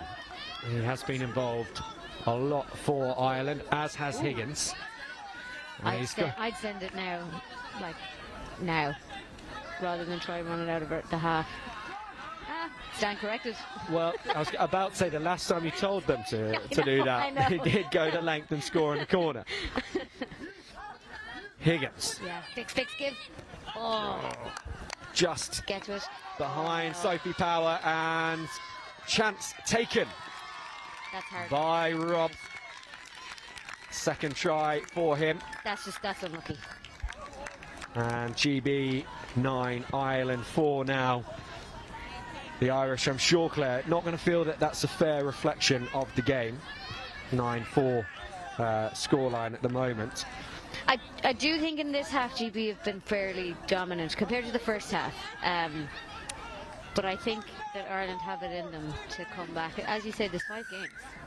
So it's a long weekend. It is indeed, and no category can be decided today in those categories that are playing 5 test matches. Yeah, and from Ireland, what they're doing really positively is there's a lot of go forward. Like a lot of like Johnny would be an example. There, the guy who's just about to catch the ball. He did pass it on that time. There we go. Yes, there she got it running for herself. But when he takes it with intent and really gives the team a bit of go forward. What is wrong? I swear, it's the commentator's grace. I should just stop talking. No, definitely don't stop talking. That kick is really good. Over the head of Grace Brown. But he kicked it into the ground first, so the fact it went overhead was fine. That's the like specifics of the rule. Yes, because we wouldn't want the rule to be simple inside rugby. Exactly, we would want there to be. Well, there has to be you can do it if and when. Yes, but not it's not allowed in this situation except when that happens, and also. That is how the rules were written. Yeah. When Mercury is in retrograde or something, I think that's when they switch over who can dive on what. And nice kick. Not going to be a 50-10, and it is going to be out, so Ireland can take a second to bring it in, get to bring it in 10 and roll it, so everybody gets time to get set up. I mean, realistically, like if GB just managed the rest of the game here, they could just manage it to the end. And with that kind of lead, all they have to do really is defend well. Yeah, and they, we've been talking about it being a 5-test series. They've got to think about the fact that they've done enough in this game, and they've got 4 more matches to play. So really, any work that they can save themselves now is going to stand them in good stead in the long run. You all kind of almost want to give Ireland that little bit of hope that they could get back into it, so that they do expend energy. Yeah, that's a good point. Yeah, you want them to overwork. Hayes just trying to time that pass for Carr to run on and through the gap, but Farrell was there. Oh, lovely little offload. That's a nice bit of play now from Ireland. Yeah, and good to see that's Holland on that far side, that she's back on the pitch after injury in the first half. You never got that. Well, you say that. And I mean, Ronan Farrell is definitely in agreement with you. Hands on his head, he can't believe that try's been awarded. But that is the decision of the referee, and as you said earlier, that's what counts at the end of the day. 2-point score to Ireland. Yeah, listen, I should just say the opposite of what I want every time, and then that seems to be working. Well, listen, that's a great score. Great individual score by Dara, and it was a box, I believe. It was, so that means a 3-point gap between the two teams. That is a game changer. A 3-point gap is way more recoverable. It's a lady score in the box. It's a single try. Yeah, so that changes this game. There is a minute left in this game with GB deep in their own territory. So if Ireland can force this set to an end quickly and in a promising position, or go for a mad intercept. Or the mad intercept. Yeah, we did see that from Jack Levens towards the end of the men's seniors contest for him to ice the game for his side. Could we see that now for Ireland in this one? to secure an incredible draw. Higgs finds Peters, and GB are up into the Irish half with one more tag remaining, so Morrow will look. That is smart play with the time left. And that's out the back, okay. It's going to go dead, and no time remaining. So Ireland, unfortunately for them, denied the chance to go for the heroic three-point attempt to tie the game. It probably was a little bit improbable, Claire, but we like to see things like that. We like to see crazy scores with maximum points. However, in this one, it does end Great Britain 9. Ireland 6, so GB drawing first blood in the mixed seniors category at the 2025 BNI as they look to defend their title in this category that they won last year. They've never won 2 on the bounce in mixed seniors at GB. Ireland, such as the strength of Ireland in the mixed categories over the years, that I don't believe GB has ever defended a mixed crown in either seniors or opens. That is the case. Wow, that's really interesting. Well, it was a very competitive match, and I think from an Ireland perspective, I do think they've more in the tank. I think maybe a little bit of first game, just getting used to it, and I think the rest of this series is going to be really interesting. I would definitely agree with you on that one, Claire. Well, thank you very much for joining us here, and hopefully we'll get you back on comms with us tomorrow. In the meantime, good luck for your Women's Masters Game 2. That is coming up at 10 to 4 on pitch 2, if you want to see Claire in action there, as Ireland look to go 2 from 2. And we will be bringing the Men's Open game to you next on pitch 1 in just under 5 minutes. Those of you who are fans of code hopping and in fact nation hopping players will be pleased to know that Paulie is returning to commentary for that one. Just a few minutes away.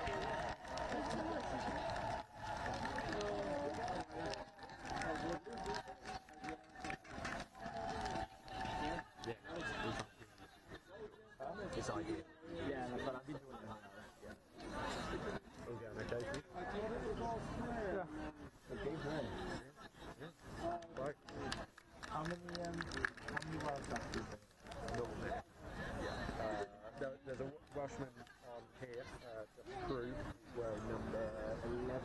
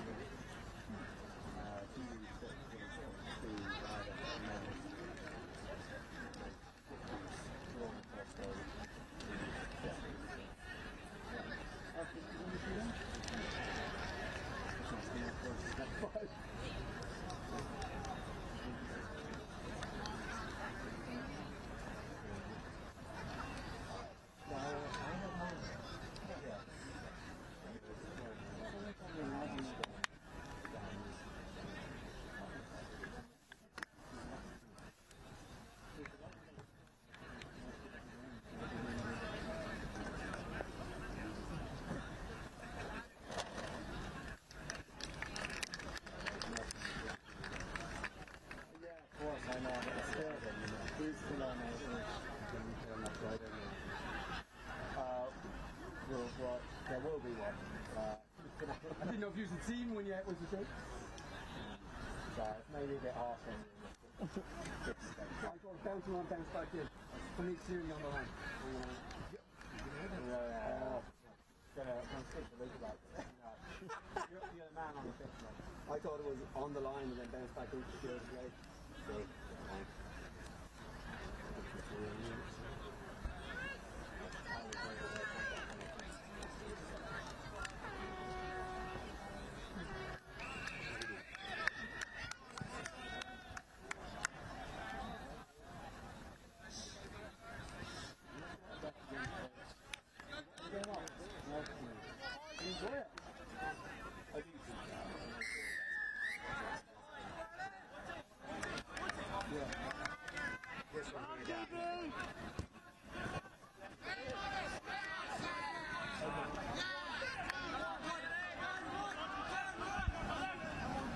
Great Britain Men's Open against Ireland Men's Open.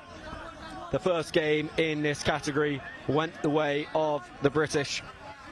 I believe a 9-0 scoreline in that one, although Paulie, you're hearing reports it might have been a little bigger than that. So plenty for Ireland to work on in game 2 here. Yeah, a bit of Chinese whispers, I think, Will. I think you got the actual official result off the referee, so that's all that matters here. I think Ireland will look to put that one to bed and just classify as a bit of an experience, because I know Ireland have come today with, I think, 13 people making their BNI international debut today. Nick Wilkes, for the first time ever putting boot to ball there, didn't quite work for him, but that's a skill he's really trying to work on, isn't it? I'm sure it is, Will. I've never seen him do that one before. I'm sure we'll see it a couple more times today and see if it goes to plan. There we go. There it is. Didn't have to wait too long for that one. No, but still a bit to just to get that skill just right. Just needs to fine tune it. Unfortunately, I'm fairly aware that there's not much fine tuning that needs to be done with Nick Wilkes kicking the ball. 90% of the time it comes off, so it's great to see that 2 from 2. Nick Wilkes hasn't regathered. I'm sure the Irish boys will be happy to see that too. Yeah, speaking of 2 from 2, I won't ask your record against GB Men's Open, but of course you have been involved in a lot of contests between these two sides, and they always seem to carry a little extra edge, don't they? Yeah, definitely, especially living over in London when you play week in, week out with some of the boys on the same team. It's definitely a different experience playing against them. I know I've made a few enemies on the pitch, but we're certainly friends often. Surely not, Paulie, surely not a few enemies. Not like me at all. So, GB starting this one after the ball was kicked dead by Ireland, giving them a 7-tag set, and finding the Welshman Josh Crew on the touchline here, the only Welshman representing GB Men's Open. Much to the happiness of our cameraman here on pitch 1, Dan Thomas, also a Welshman. So we'll be supporting number 21, Josh Crew, as Wilkes fires this one out. Bouncing ball is picked up by Dean Irvine. He finds Nick de Jonge, who, if he gets within 17 metres of a try line, will immediately launch himself into a full-bodied dive. That kick from Harkins, not quite able to be gathered. The Yorkshire Hill runner just spilling that one forward, and the game remains 0-0 for the time being.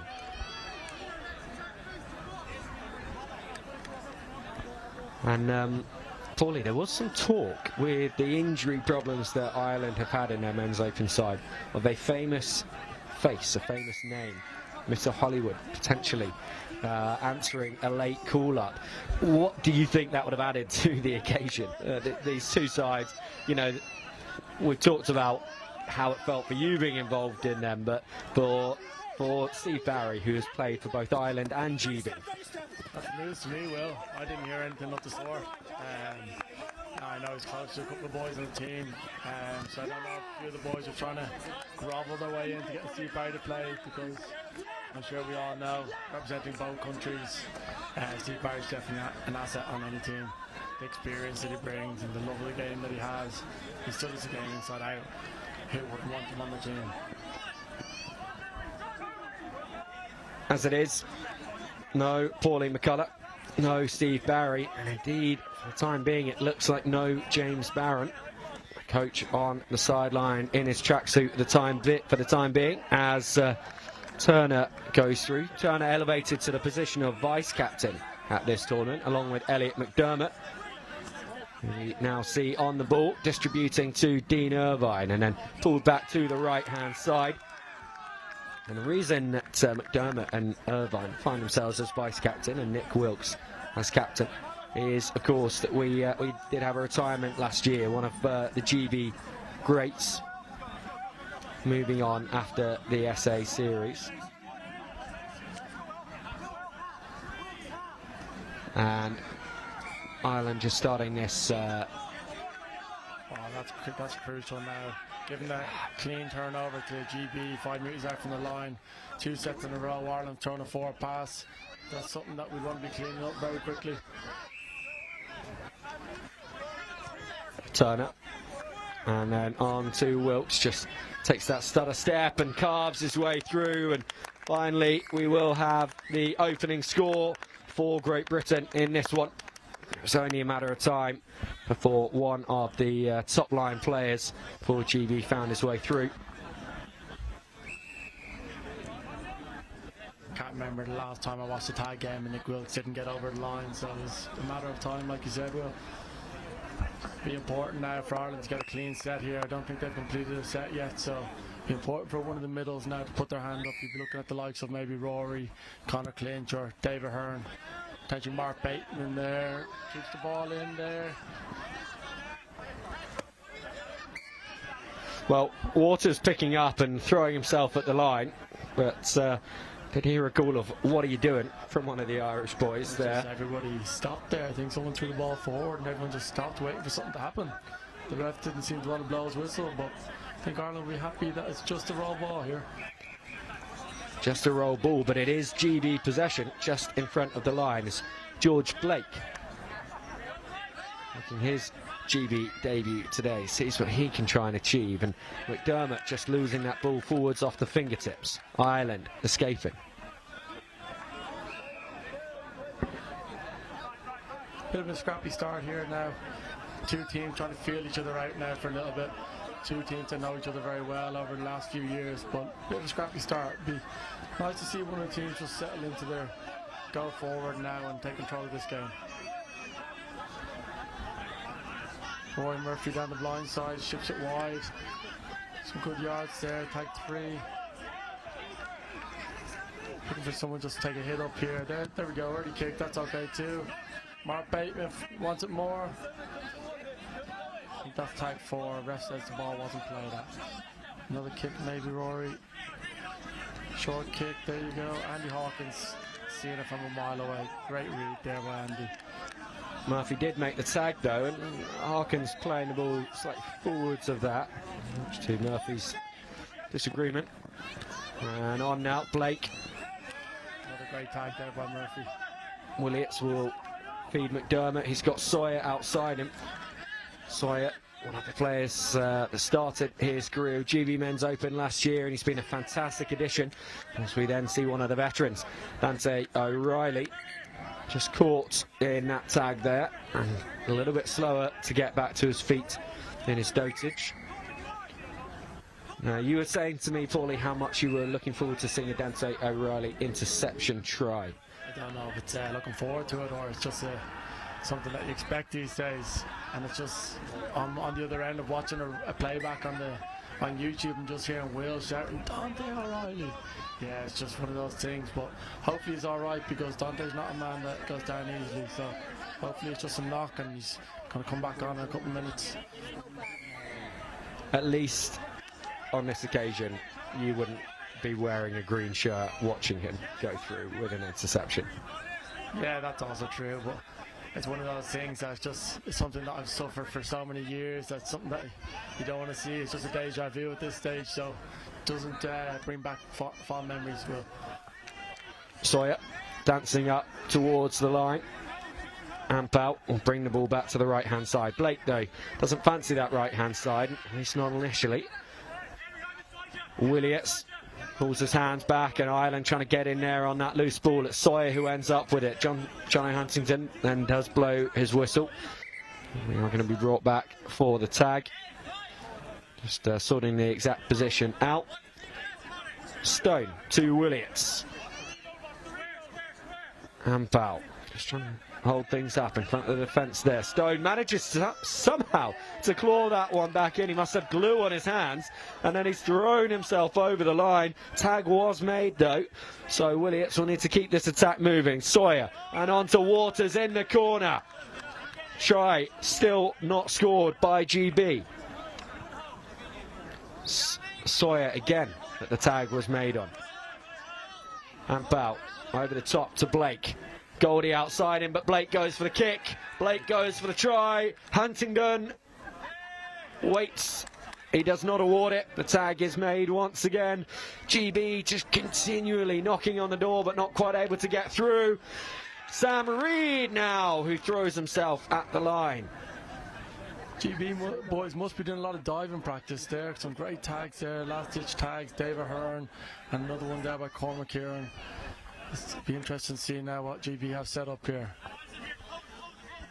Well, there's no one in the world that loves diving as much as Nick de Jonger, and I'm sure he will be focused on that diving practice for this GB men's open outfit. Waters the latest to throw himself over. Tag made once again by Ireland. And so the scoreline remains just a solitary point in favour of Great Britain. And we did see Sam Reed over on the far corner for Great Britain. A late call-up to this side after a really unfortunate injury to Jake Jones. JJ's lit up this international stage for so many years for GB, and unfortunately not only is JJ nursing an injury of his own, but his cap Jeffrey is also injured in turn. So sending our very best wishes to JJ and Jeffrey. All the Jays hoping for a swift recovery for them. Turnover there for Ireland, very, very rookie mistake there, having 10 players on the field. Very strict in the international game where you have to get to the sub box before you get on the pitch.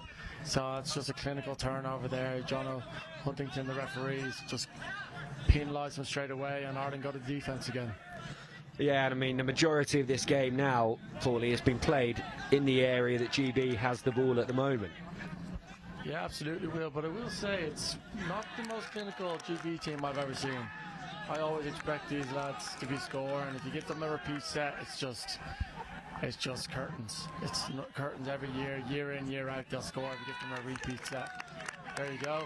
Just as I said, there's a try from Dan Ampol, late tag. Bounced up, and that's a try. Yeah, he's allowed through for the single pointer.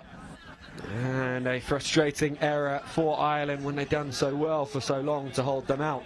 There are, of course, some teams who would be more than happy to consider it a marker of success to play tag in that area of the field for so long, regardless of the score. But it's GB men's open outfit. They are so focused on those marginal games, on always getting the result, always doing the absolute best that they can. They will be frustrated not to have more on the board, just as you are saying you would have expected them to. Yeah, absolutely. I know James Barnes, the coach, he'll be dissecting all those things, and I'm sure he's got a pen and paper over there saying how many sets we haven't completed, how many sets we've been through and we haven't scored. And it's like, if you go through the phases and there's good defence, that's fine, but it's just silly errors at the moment. It'd be nice to see Ireland now take control of the game here. Conor Purcell, little short kick there. There we go. Great free take there by Dean Irvine. Elliott looks to make a few easy yards here. Tag one. Quick roll the ball. Dean Irvine up there, up to the halfway line. Tag two. Oh, good pass, Elliott McDermott there. Danny Hawkins. Ronnie's tracking back. Great work there by Ronnie. Just admiring Ronnie's choice of headwear this weekend, Will. Yeah, I was wondering, do you know the story behind that one? I'm trying to decide if it's a fine, if it's Ronnie, because Ronnie's a man of his own things, and Ronnie will do his own thing. So I think it's something I'm going to have to ask Ronnie after the game. I mean, I'm a fan of it. I like it. Can't say it would suit myself or yourself, Will, but I think Ronnie's pulling it off all right. Speak for yourself, please, Paulie. Come on. I've got a lovely jacket that would go with that. You should see the pair of boots as well. Ireland breaking down the right-hand side. Rumour has it, Will, that you do lace up in Clapham Common every now and again. Just word in the street. One to look out for maybe GB next year. World Cup coming up. occasionally I have been known to don a pair of boots and play a game of tag rugby. The quality of game that I play, I struggle to find the adjectives for, actually. I find it much easier to talk about people at this level. So that latest possession for Ireland, kicked for touch, got themselves into the British half, but not too deep in it. And if Wilkes has anything to do about it, to do with it, Great Britain will not be there for long either. McDermott now on to Irvine, playing with the cycling cap favoured by Miles Turner for so many years. De Jonge has to go back to the mark. Both tags taken off him on that occasion. Turner. And doing there, fifth and final. Good defensive work rate from Cormac Kiernan. The miss pass, and this could well be a score for GB. They've just got to execute. And indeed it is. Andy Harkins. He might have coughed one up on the other side. He wasn't going to cough one up on this side. Great miss pass there by Dean Irvine as well. I think he cut out two people straight over the last defender in Ireland. It's 2-on-1. Just great clinical there by Andy Hawkins.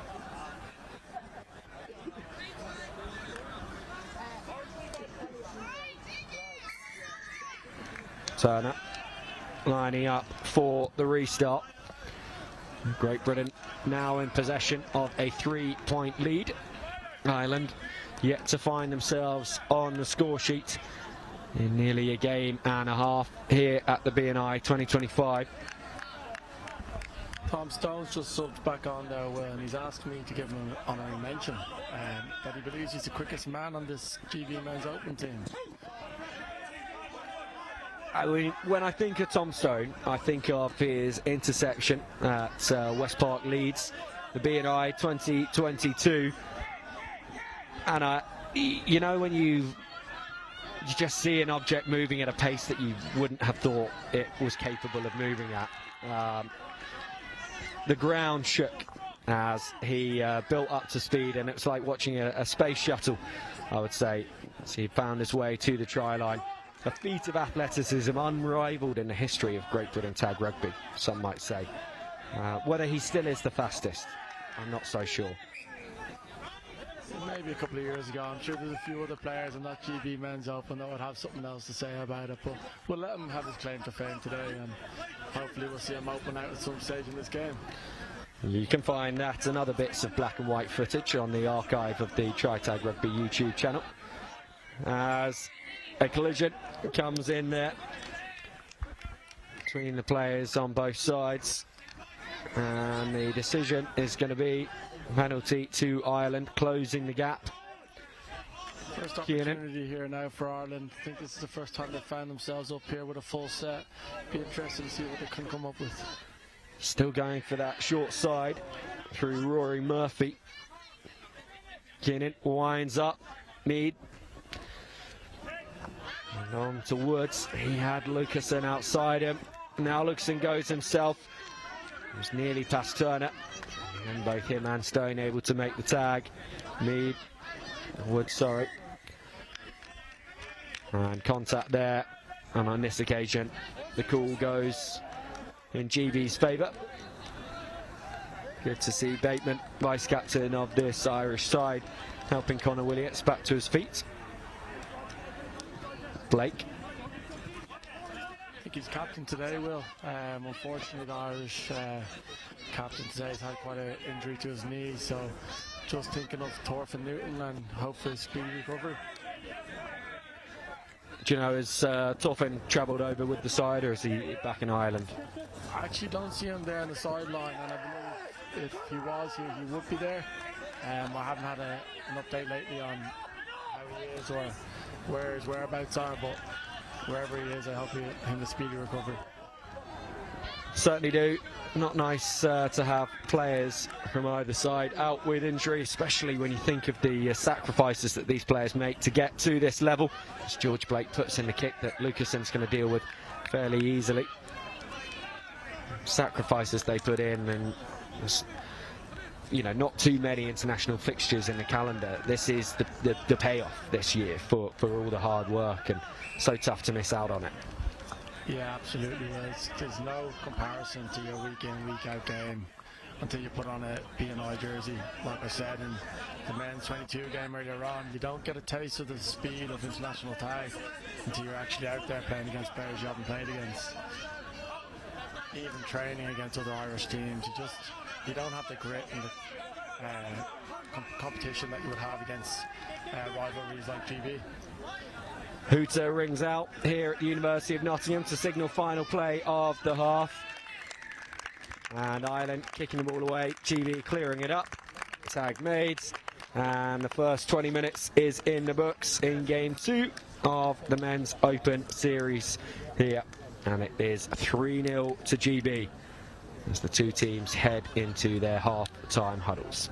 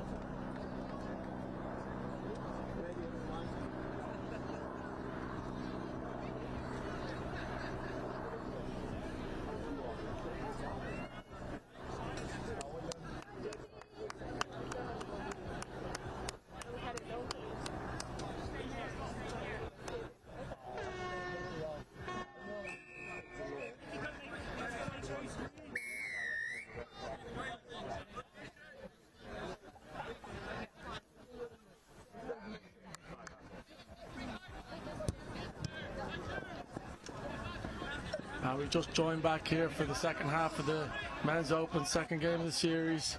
Ireland kick off to GB and GB go about their work. Nick Wilkes there, second tag. Nick Wilkes, foot race to the corner, seen it too many times. Oh, great tag there by Ronnie.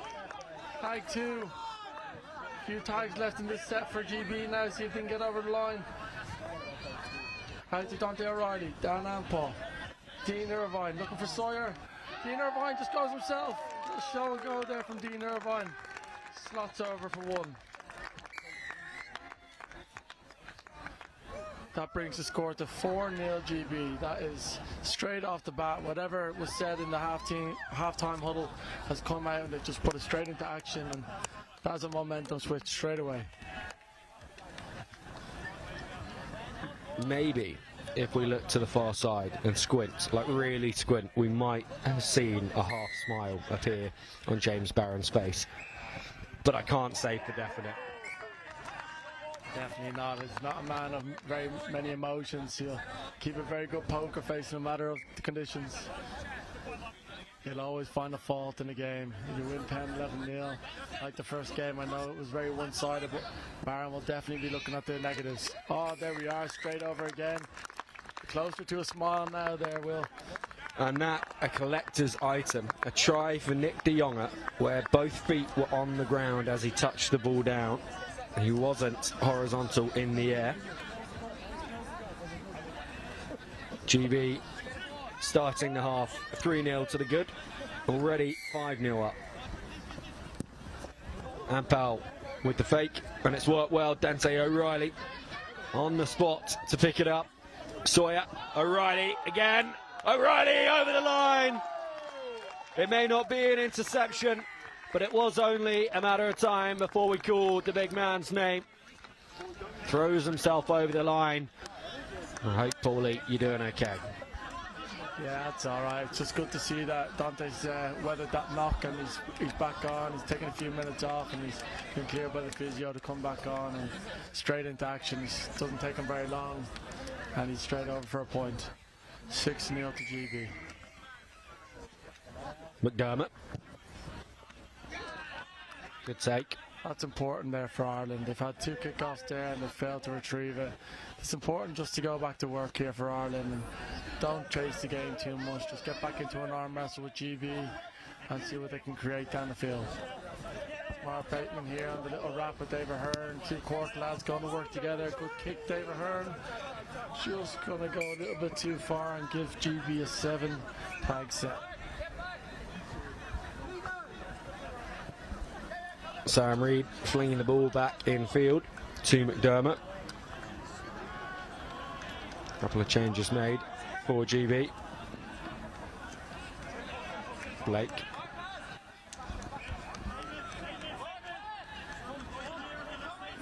Turner just manages to stutter enough to find the offload to Williams.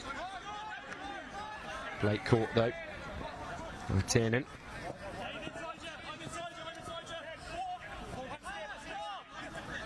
Still they come towards us here in the commentary box, and Parkins, who scored an excellent first half try, latest man to gain ground in a blue jersey. On to Blake and then Turner. Harkins still there again. This attack carrying on with the advantage as well. 6 again for GB. Harkins.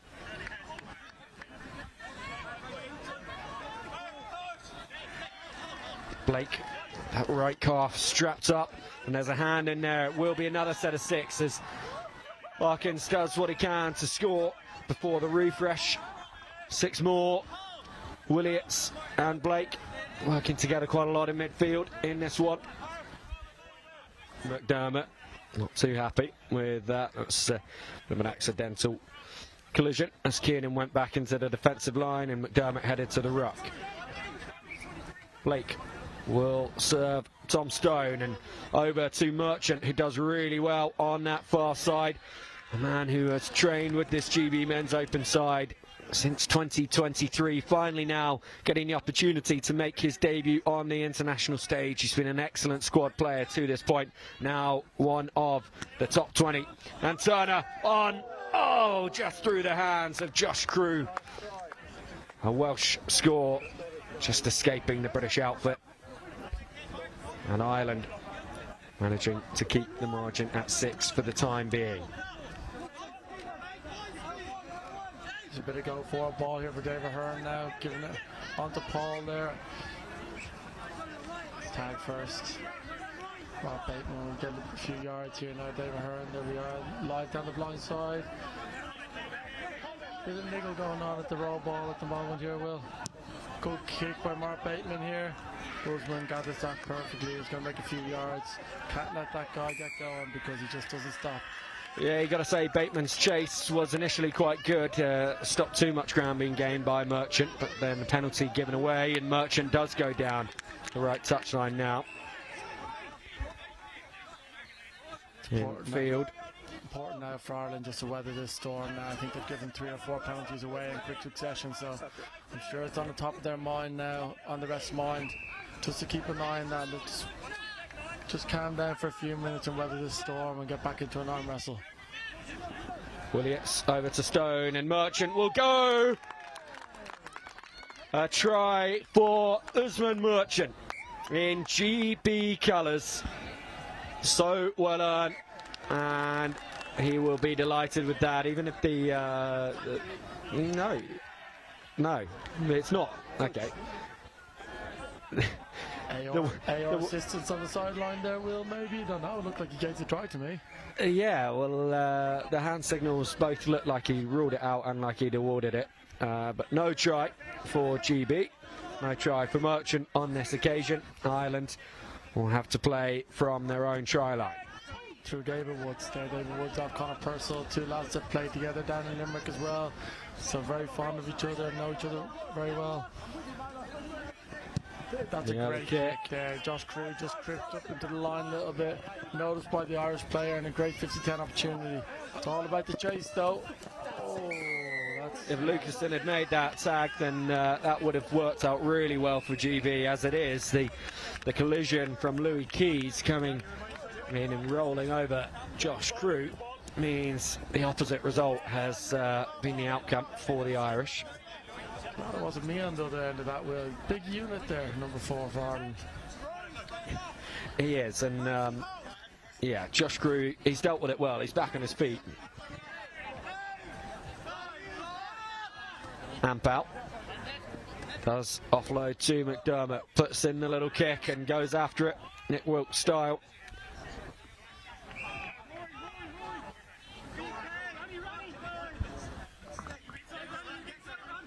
Harkins, Turner, oh, Crew.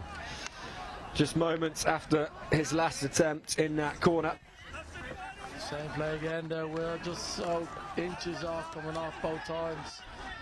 Tag first, so last tag here, Sawyer, Dante, oh, great tag there by Paul on the edge. Ireland turnover here now, look to get up the field a little bit.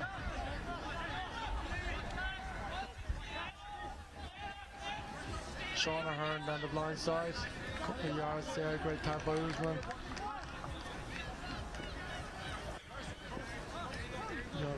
Got a few quick rolls here for Ireland now. Try and get GB on the back foot. A few easy yards. Here we are. Spread the edge. Nice Rory. Oh, just fell over himself a little bit.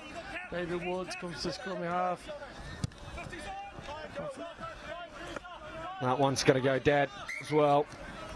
Not the best kick in that situation from Murphy.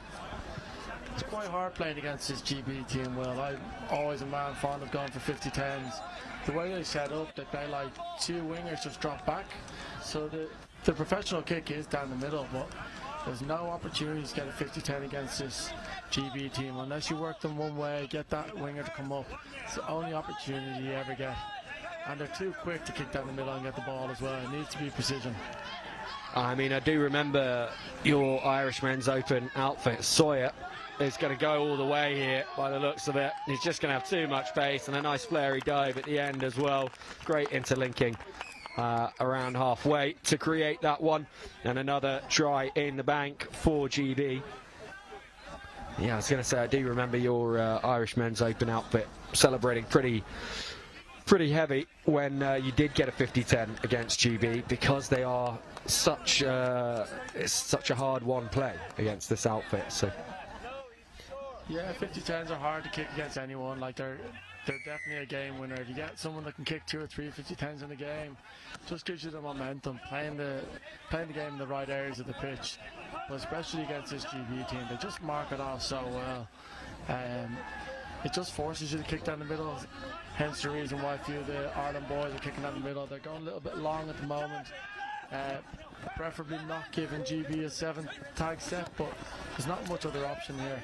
They need to start GB down the far side of the field, so it's not a bad option. Centre field now.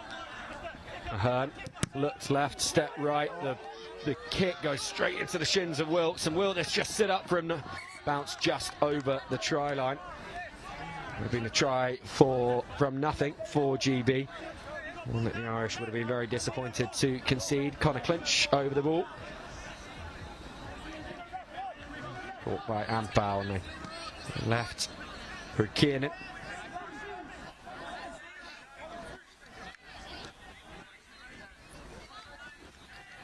Yeah, the opportunity, as you can see there, for the 50-10, so hard with Waters and Reid both back in the wing positions, and in the end the Irish won't even get the opportunity to attempt it.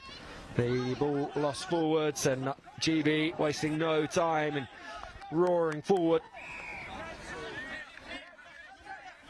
Ireland need a calm head now just to settle it down here, get the boys around each other.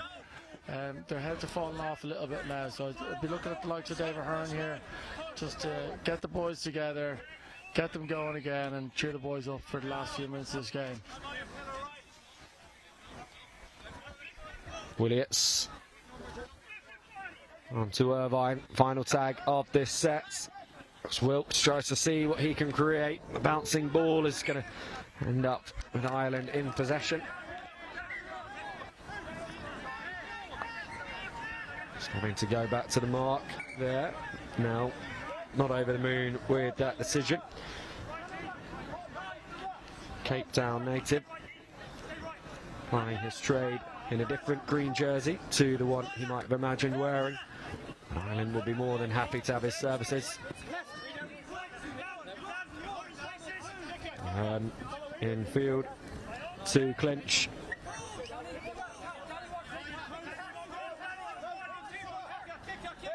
He fakes the kick from dummy half. In the end, offloads to Mead. Connor looked to kick for 50-10 there, made eye contact with that player back there as per. Here we go. David Hearn just tried it there again. Don't get Riley in the way. Yeah, happy to wear that ball. Pick up the bouncing Phil. Waters into Irvine.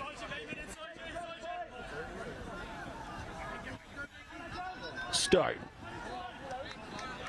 looking for a gap that will allow him a famous run through to the line. No such gap appears. They will have to continue through Wilkes and Williams.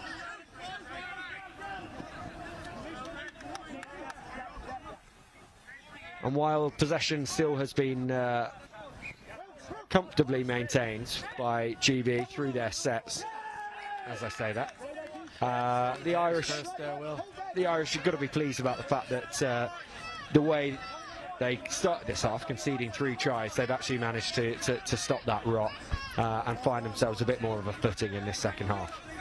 Yeah, absolutely. I think just in an international game, like it's quite a high scoring international game. A lot of games when you go down to play in the World Cup, it could be 2 or 3 points that can win your game. So it's just about this Ireland team coming together for longer periods of the game, and they could maybe give these GB lads as I said, Connor Clinch there, maybe give these GB lads a bit of a game in 3rd, 4th game. They can put it together for a bit longer periods and not give GB those little minutes in the game where they're going to run away with it. Hard team to chase, this GB team. If you let them get 2 or 3 points ahead, like I said, 50-10s aren't going to give you repeat sets, so they're a hard team to come from behind. Williams up to halfway and keeping the ball alive. Blake, loose pass, but De Jonge is there to pick it up and change the direction of this attack. Devine pushing his teammates left, going right. The line flat, but Sam Reed feels that the kick is on. Instead, they stay on that far side, and Collision coughs up possession.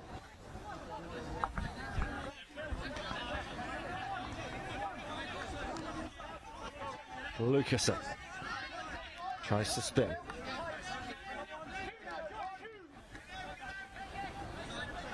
Conor Purcell there on second tag. A few easy yards here now for Ireland. Great an overlap here.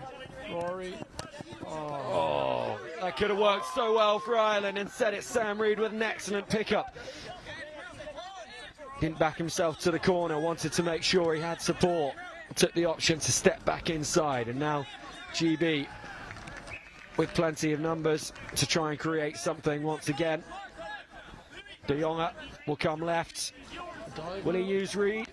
Back inside. Reed again.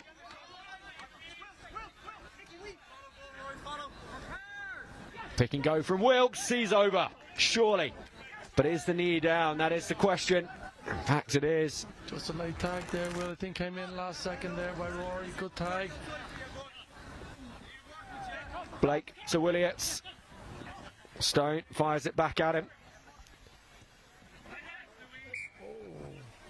Offside, accidental offside there. Another repeat set here for GB. Now this is exactly what I was talking about, Will. This is exactly what you don't want to be giving GB the chance to do. Just weather the storm, and they'll go to work again here, and making a few subs. Looks like they only need 4 players though, Will. Yeah, as McDermott launches himself towards the box, and we're just waiting for Huntington to confirm the 2-point score. And I was thinking to myself as they set for that attack and the subs were running on and off, that actually for Ireland, in a way it makes it a lot more difficult, because who are you marking in that situation when there's only 4 British players that you're up against? That's almost bound to create some confusion, and it did. Yeah, absolutely. But I think it's one of those things that Ireland, like, the one thing you don't want to be letting them do is score in the box. It's by staying compressed in the middle. If they fling a 2 or 3 missed pass and score in the corner, you just gotta clap them. It's just a great pass. Ireland will be happy there with a turnover. Sean Ahern pounces on it.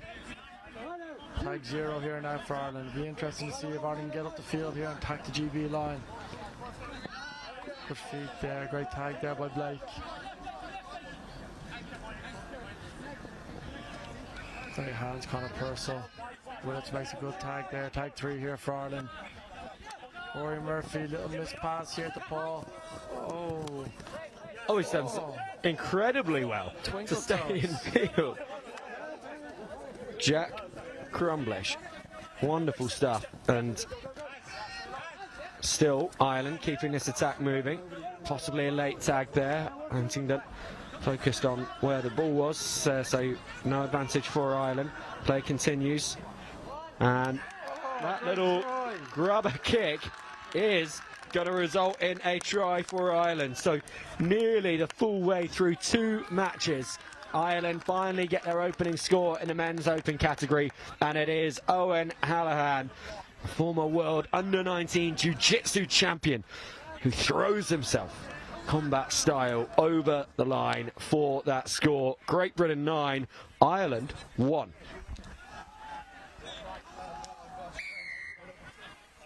Few minutes left here now. Let's see what Ireland can do. Get a bit of momentum on the back of this game and bring it into the first game tomorrow. You know, you've been there yourself, Paulie, a game down, a couple of games down to GB Men's Open. But a score like that towards the end, how would you try and harness the belief and the momentum that could give your side? As Dante O'Reilly, before we come to that, does sprint from one end of the pitch to the other. Hat falling off on the dive. And GB, well, actually, they are not going to be awarded that try. I was about to say that could be one of their final acts of this game as they bring up double figures, but not for the first time. Huntington ruling a try out in that corner, and so Ireland remain just 8 points adrift. Well, No. like you said, that try could be very big for Ireland. Bit of a boost there. Oh, not that big. He's tried to pick the ball up with his tag in his hand there. Bit confused there. But it'd be a bit of a boost to their confidence, Will, if they can just hold GB out here and they can look at the last 5-6 minutes of this game and say, look, we've won that period of the game, and go into tomorrow. Andy Hawkins 2-on-1 here. Oh, the show and go to Ronnie, and he walks over there. Good try there for GB. I don't think there'd be any reason for John Huntington to disallow that one, Will. No, none whatsoever. Harkins with an absolutely textbook dummy pass, and going over for his second try of the game. That does ultimately bring up double figures for GB. Great Britain 10, Ireland 1, and GB will go to bed tonight with a 2-0 lead in the men's open category here at the 2025 British and Irish Cup. They've done all that can be asked of them. 9-0 in game 1, 10-1 in game 2, and yeah, for you, Paulie, what is it that you would be saying to the Irish boys at the end of this game now to get them ready for tomorrow, when they have to win 3 games on the bounce? Yeah, I think it's just about the lads going to, I think they're going to go for a bit of a cool down session today, and then they're going to go for a bit of dinner. It's about just like picking moments out of that game and saying, look, we're in the fight, boys. It's just not playing at their pace. A few easy turnovers for the boys, giving them a bit of a compounding errors, just giving them field position. And like I said, well, you can't do that with this GB team. They're just too clinical. If I was David Hearn now, head coach here today, Cookie over in Australia, I'm sure he's watching from afar, I'd just be picking moments in the game. Just periods of that game where they went set for set with them. It's just not giving early turnovers. Well, 6 games down, 3 to go today, and the next one coming at you in 13 minutes time. That'll be Women's Open Game 2 at 10-4. We'll then have the Men's 50s and the Mixed Open to finish up the day, and Paulie will be back for that Mixed Open game at 5:30. As Men's Open for GB wrap up 2 wins from 2 games with a 10-1 victory in this second match.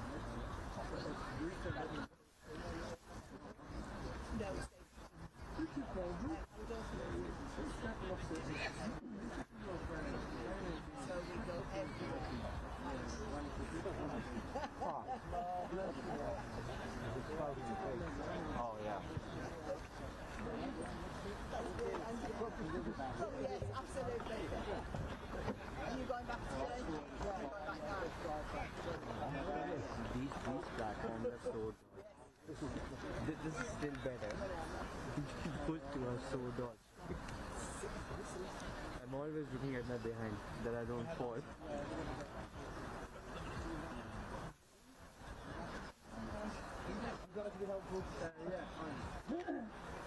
It's what? Nothing bad. It's just like, I think these both just went different things. Like, it's great. Which one have you watched? The same. Well, fine, what do they have? No, black.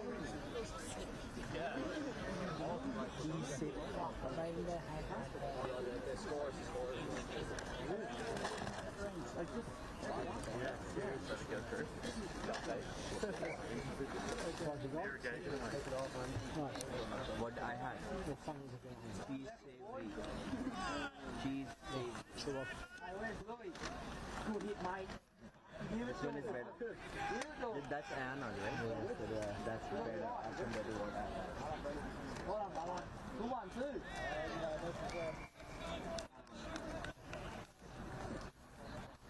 Yeah, no.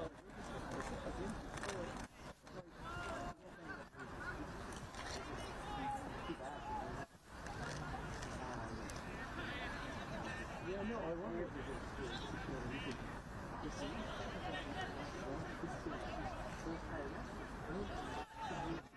You get something on the board, so you want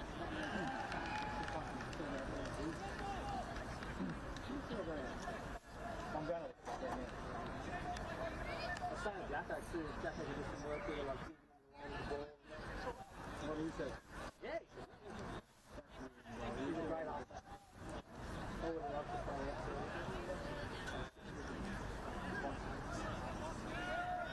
I think he started down close from the court. Yeah, well, I like 4 maybe. I don't know something. Oh yeah. It was alright. Man, it was more so on than I thought. Go Cody, go there Cody. Do him Cody.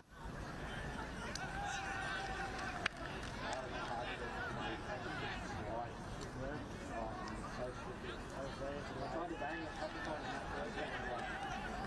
I've got a few, but I didn't know what he was hoping, you know, because he just slipped a little bit before it starts. Those little boys playing on. Yeah, no, Oh, he got you one. And then he stepped you away, that you. I was always thinking that I turned. And then I looked at Bill Wilson nothing, and the next one he stepped and waved as he ran off.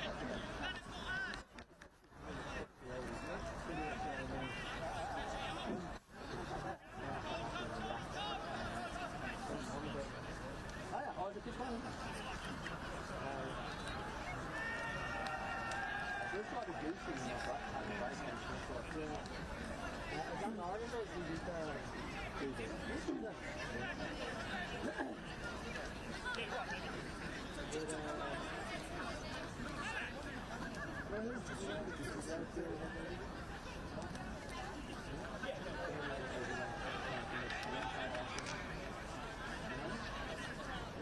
the guy that they were asking about the play?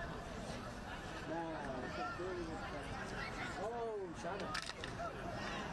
No, I saw that someone come over to play. Well, no, he's people, he didn't go into the first country, he goes to the 2 injuries, he didn't have enough players, so Bill was a really good player. And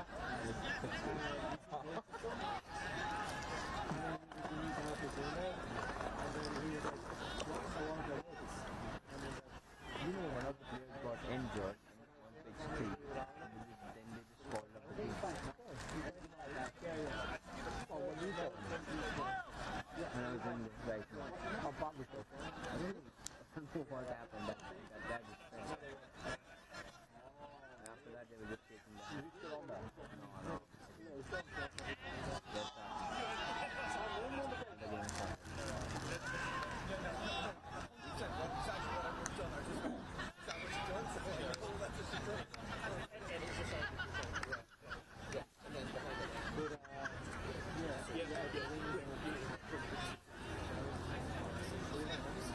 No, I did think that in the last maybe 5 minutes. Yeah, I was hard. Weird because then obviously decided to do more left. Having a lunch. When I'm demo off like this. Get another banana. Yeah.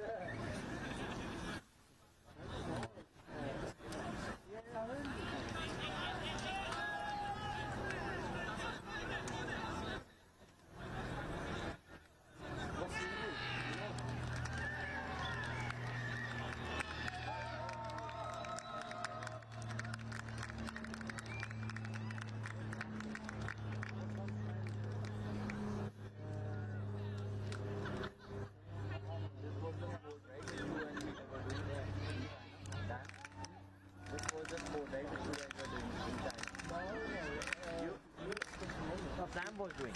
No, that's volleyball. Oh.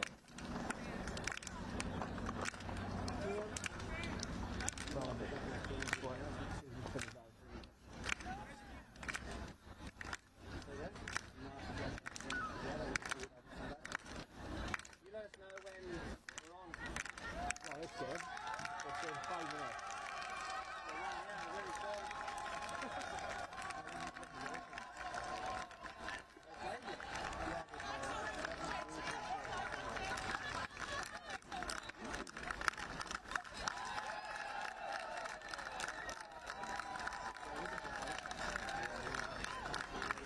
now it's for 10 minutes, right?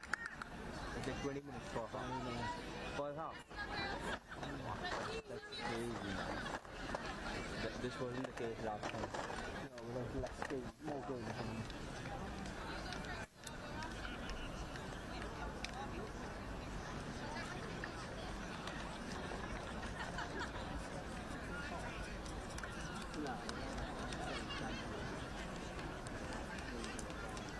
If you still have this one, I can just go on. No score. Okay. Thank you. Okay. And I'm going to pick one anyway.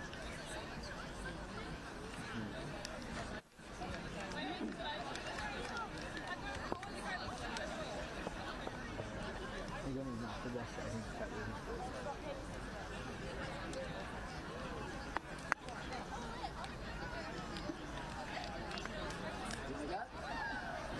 Isn't Will do it with you, or? Yeah, but I'll do it until he gets back. He's out with that injury. Ah, cool. God knows how long he's going to go. Yeah, do you know how to work that, eh? Hey? Do you know how to work that? Yeah, just these red buttons that are on it. Yeah. Cool.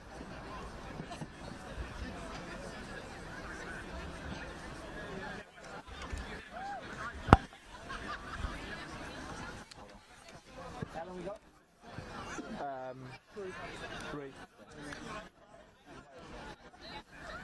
Willie's coming back in there. Boy, that was mine. We're going to do it without you.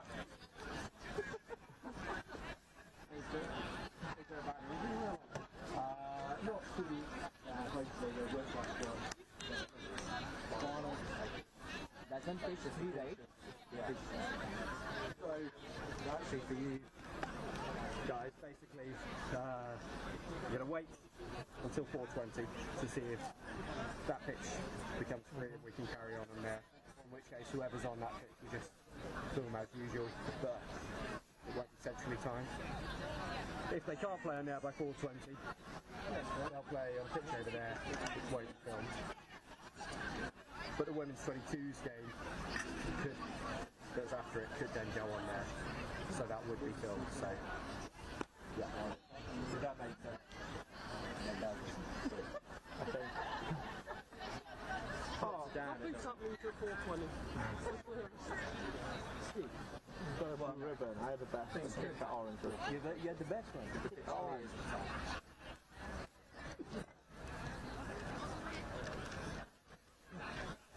Some kind of favoritism towards double bed. She's on her feet now. No, yeah. She's on 15. That's a good one. I always had something on her phone. No.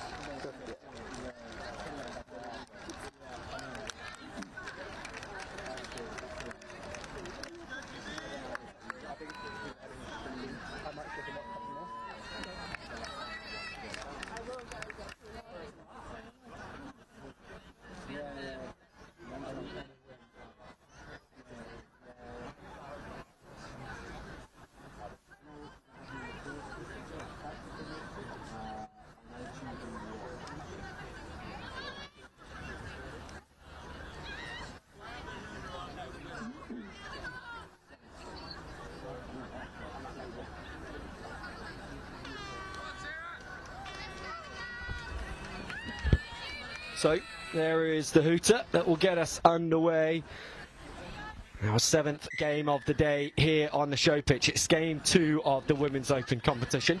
Just to make you aware, those of you who might have been tuned in to pitch 3 or thinking about moving over to pitch 3 coverage, there is no game on there at the moment due to an injury in the previous game. We're just seeing how things turn out with that injury. And the women's seniors game that's meant to be kicking off now will follow as soon as possible. As will the women's 22s match after that. But speaking of women's categories, it is Women's Open that our pitch 1 focus is on. The first game of this category was won 7-2 by GB, one of the strongest categories in GB's history.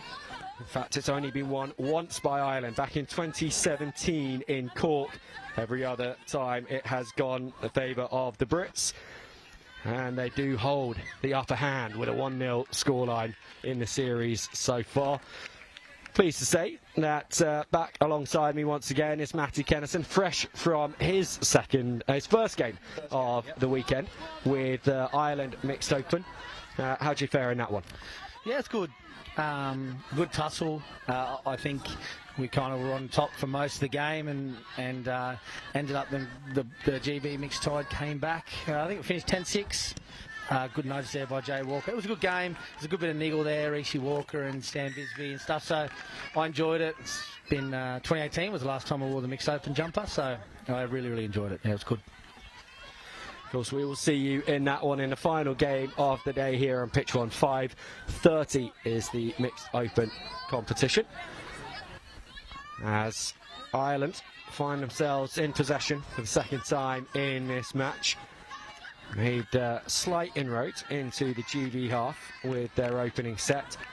Not much more than that, as Keela Curran-Coleman is the latest on the ball for Ireland, but possession slipping away from the women in green, and Freya Entwistle it is who takes the ball up and through the hands quickly.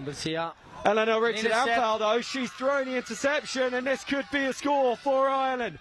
It is a race, and it is going to be won in the end by the British, scrambling back to make that tag. Georgina Blanken then follows it up with a second in succession. Absolute effort play there by GB. She was gone for all money, didn't give up on the chase down, and with millimetres left to spare, she made a tag. This is Ireland's best chance of the game here to score some points. Very flat-footed at the moment. Short lines there to Kerry. They've got to get a bit deeper here if they're going to spread the footy. 5th and last. Error. Not like that. And you've got to spare a thought for Anya Bannon.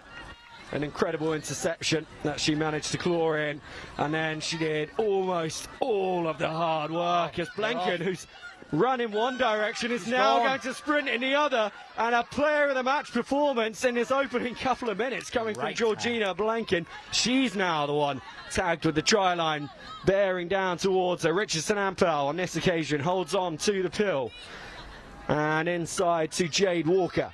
The architect, no doubt. Walker gone front door. Geez, that was a good effort there by Ireland, chasing back to make that tag. Walker set up on the short side. They go to her. Long pill. Good hit. Good tackle to put a touch there. Yeah, well, needed. it's what you called it. That was a hit. But it's gone the opposite way, though. Yeah, it has.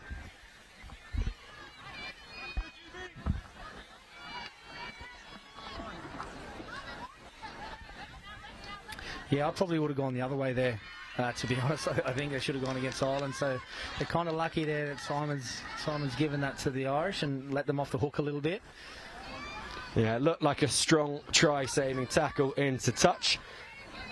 It's Ireland running at Anne Broadley, trying to get out their own half. That kick takes a bounce off the leg, and it is Broadley who's there to clear up. Charles. Field possession here to GB. It shows the importance of finding space when you kick for territory. Putting themselves under huge pressure here with Walker still on the field. Short side raid. Picks and goes. She wants Hillman to be there alongside her, and she jumps back inside, keeping her hips at the right level for the play to continue. And that's been allowed on that occasion. It's Walker now tries to find Broadley. Just clings onto it, and on this occasion, ooh, referee's called tag. Yeah, tag made on Broadley. Alexander at least didn't get the hit on this occasion, and then on to Walker. Final tag of the set. Jess Charles with McGuinness outside. Charles is going to work hard to get round on the outside. She finds Hillman. Hillman for the line, and the opening score for Great Britain. 1-0 in this Women's Open contest. A really well worked try, Maddie. Oh, it's a great line there from the number 14 from GB. She held her depth. She waited till the ball came to her. She didn't go looking for it, and she hit it at pace. It's hard when you're defending your line when you have players coming from outside in and great lines like that. And it's a well-worked try for GB. And they take a 1-0 lead.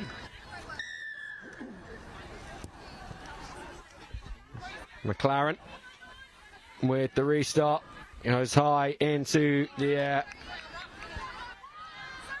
In the end, Sifonia Pua takes the ball. Sniffy's actually stepped up to be in the coaching role this year.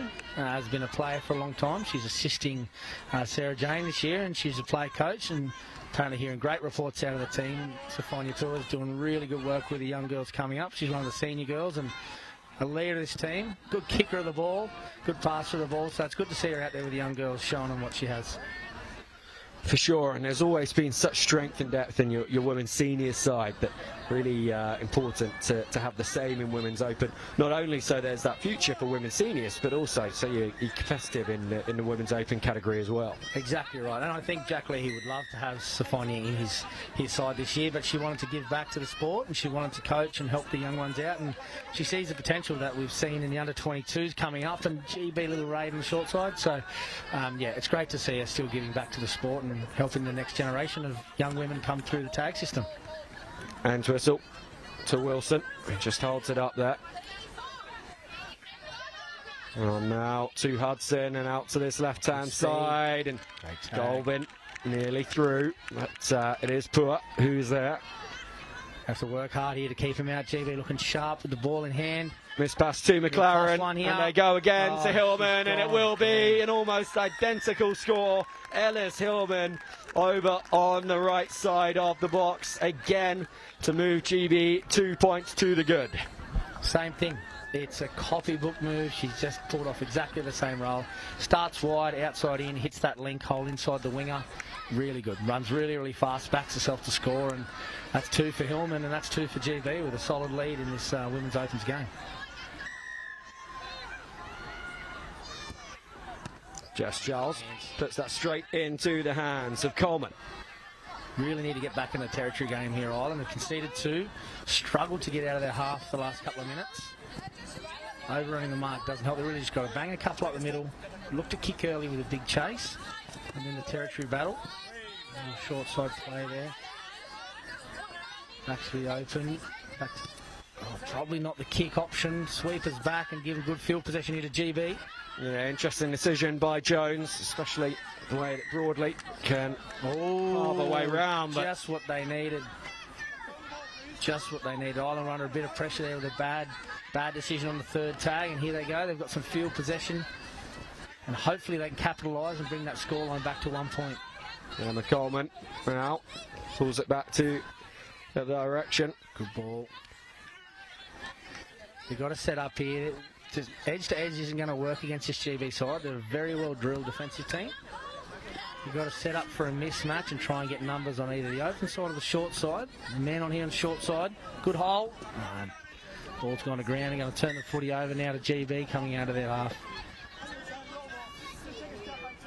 I think that's been a struggle of the Women's Opens team for Ireland for the last couple of years, is being potent with the footy when they get down into those attacking halves. They ruck quite well and they work hard defensively. And, you know, there's some really good players there, but the potency to set up to attack with one single move is something they really need to focus on. GB now, first tag, just 9 metres outside halfway. Yeah, Ireland compounding the error of the loose pass by then giving away a penalty for offside. However, I think that they are about to get the ball back. Got another luck of the coin there. I think that came first off Ireland as a knock-on, but here we go. It looked like he was signalling that there was a jump in there. Potentially. So I think that might be the reason for the call. Good metres carry there. This is where we are. This will be 2. They've got to get back to the middle and set up either a short side, open side split. Go direct. She's dropped that. Yeah, the referee didn't miss that one. Probably the wrong option again there. Pressing the pass and taking the wrong option, trying to score easy points. Got to work hard for points against a GB women's team like this. 2-1 short side here. Oh, Richardson Ampel goes through the gap that opened in front of her. Lucky. Yeah. I think they're going to catch her. I think probably the right call, but very nearly. Breakaway play where Blanken, I would have backed her not to be caught on that occasion. Charles scampering back to the mark. McGuinness with Walker outside her. She's got McLaren as well, so she stabs the kick through, and in the end it's actually going to be Goldman that chases after it, and this bounce could work well for her. Oh, it did so well, but what a tag to save the try. GB though, they are still coming through Walker. McGuinness picks that up off her bootstraps, and then over, and Richardson Ampel sticks out a hand, but she's just not able to bring that one in. The third try for GB is going to have to wait on ice for the moment. Ireland hold out again. Very close here on the far side. It's a great tag by Hannah Moore in there to stop it. It's called here. It's called a late tag. It's going to be a penalty here to Ireland. They're getting a few piggybacks here, Ireland, and they're just not capitalising on it. Refs trying to keep them in the game. They've got to execute some of these sets here. Got to stop going lateral, get up the field, get the ball on the boot and kick for corners, and get in the grind. It can't beat a team like this GB just trying to run around, and we've got to work harder through the middle and play a percentage game. Grace here, early kick, and there it is. Another error off the back of zero momentum. I think that was third tag there, Sheps. Hadn't really moved from that middle third of the 15-metre line. And, you know, anyone knows if you're coming out of your half, the time to kick is on the back of momentum. You don't just put boot to ball when you've got a sweeper at home and the defensive line is in your face. And here we go. Pressure applied with the architect herself, Jade Walker, setting up a big open side. Ireland could be in a bit of trouble here. Charles just hopping around in front of the defence, trying to create a gap. Richardson and Bowen. Walker. And she's back to Walker, I'd say. Just managing to pluck that ball out the air as the risk of the interception came in. Playing on the edges, this GB Women's Open outfit, because they are at such a high level, they're able to fling these tricky passes and make it stick. But on that occasion, wanted to touch, it goes over to the left-hand side. Yeah, I think a foot in touch, and so Ireland escaped that latest attack. Another penalty.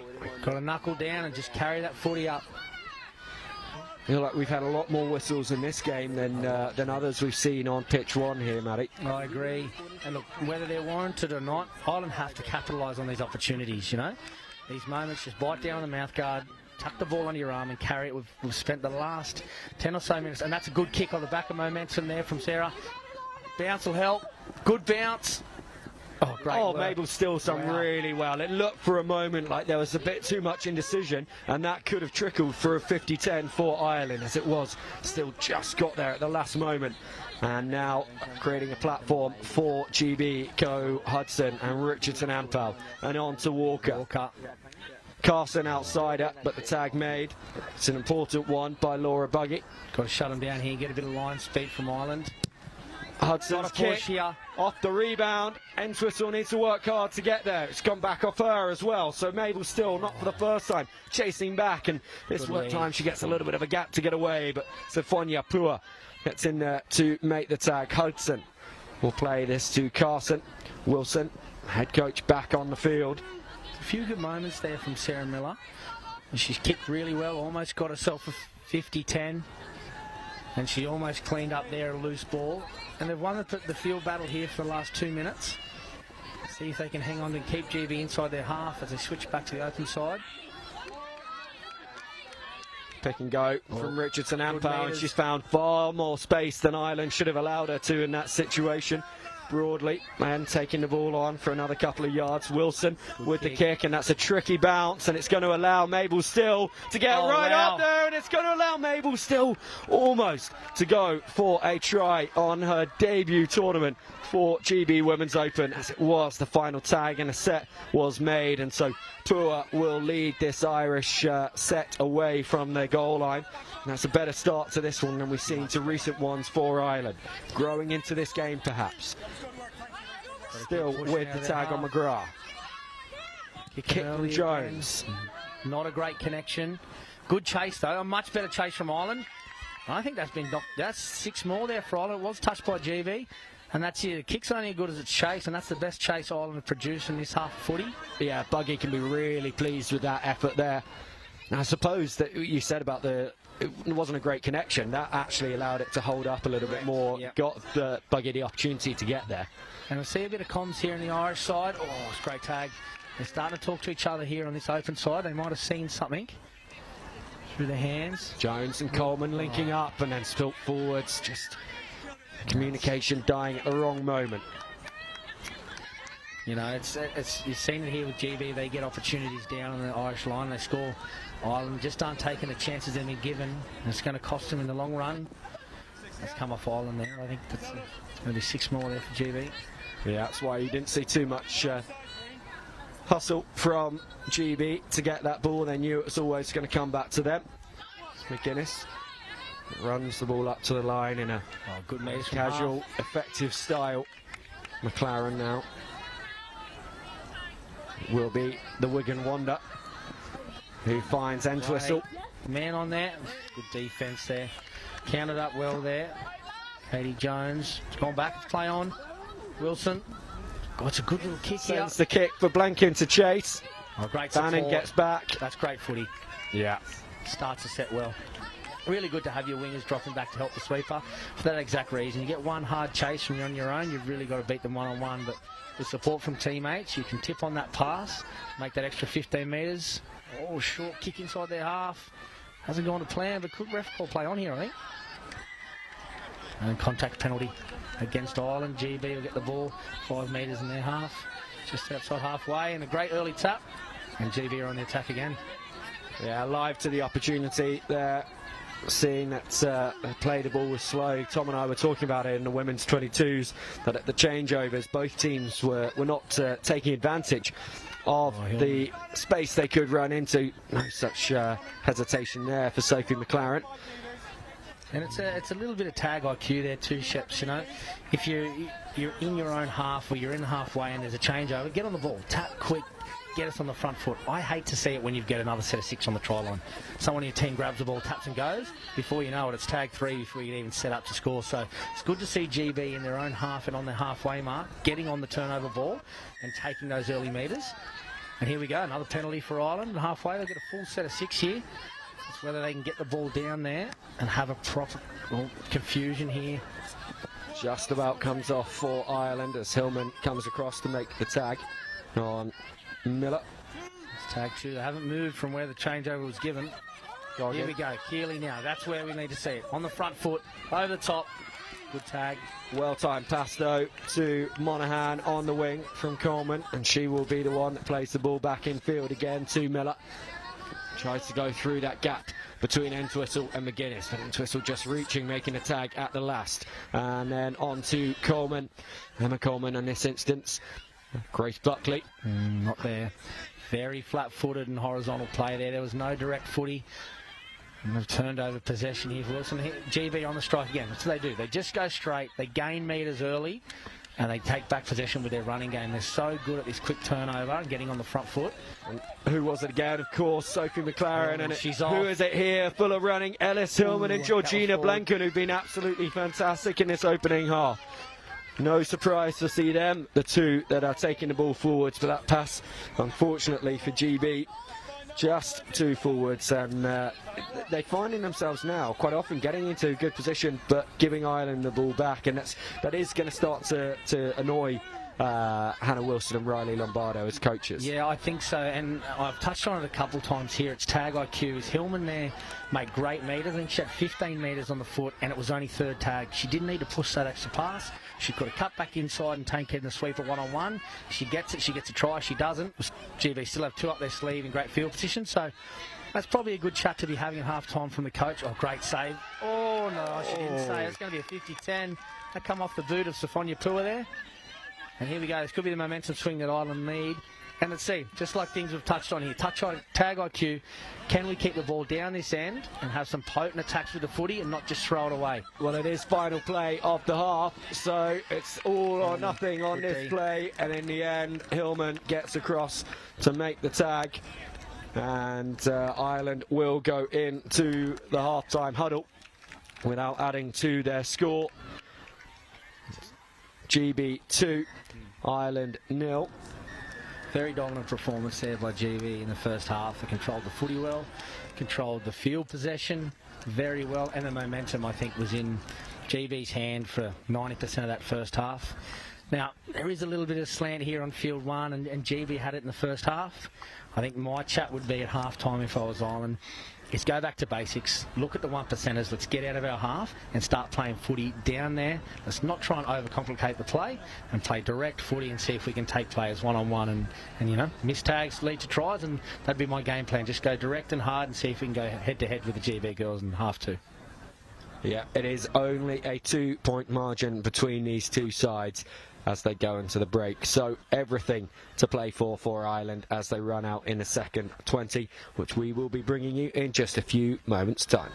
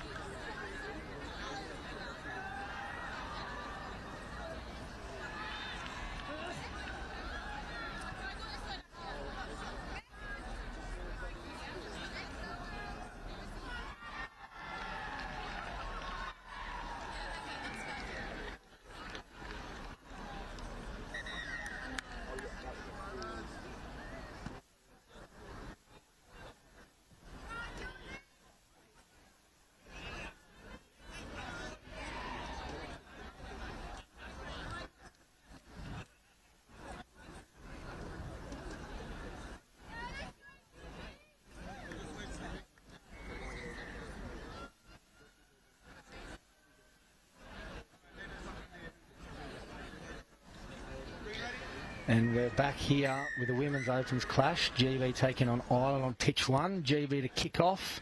Played up by Ireland and knocked on by Ireland. GB will have first crack here in the second half. It was a 2-0 lead at half time. GB really dominated field possession and momentum. Hopefully Ireland can break this here with good field possession here by GB. It's push short sides, good tag. GB with a few tags up the sleeve. Shady Walker, number 2, is probably the architect they'll go to for their strike play here on the left edge. A lot of movement of the footy, switching back and forth around the roll ball. Yeah, they're taking a settle to the middle of the pitch and they'll have a crack here. They're looking at Walker. Walker on a short side. She's got numbers. There it is, short little link hold. Good cover defence there by Sophia Tua. Walker at half. Pushes out. Oh, it's a good set there by Ireland to stop the GB raid early in the second half. Ireland just banging a couple up the middle here. It's be important here. And I know SJ Gavin there, the coach of the Ireland Women's Opens team, would have had the chat. Get us on the front foot, bang a few up the middle and get them on the back foot. Try and win the field possession and momentum before we kick. We can't be kicking off the back foot and we're looking to be kicking here. It's a short kick and wingers back. Probably not the right option there for Ireland. I would have looked to go long and start the game by winning the field possession. And GB, here they are again. There's 6 tags inside the Ireland half. Short side again, they've got numbers. And one-on-one now to the wing, good tag. Walker still in the field, ball in possession now. The big switch back on open side, 3-on-2, play on. That's good cover defence there by the Irish fullback, but the referee Songline is going to give a penalty. It's been called a late tag back in the middle of the field there on Rosie Hudson. Walker, double switch. There's going to be another penalty there. Been a late tag on Hudson again, and 6 more tags for GB attacking the Irish line. Walker with the ball. Little show and go on a dummy. Slips over there. Hudson now spread a big open side here. Settle to the middle. Walker's pointing, take 2 left. Ireland got to get off the line here. Great covering tag there by Keeley.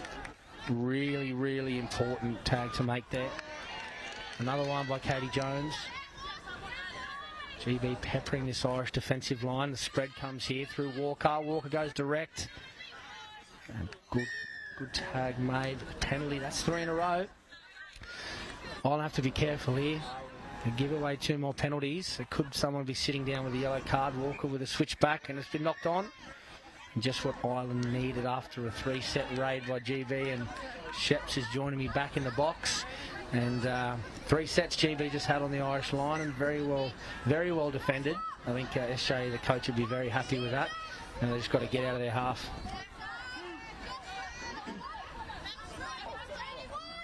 So still just the 2-point margin between these 2 sides. There was only a 2-point gap between them at the end of game 1, although the score's a little higher, 9-7, than they currently are. As Coleman puts in the kick and another one, and that's surely going to be a penalty to Great Britain. It is. Just a bit too close for comfort there for the referee. I probably would have called the same. Just a dangerous play.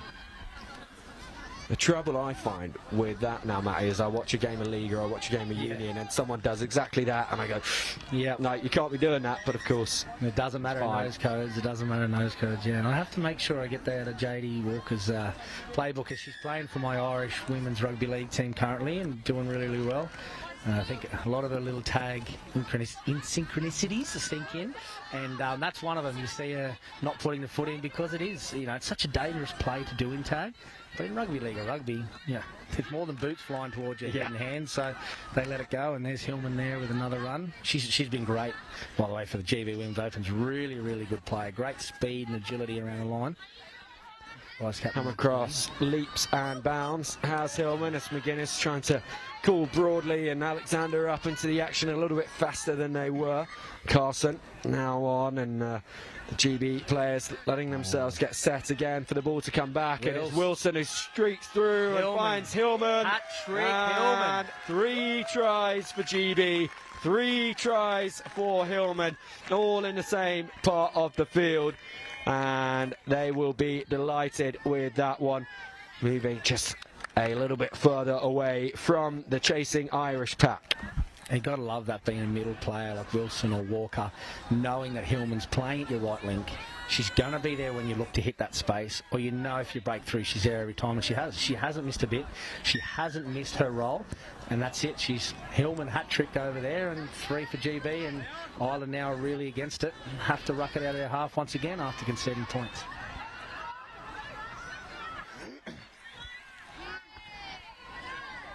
And that's Buckley, who is the latest to take it up for Ireland, and then Pua there, leading from the front, the assistant coach. Early kick once again. It's Buckley who's going to have to chase back and pick up her own one after bounces off GB body. And Ireland find themselves a few metres further back than they were before that kick. No. Pua's one over shoulder height, and really not the place on the park that the Irish would want to give up possession when they're only a few moments after having conceded a third try. The one positive for them, Alice Hillman is not on the pitch right now, so she can't score against them. But Walker is, and JD was looking very, very sharp in that last set of 6. She was pulling the strings and telling everyone where to go. Looks like she's doing the same here. Well, and so is Georgina Blanken, who of course got that fantastic try-saving tag on the interception. Walker finds Entwistle right on cue into the box. A 2-point score for Great Britain. She had a lot of work to do, did Walker, chasing back after that loose ball. Turned and burned, and Entwistle was there on her shoulder. Yeah, right on cue. JD Walker, she's such a talented player. And look, a loose ball from dummy half, really nothing on. Sometimes a bounce pass, just like the second kick, could be more dangerous than the first. She saw an opportunity with an Irish player rushing up, stepped through, hung onto the footy just enough to put her player in for a 2-pointer. And GB take a commanding lead here in the second half of this second game.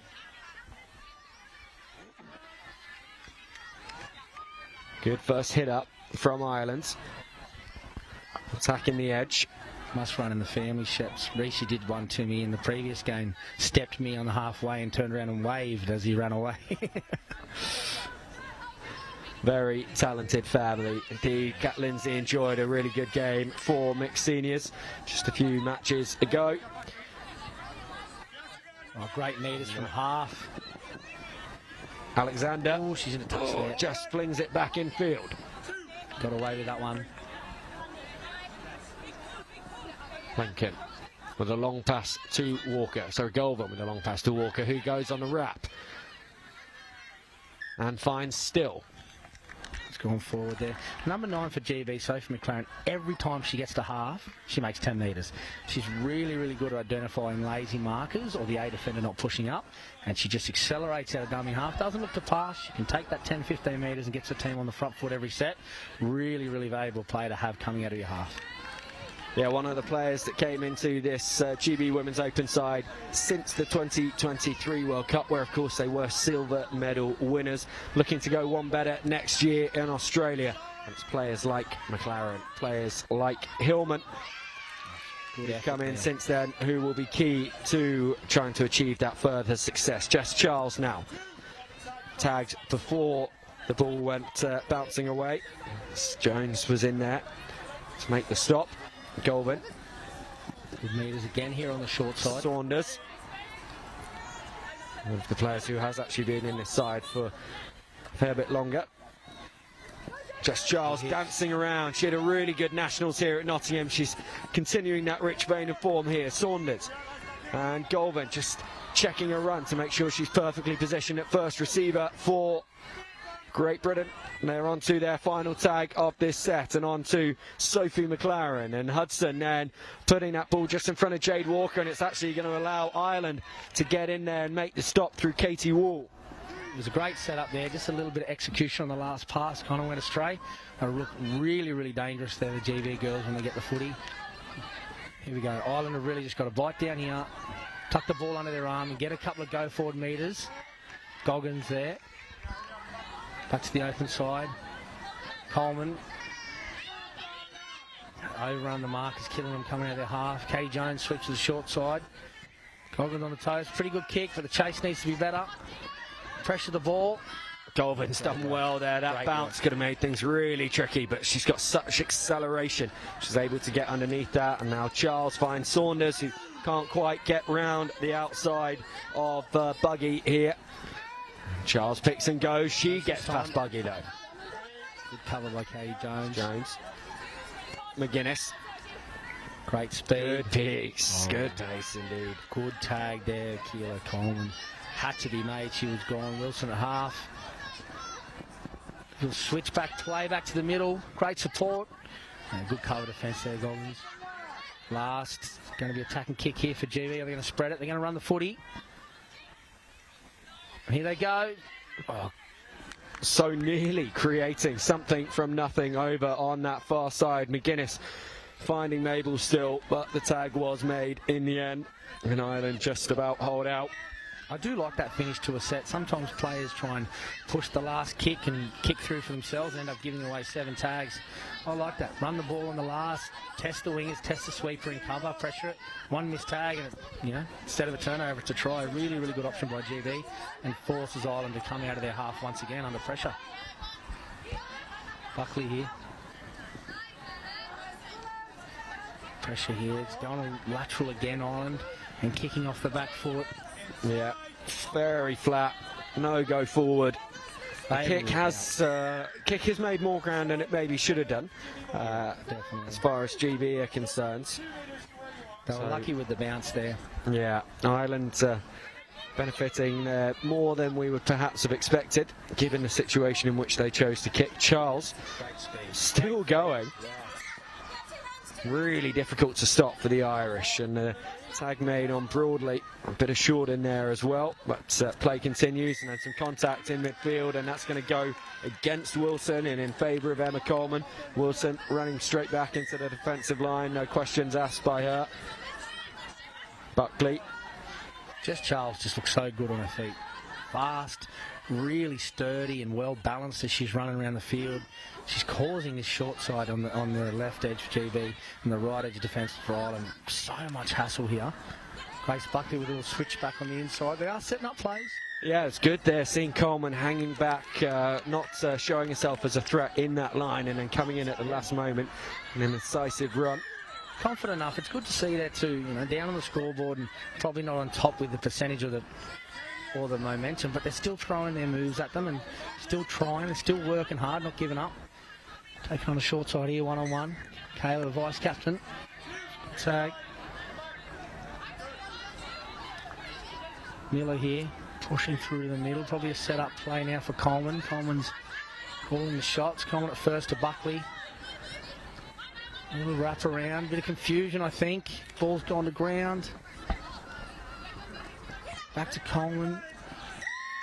Ooh, late tag another new set here, which Ireland are certainly benefiting from. 3 sets in a row. They will want to make it count. They need to get themselves on the scoreboard here. I think there was just pressure pass from tag 1, and no, that was very inconspicuous stop there for the Irish player. I think that's just a cramped. Nothing too sinister. Seemed to stop as she tried to turn around and helped off by a vice-captain there. Hopefully everything's okay. And look, I think the Irish team, they're panicking now. They haven't had much ball down on the GB line, and they've had 2 sets there and both of them panicked. The first one, everyone looked confused, maybe too many Chiefs, not enough Indians, and then that last one there, they just weren't on the same page as each other, and they've thrown away a golden opportunity. GB will ruck it out as they do so well, just getting on the front foot here now with Hillman, and they're going to push back down to the Irish half and reapply the pressure in the field position battle. Here they go again. Wilson setting her line, finding Hudson. Oh, great. Will then pull it back in for Goldman. Chases her own kick. Tag was simultaneous, so it's called when she regathers the ball and then whistle. Alexander's quite a long way around outside her, so she has to go through Hudson to get to Alexander. That kick, though, cleared up by Ireland, and looking to come away with it was Fitzgibbon. Really good cover there from sweeper. Great positioning. Buckley through the middle. Keep going. She's pushed through, broken 3 tags. Made the tip on a Gracie Goggins here. Really, really good work there. Buckley again at half, causing havoc for GB, making metres. That's how she's got to play. Just get on the front foot, back herself, and get the girls to follow her. Miller now. I don't like that at all. No. Do not like step back. If you're over the halfway, it means you're into attacking footy and run the footy. stepping back just takes away all momentum and puts yourself under pressure there. It's really hard to make a kick stepping backwards away from where you're going to kick the ball. And look, GB get tag 1, 10 out from halfway, tag 2 over halfway, and the pressure's back on Ireland. That goes back to what we said in the first half, Sheps, is it's tag IQ. It's knowing when and what to do in the right parts of the field. Certainly is, and at the moment GB are the ones handing out the lesson in tag IQ to the Irish, as Broadley manages to just pop that one off to Hudson behind her. She's caught though, Alexander, right back in field, and McLaren, for once choosing not to run it, allows Walker to go for the kick, and will this one just sit up? Wow. Right up to the try line, and the chase is good from Blanken and from GB, so Ireland pinned back on their own whitewash.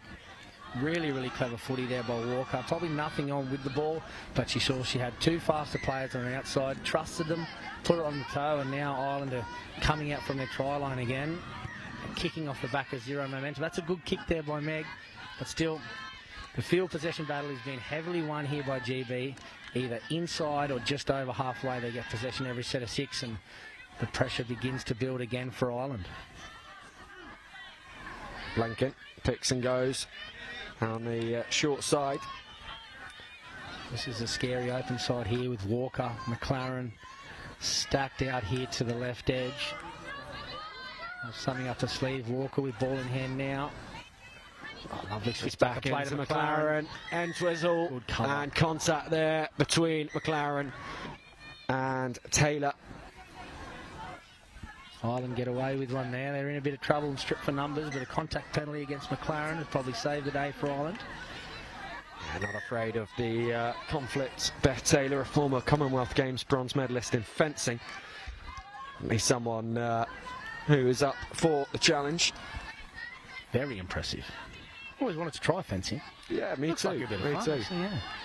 I don't think I'd be very good at it, but it looks great. Well, here up and out. that's who you need to speak to. Yeah. Katie Jones at half to Coleman. It's a kick, I would say. Oh, that one double kick almost by McGrath. working really well. Almost came off. Right idea. The winger was dropping back. Sweeper was not at home. Good option. It's a good tackle there by the 7. Claire Goggin. A great tackle. Walker pushing up the midfield. Big dummy. Tagged by Coleman. They say, old saying there, Shep, they can't run without legs, mate. Well, I enjoyed the call of not a surrender. No, she stopped because she was tackled. Yeah, she couldn't go anywhere. She was all wrapped up, and here they go again. Oh, great movement of the hips. That was Charles there again. She has been electric every time she's touched the footy in this half. In this game, the thanks she gets from Carson is a ball thrown at her head back to the ruck, and then the early kick from GB cleared up comfortably by Ireland. No options to the right hand side, everyone stacked left, and so a simple stop for Walker in defence. Coleman does bring it now back to this near side. Just waits to deliver the pass, but by that point there wasn't much space for anyone to run into, so Katie McGrath was easily caught. Coleman, once again, she's just a real workhorse for this Irish side at the moment. Jones putting in the kick, and a collision with her and Walker. Walker didn't look best pleased by that. Carson up there to make the tag, and Ireland have lost ground off that one. Coleman just thinks about the kick and then goes through the hands again to McGrath. Final tag of this set. A big kick here. Straight down the middle. Great positioning there by GB. Better kick chase. Good tag there by Goggins. They've got to work hard here, and they've got to get up off their line, pressure GB to make an error or keep them down in the half. They cannot sit back and wait for them. A little bit of tussle there between Charles and Jones. Again, pushing up through the middle, Walker now on the ball. Bad ball from half. GB recover, spread the ball. She is a danger woman. And right on cue. Oof. Oh, nearly through. Still, we'll pick this one up and feed in field to McGuinness, who puts in a big kick.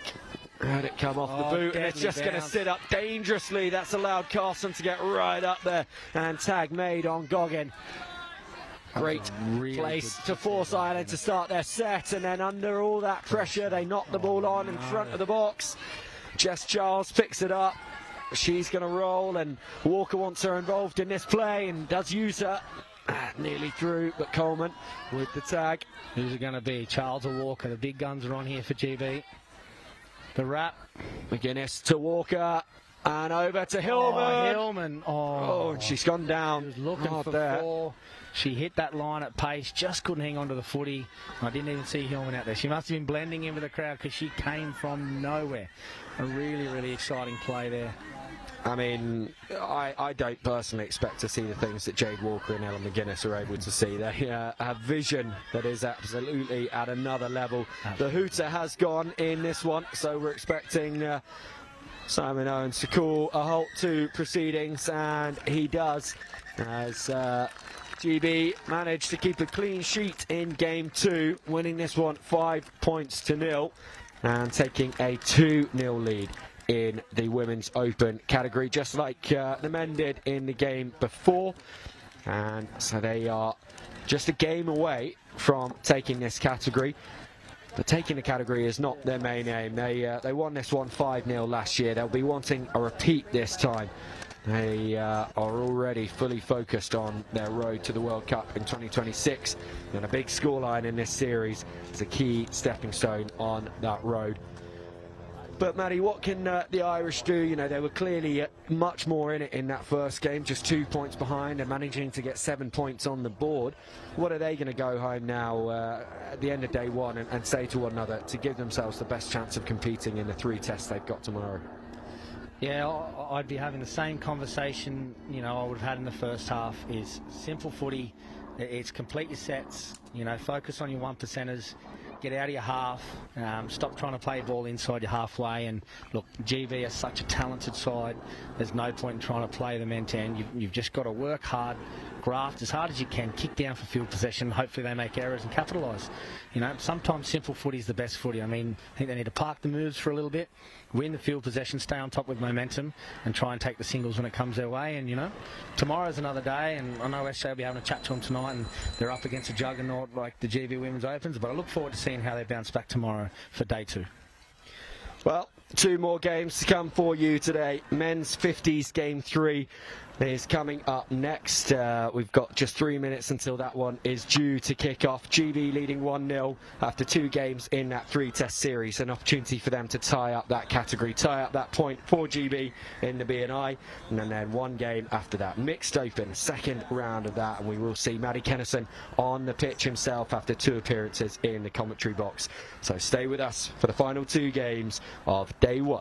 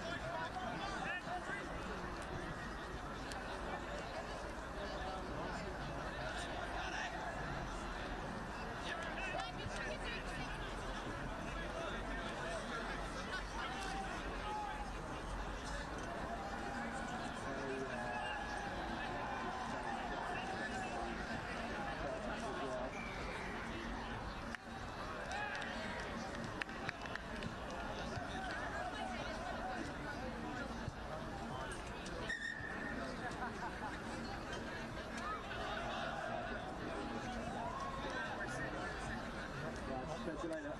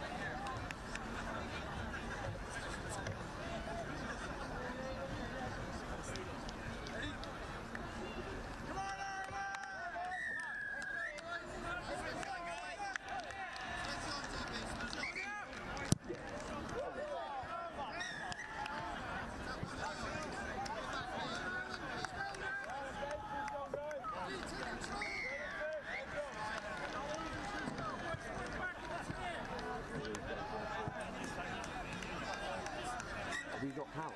Yeah, yeah.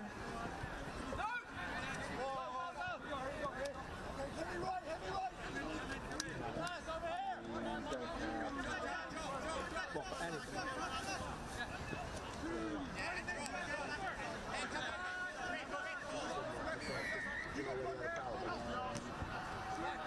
Is that true?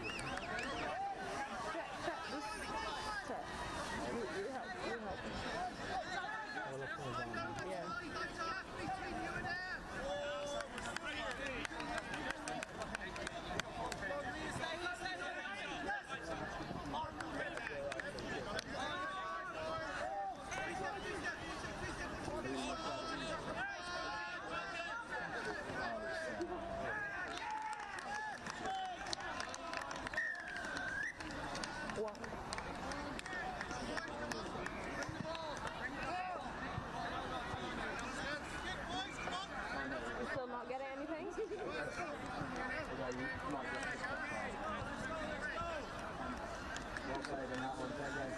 still not getting anything? No, it's the power bank's gone for us. Oh, plug it. Oh. Take your plugs and put them in ours.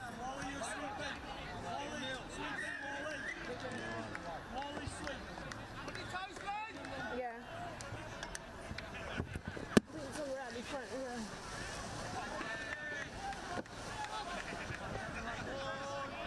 No, there's At the back. plugs and 2 sockets there, so I think they're all in there. Otherwise, that would have been. Oh my god. There's an extra one on the pitch too.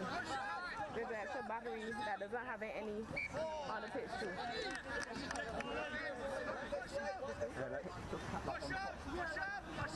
Okay. I will. You know.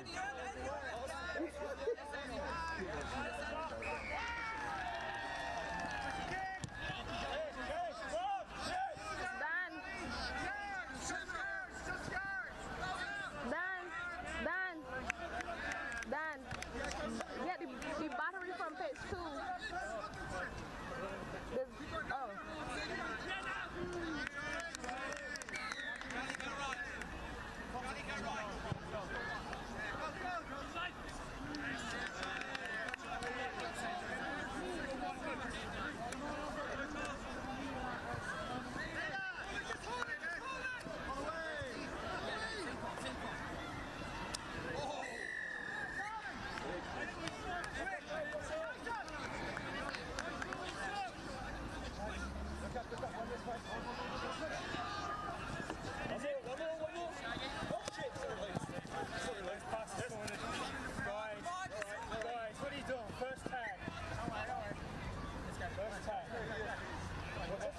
You can mark it, Finn. You can mark it. Well, I got one. Get your tag on, guys. Get your tags on. There we go. There we go.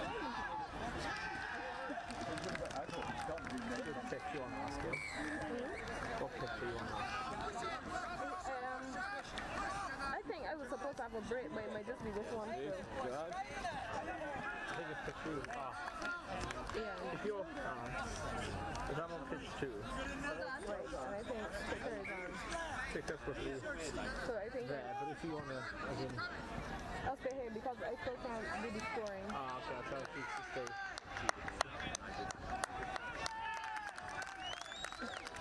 Yeah, because I was supposed to be down there for. Oh yeah, I was supposed to be out there for defense.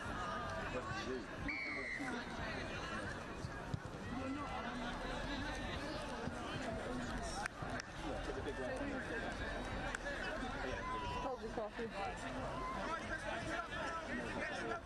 How's the coffee? Well, that's not Casada, didn't you? It's double frosted. It's fun. You asked for a what? Cortado. I don't drink coffee. Is that what you asked for?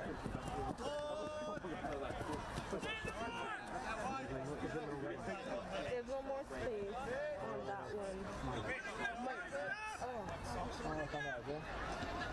I don't know.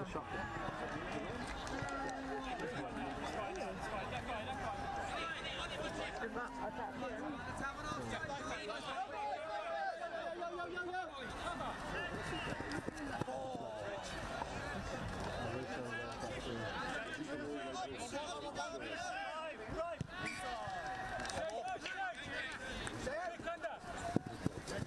Yes, good. Turn forward. So what are you going to do? You're saying one was in the kitchen?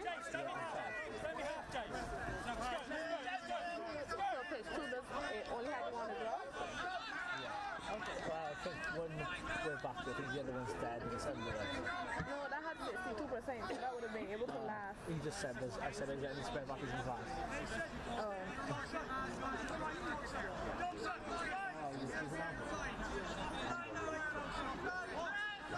What's a tool?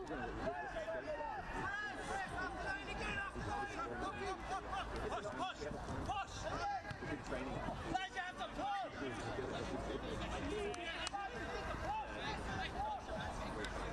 Face up! Tony! Numbers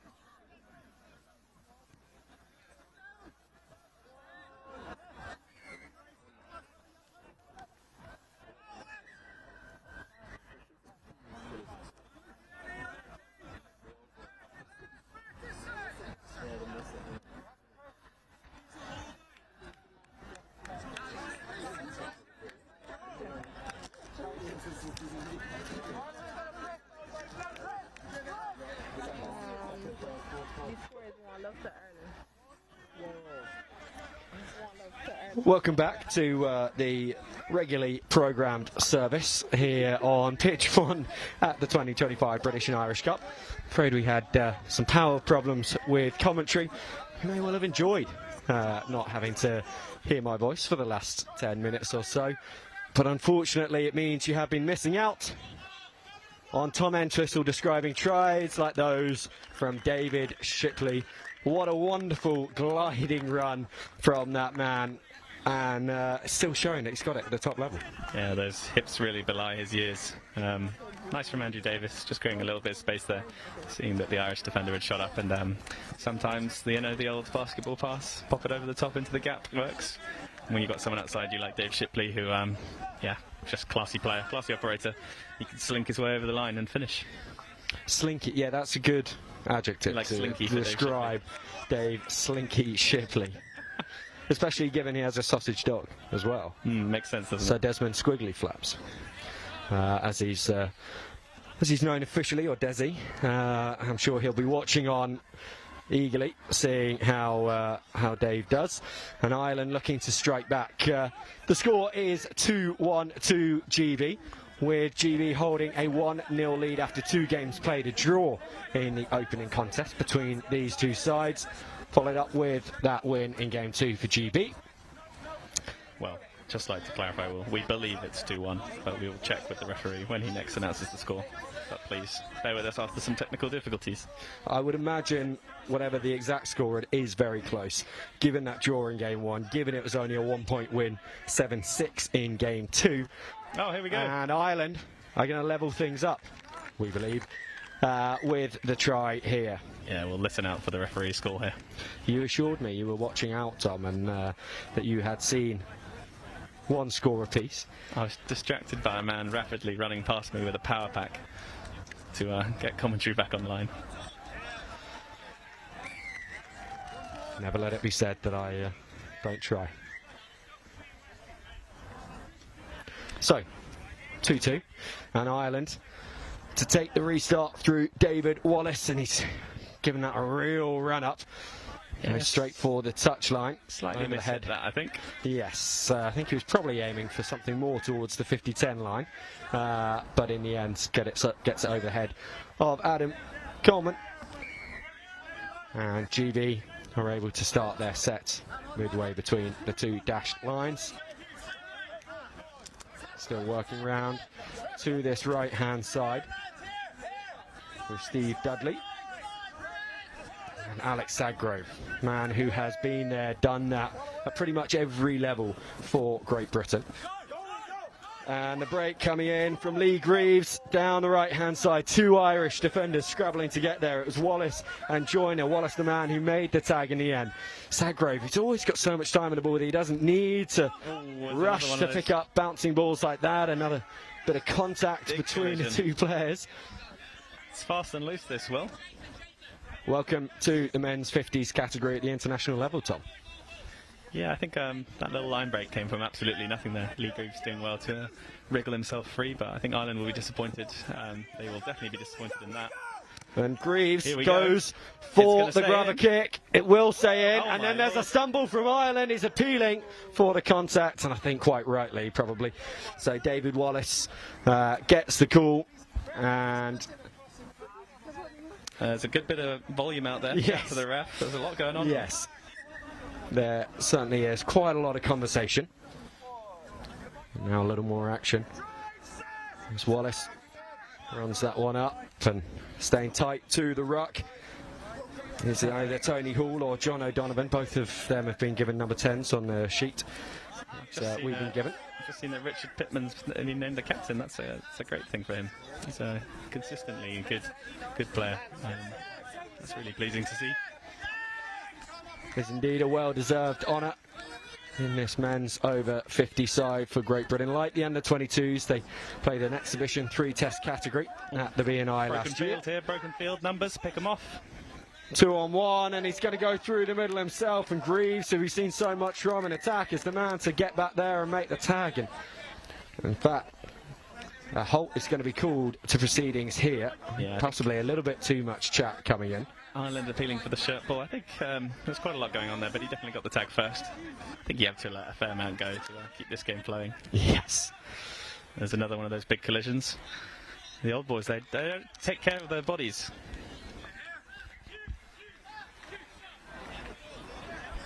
Just trying to work out what's happened here. So short kick attempt.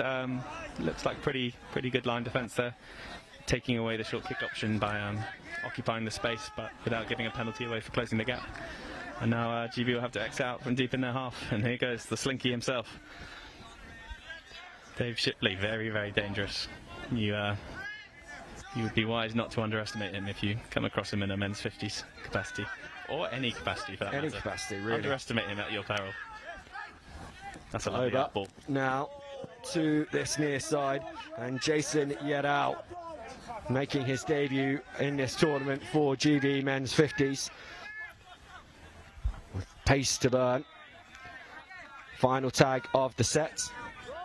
Team manager Paul Levitt is on the field now, and he's going to send it to two coaches, Sadgrove and Davis, and Yedau chasing after this, and if this sits up, this will be a try for GB. In the end, it's Ireland who take it, and that man appears to have been assassinated.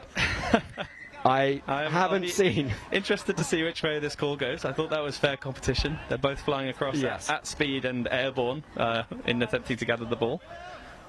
I'm not sure who the sniper was. Could have been a divot in the ground, in fairness. But there were more rolls in that than Daniel Craig in Casino Royale when he crashed the Aston Martin, and that was a world record at the time, I believe. So, seen something quite special here. Good niche James Bond knowledge, always nice to hear. So, did he judge that was just a roll ball there? Play on. Yes, no foul, yes. no play. This is again the 50s. Welcome to the 50s, Tom. I'm enjoying it a lot. Simon Bewley on the field now. The head of ITRA, head of Irish Tag Rugby. Fantastic to see him on the pitch in the green. Number 33. Certainly lucky for some, and we hope lucky for Simon Bewley as well. I think they got away with one there. Well, there is that luck immediately. It's Bewley. Runs it up towards Evatt. I mean, that's brilliant, in fairness. Good short trap hit up. Generates quick ball. Numbers on the left edge. Just missing the execution, and there's a bit of feedback player to player on both sides. There's quite a lot going on. Steve Dudley now taking this ball in field. Bit of confusion for GB as to who's going to play dummy half, and in the end Saggy goes, well look, if no one else is going to be there, I will do it. This casual, consistent, nonchalant charm. There is a lot of player feedback in the referee's direction. Also, Stephen Dudley, I obviously play in my team in GB Men's 30s with his son Johnny. I only discovered that father-son link up very recently. It's really great to see them both playing together. Yeah, I mean, that's one of the beautiful things about tag rugby, isn't it? With so many age categories now in the representative game, but also, although we've maybe not seen it here, the lower amount of contact compared to union or league that does allow players to continue their career longer and therefore have the opportunity to play with their daughters, play with their sons. Yeah, absolutely. It's great to see, and it's a real point, especially down under. You kind of tend to see a lot more of that because the kids are coming into the game at a younger point when the parents are still playing at a slightly more competitive level, whereas obviously the link up here is men's 50s and a man in 30s. I'm not sure how old Stephen is, but I'd imagine he's a veteran in the men's 50s. We saw Nick Flint just making a tag near our commentary position a few moments ago. He's another GB dad, his son Henry in the men's 22s, as Andy Davis, never afraid of a conversation with the referee, goes and has another little chat here. Yeah, GB have got three arch chat back to the ref types in the middle next to each other there. Andy Davis, Paul Levitt and Alex Sadgrove. They'll certainly be doing their own commentary of the game live. I had this referee, Bill, ref our first game earlier. I thought he was fantastic. Yeah, I was impressed with him when I saw him on pitch one earlier on as well.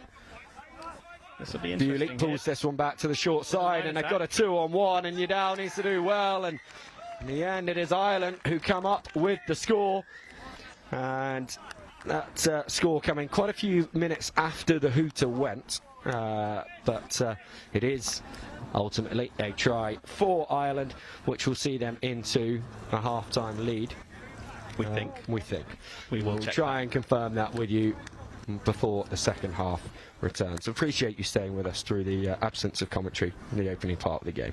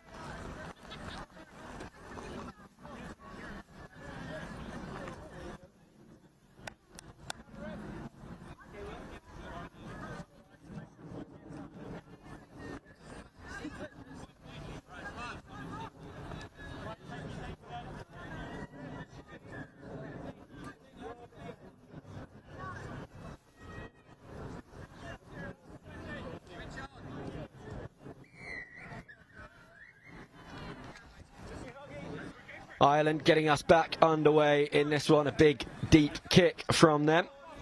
And GB managing to make some yards on the first one. Oh, I think he's missed a fumble at the right time. Yeah, the roll ball, but play allowed to continue. Oncle into Davis. Back to Oncle.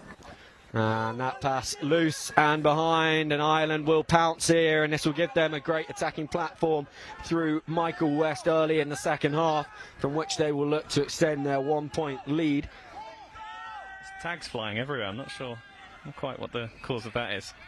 Always need to pitch them on. Oh, that's fantastic defence from Paul Abbott there. He was comfortably beaten on the outside there, and put in a great little acceleration and last-ditch tag to save that. Sterling work and a bit of a collision there once again. No penalty called for closing the gap on Greg Dresser. Good recovery. They're in good shape here, actually, the GB boys in defence. Holding out to final tag of the set. Can they close it out completely? Davis trying to get there, and he's absolutely furious with that one. Not quite. Try scored and a 2-pointer. Oh, I think he's talking about the phase before. I thought that was actually good defence there. He had to chase out hard and accelerate there, and there's his inside help, as we would call it, has to connect and close that gap, and he's not quite got there on time. But I think he is probably rightly giving them a dressing down for turning the ball over the set before to put them in that position to concede. So GB starting the half a point down. Now find themselves 3 points down after that bonus box score. 3 points is an absolute chasm at this level. Force field in effect as well. So Brett Milligan may have taken the ball off the bounce, but over the try line. He's got some good rugby pedigree here, Hugh. I imagine he's got a decent dropout on him. Straight down the middle, not necessarily the best option.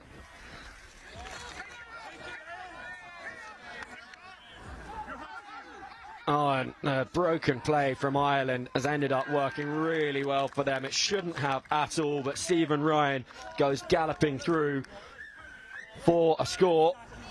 Another point to the Irish tally. I think that really sums up how quickly momentum can change in the game. 3-2 half-time. Poor exit from GB. Turn over the ball in a bad situation. Concede a box try. Kick-off. Failure to deal with the kick-off. Drop out down the middle and then immediately concede again, and now it's going to be an uphill struggle. That's a gift though, that's out on the full, and that's a great settler for them to get the ball back on halfway, calm the nerves. Yeah, Ireland getting a bit overexcited perhaps at this 4-point lead and feeling like they can really grind the British noses in it. Yeah, they'll have been looking to turn the screw there and just hit that on the up, always rising. Hugh Davis gives it to Andy Davis. Finds Shipley. On to O'Mahony. Close to a surrender there. Landing before the tag was taken. Yeah, Davis. Looking like they need to be a bit switched on about the sort of strengths and weaknesses of their teammates there. You know, Ollie's going to give you quick ball. The player outside him not quite switched on and lost a bit of momentum there. But great field position. Let's see what they can cook up from here. That's nice footwork. Challenging his man. Davis thinks about being, Hugh Davis that is, thinks about being in at dummy half and moves out to first receiver, and then the little show and go, trying to unlock the space. Chris Barrett in the pink socks. We'll send this back in field to Shipley. Davis now does have runners outside, finds O'Mahony, and on again to Greaves, who is caught short of the line. And that will be a changeover. Ireland holding out. Despite a promising attack from GB. Very good attacking shape, to be honest. They had a little bit of shape set up on the left here. He opting not to give it to the cruise line, and then they worked their way back to the right through the hands. Finished the set right on the corner of the pitch. This is a hard place to exit out from Ireland, and they're keeping it nice and compact and tight to the ruck. They won't be gaining many metres, but it's very clear that they're all on the same page here. The set probably stalling a bit now, a little bit of an overrun. I wouldn't be trying to play expansively off the back of slow ball, you'll get into trouble. But GB gift them possession back with an offside. And the opposite of what we were seeing with the 22s, Tom.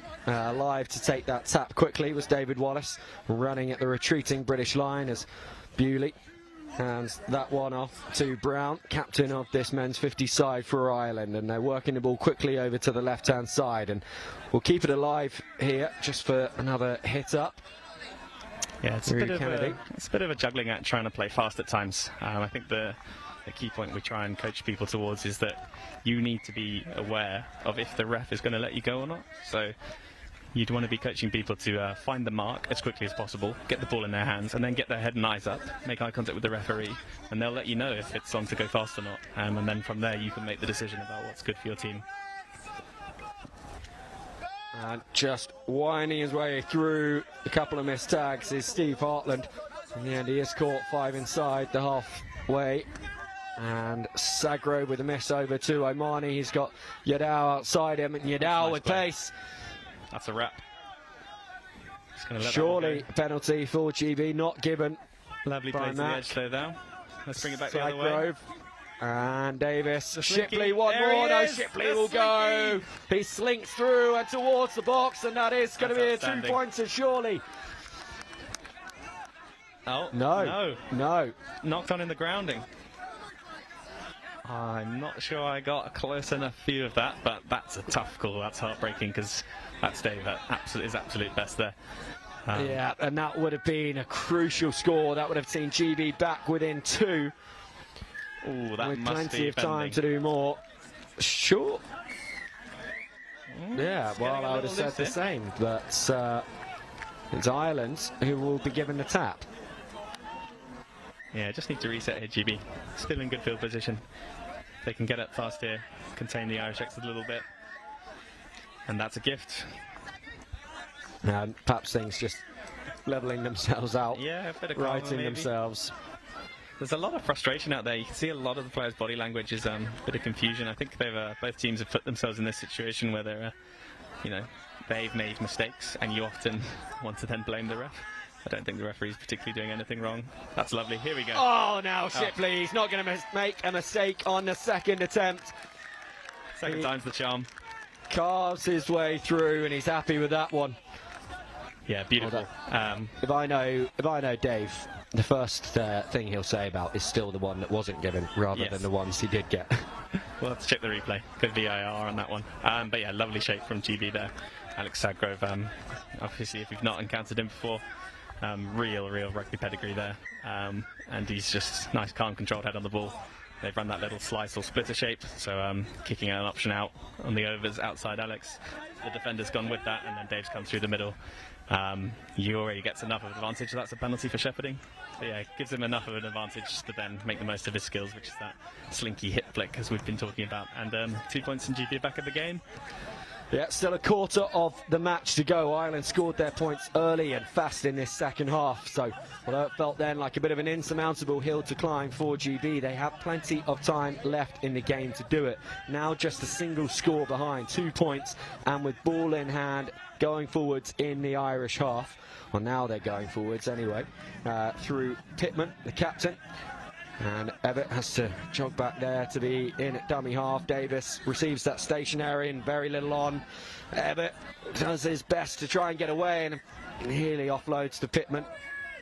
But GB losing ground here. Davis needs to take it up. And on again to Encore, who's very nearly through. What a tag made. And I would love to credit the man who made that tag, but he's wearing a jersey with no number, and we've not been told who that is. Mystery man. Mystery man who survived the assassination attempt at the other end of the field earlier in the game.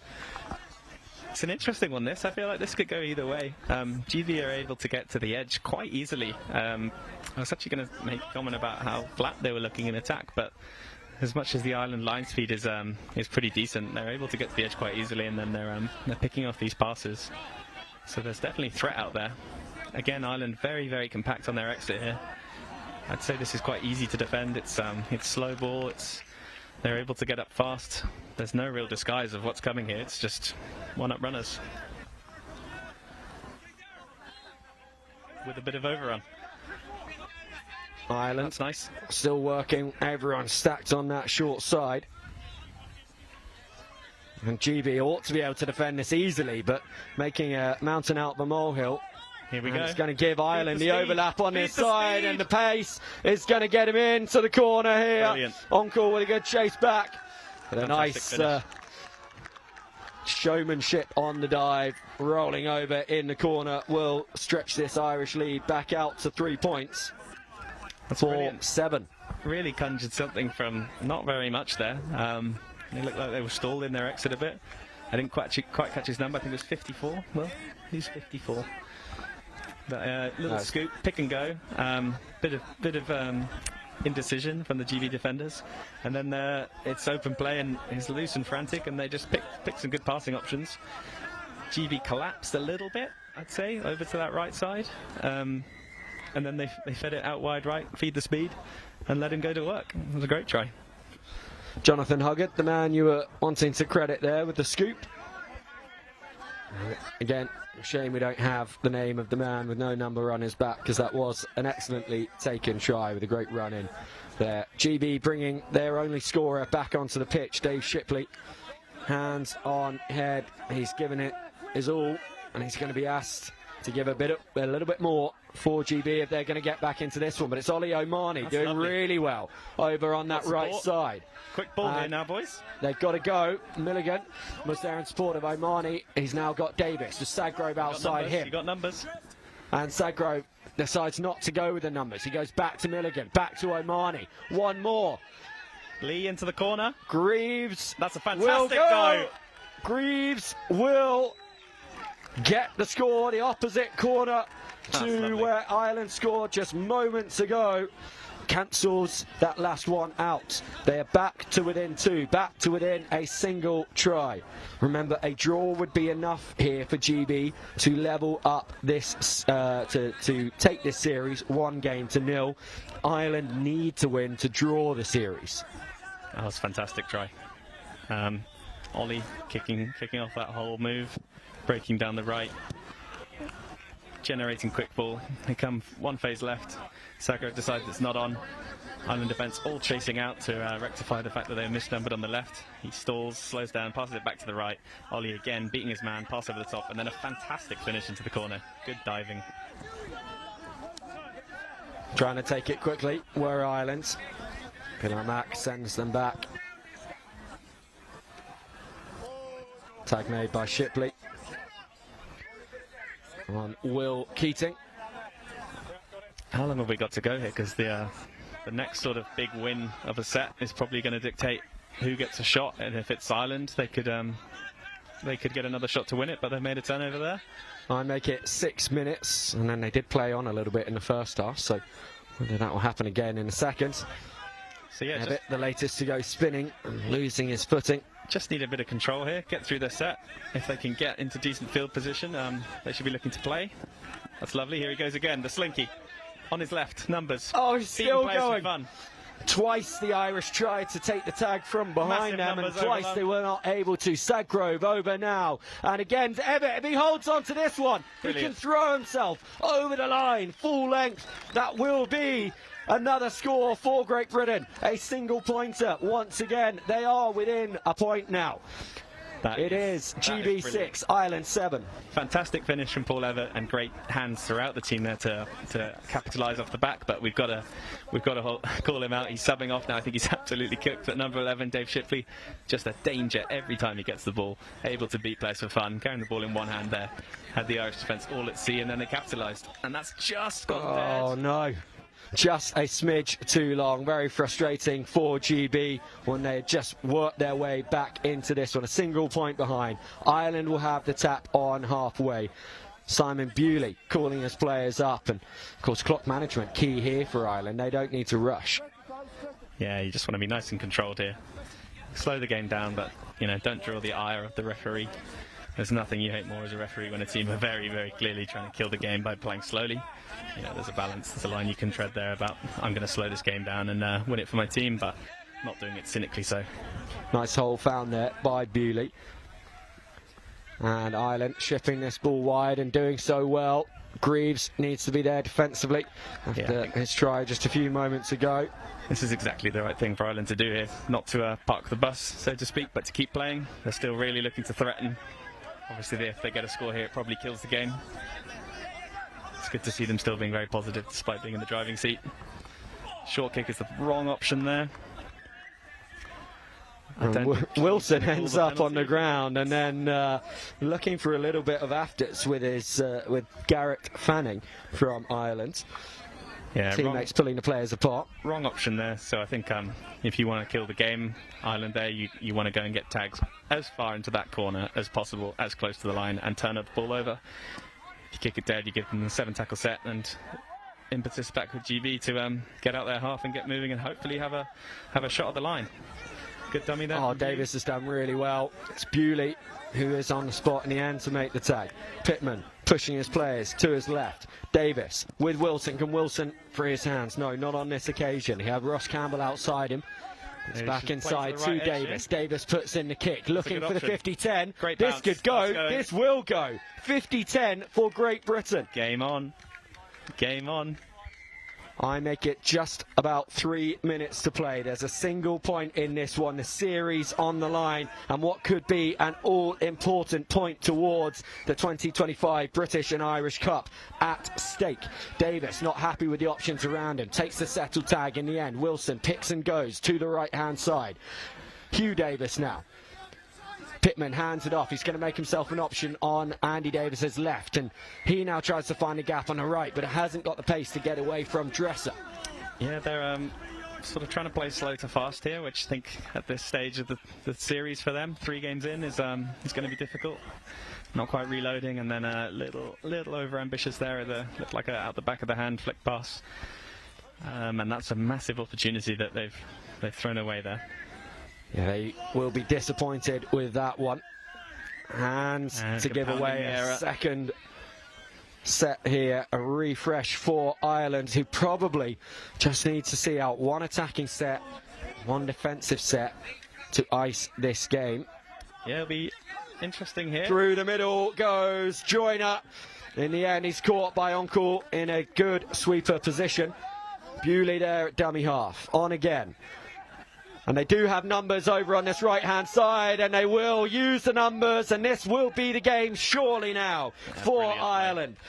Michael West with the try to extend the lead back to 2 points. In this situation, there's only one man that GB could call on when they need a 2-point score. Yeah, where has he got anything left in the tank? He's back on. But that was class from Ireland. They that set there, they should have been just looking to get up to halfway if they could, and then pump it into the corner. But nice little line break, gives them the field position, and then great execution through the hands. The line break and then the subsequent compression by the GB defence meant that there was one man over on the right, and they duly fed him and let him score in the corner. Here he is, Dave Shipley, the GB men's 50s version of Chloe Kelly. Can he make it to the line? That's huge. Caught in the end, and what a tag that was. He's given them a chance here. He certainly has. They are back in field position. Davis to Hugh Davis. Keeps the ball in the middle of the field now. Shipley absolutely gassed, but he has given his team an opportunity. Over to Yadao on the right wing, tagged just a few metres short of the line. Will Shipley have one more left to give? He can't be out on this left edge. He's given absolutely everything, but they need him in the central here. They need him for the box.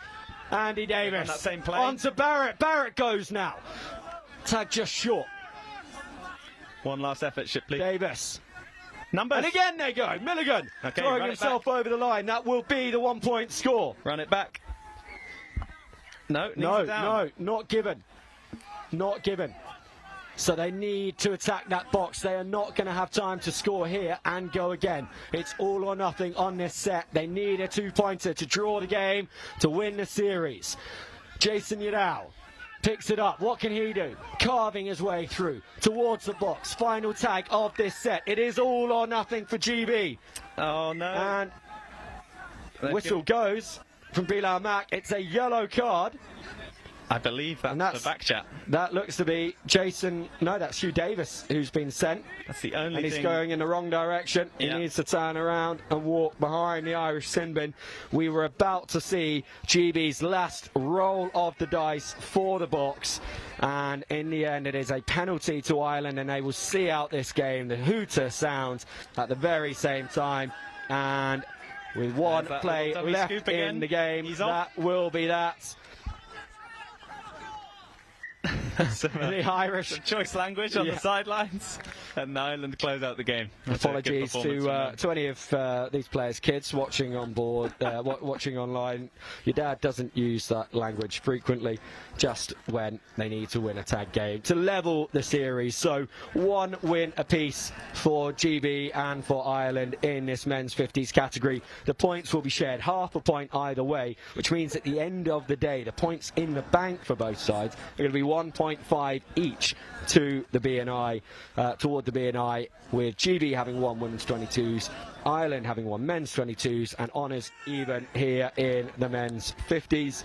And that just gives us an indication of how tight this British and Irish Cup is. It's always such a contest between the two nations, and we've seen the same here with the men's 50s, ending with Ireland winning this game 3 by 8 points to 6.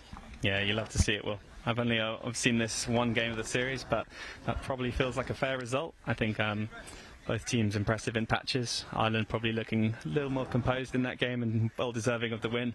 But we'll have to shout out one last time in a losing cause. That's absolute monumental effort from Shipley to get his team back within striking distance there.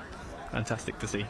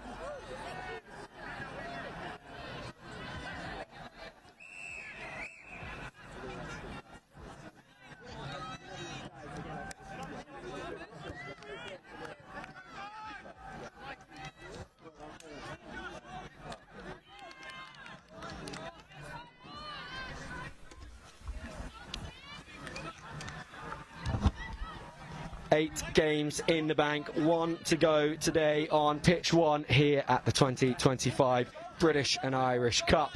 And it is the mixed open category that we will see, with part-time commentator Maddie Kennison kicking for a 50-10 on that occasion, and he gets it as well. So a really strong start from Ireland in this category that Ireland's absolutely dominated over the years, Paulie. Yeah, absolutely. I think this is one that Ireland would be kind of favourites to be winning this year round. They've got a lot of players returning from last year. A few heads made the move over from men's open, so a lot of experience here in the Irish team. And as we've seen there in the opening set, Matt Kennison will probably be one of those standout guys that we look to control this team. And starting with a 50-10, I don't think there's a sweeter way to start a game. So here's Ireland now attacking the line off the back of that 50-10. Keegan Bradley out to Conor Burke. Conor Burke steps, dummies, looking for a runner. Tag maybe, play on, sets the ref. Rebecca Conway for the corner. Great tag there by Josh Eade. Eamon Mooney out to Keegan Bradley. Little no-look pass to Leo Wire. Leo Wire's in there for a point. Great start to the game there by Ireland. That's straight off the back of Matt Kennison, that 50-10. Be looking for GB now to regain this ball off kickoff, get up the field and get a bit of momentum into this game. Yeah, such a huge play, isn't it, that 50-10? And Ireland, of course, coming into this full of confidence after a win in the first game, but plenty of positives for GB to have taken from that one. They found themselves 8-2 down at half-time and ended the game 10-6. So winning the second half, and that's how they need to start off here. And they did they'd end the BNI last year really positively, winning game 5. And it's a long time to wait to get your next shot at your opposition when the BNI comes around just once a year.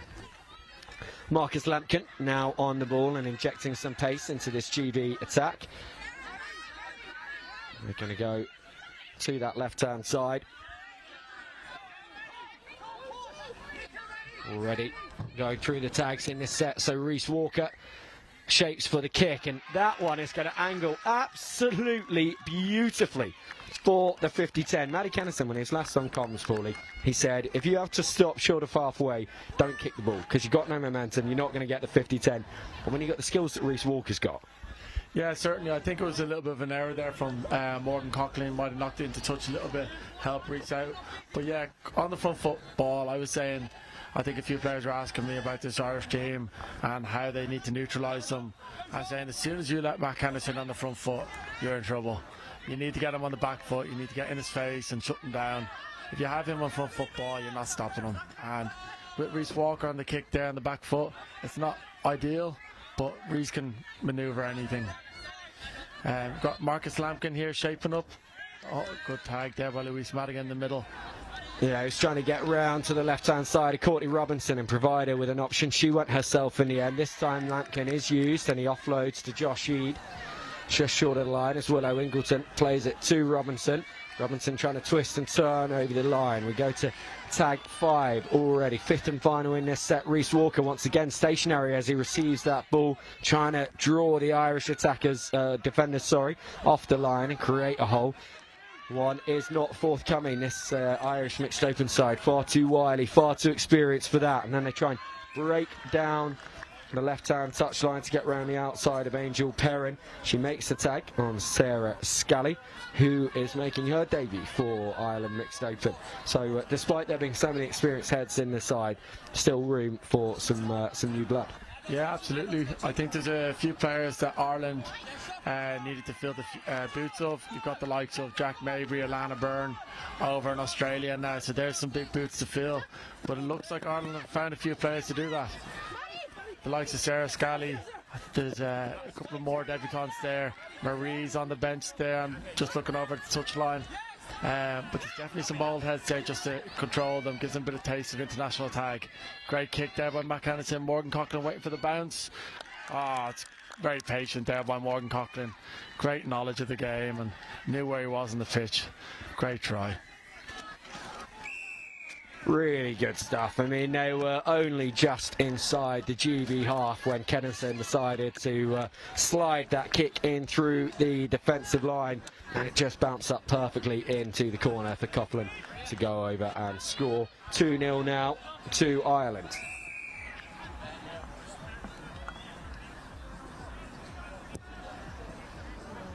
That's a challenging kick down into the corner. Shannon Thompson not able to get to it, which means it's going to be a 50-10 to Ireland.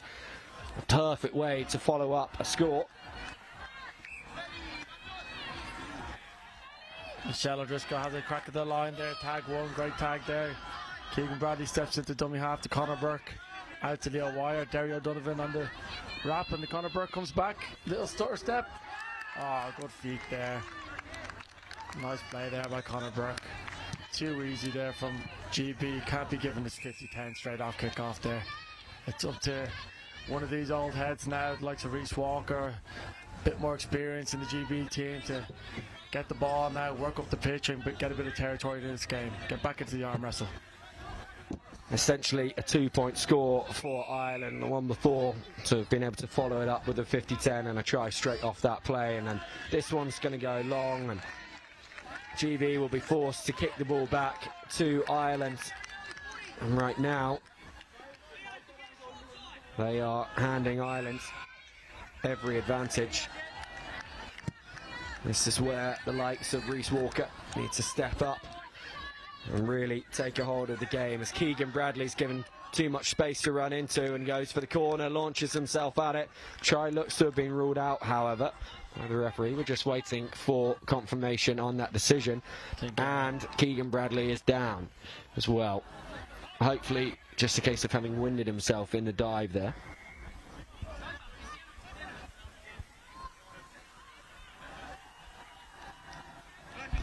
No try for Ireland on this occasion. They stay at 3-0. And teammates around, getting around Keegan Bradley. Hopefully the physio will go over, have a word, and he can wear that knock off and come on in a couple of minutes, Will. And here's GB's chance now to get into the arm wrestle. Bit of go forward, ball on the front foot, get up the pitch, gain a bit of territory, maybe have attack at the Ireland line. Here comes Shannon Thompson. Oh, forward pass team there by the ref. That's criminal there from GB again. Just good territory ball here for Ireland. Turnover here, and Ireland surely going to have a few chances at the line here. Kennison in at dummy. On to O'Donovan. Scampers back round to the right side of Owen Evans, who then manages to catch Kennison before he gets away from the mark. And he goes after O'Donovan again, who's found some space and finds some support in the form of Conor Duggan. And it will be another try for Ireland. Another point to the tally. 4-0 now.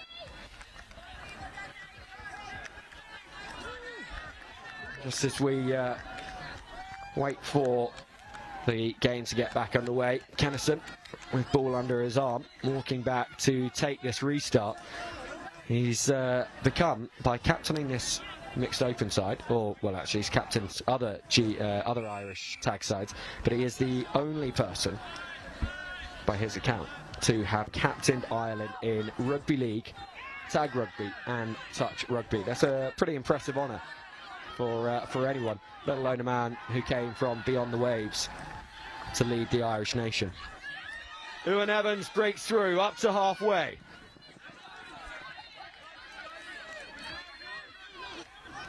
Support is in there eventually for GB through the form of Sydney Hayden Fry, and onto the pitch is Sam Busby into the attack as he finds Carrington, and then on more to Jess Sass down this right hand wing. Captaining the side on this occasion, Sass having moved over from the women's categories this year. Hayden Fry will feed to Busby. You might think he's got a slightly abnormally long neck, and you would be right if you thought that. It's something that he and all of his teammates are very proud of. It helps him with his tag playing ability. A wiry old fox, Sam Busby. GB haven't come away with a score there, Will, but I'm sure they're delighted with that set. They've gained a bit of territory now. They've forced Ireland tag 3, still in their red zone. Look to make a tag here, Matt Kennison. Matt Kennison front foot, we're in trouble.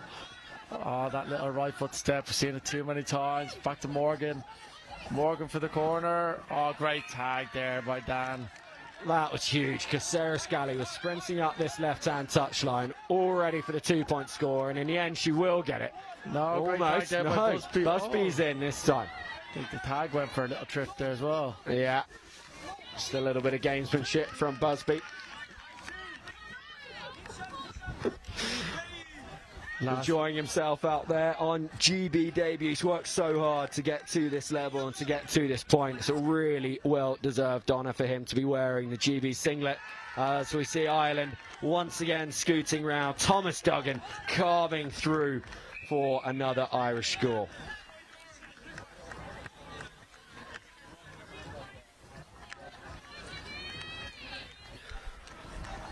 Simple as you like that one, really, Paulie, in the end. Yeah, it's just that knowledge, that experience in the middle. You can see that these boys have been playing for each other for a while. The girls are all in sync with the lads. It's not their first rodeo.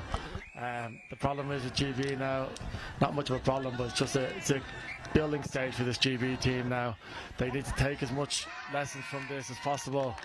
Like, the first thing I'd be trying to sort out on the sideline or half time is those kickoffs. It's just after a score, the last thing you want to be doing is giving the ball back to this Irish team. Very clinical here at the moment, Will. Not for the first time. Goal line dropout. Having to be taken by GB. Busby just slices that one. That will hand the advantage to Ireland. Just so many runners, every single one of them desperate to get their hands on the ball. Michelle O'Driscoll, the latest there, to take it up to the British line, and then Maria Carnes, and on. And what an incision. Morgan Coughlin. He's played in every B&I since 2021. So experienced in this side. And the beneficiary of a beautiful pass to put him over. Two men there that came over from Men's Open this year, Will, showing that they've played together for a while now. Both on the same page there. Conor Burke with the no-look pass. We'll be hearing about that later on. I mean, that's the scary thing for GB, for other tag nations around the world, isn't it, really, Paulie? This Irish mixed open side was already really good, and now they've added even more weapons to it with players moving over from Men's Open. They're surely a good prospect to go at the Aussies at the World Cup next year. Yeah, absolutely, Will. It comes off the back of, like I said, AIC last week. There was the Irish Exiles team, and I know there's now a new rule that Irish teams can't enter if there's an Exiles team, same for GB and any other country. So if Ireland were going to take anything off the back of AIC last week, Ireland Exiles came away with a gold medal. So if they were linking up with any of those Irish Exiles players, the likes of Alana Byrne and Jack Mabry coming home for the World Cup, there's still some more talent to be added to this Ireland team, with a strong prospect for Australia next year. Lampkin to Rongong, one of the debutants. He's from Manchester and he's gaining a huge amount of ground there, setting up a great platform for Angel Perrin to run towards the box. Her tag's taken off her, but GB now in a really good position. Busby with Thornwell inside, and he throws the interception. There's no catching Keegan Bradley from there. He's obviously weathered that knock. You say there's no catching, but Joel Rongong hasn't been told that. He is absolutely herring after him, and that's the kind of commitment that GB want to see from their players. Even when all seems lost, you've got to be working hard. And to be fair, Rongong has saved a second point there. Absolutely, yeah. It's all about commitment there. Rongong saved a point. They did score one, but that's 1 point saved there. It's all about hard work here now. Ireland will be happy to go into the half like this. I'd like GB to get on the front foot now, gain a bit of momentum before half time, and bring that into the second half. It's just those kickoffs again there. Ireland have retreated to kick off again. Another great opportunity here for Ireland attack. Louise Madigan, little dummy and go. Great tag there. Out to Conor Burke here. Leo Wire outside. Little wrap here. Dario Donovan back to Conor Burke. Oh, he's dummied everyone. Don't know what the ref's going to award here. Yeah, he's just coming over to have a word, but it looks like in the end, ultimately, he will be giving the score the way of the Irish, and so they now move to a 9-0 margin, and we're still in the first half.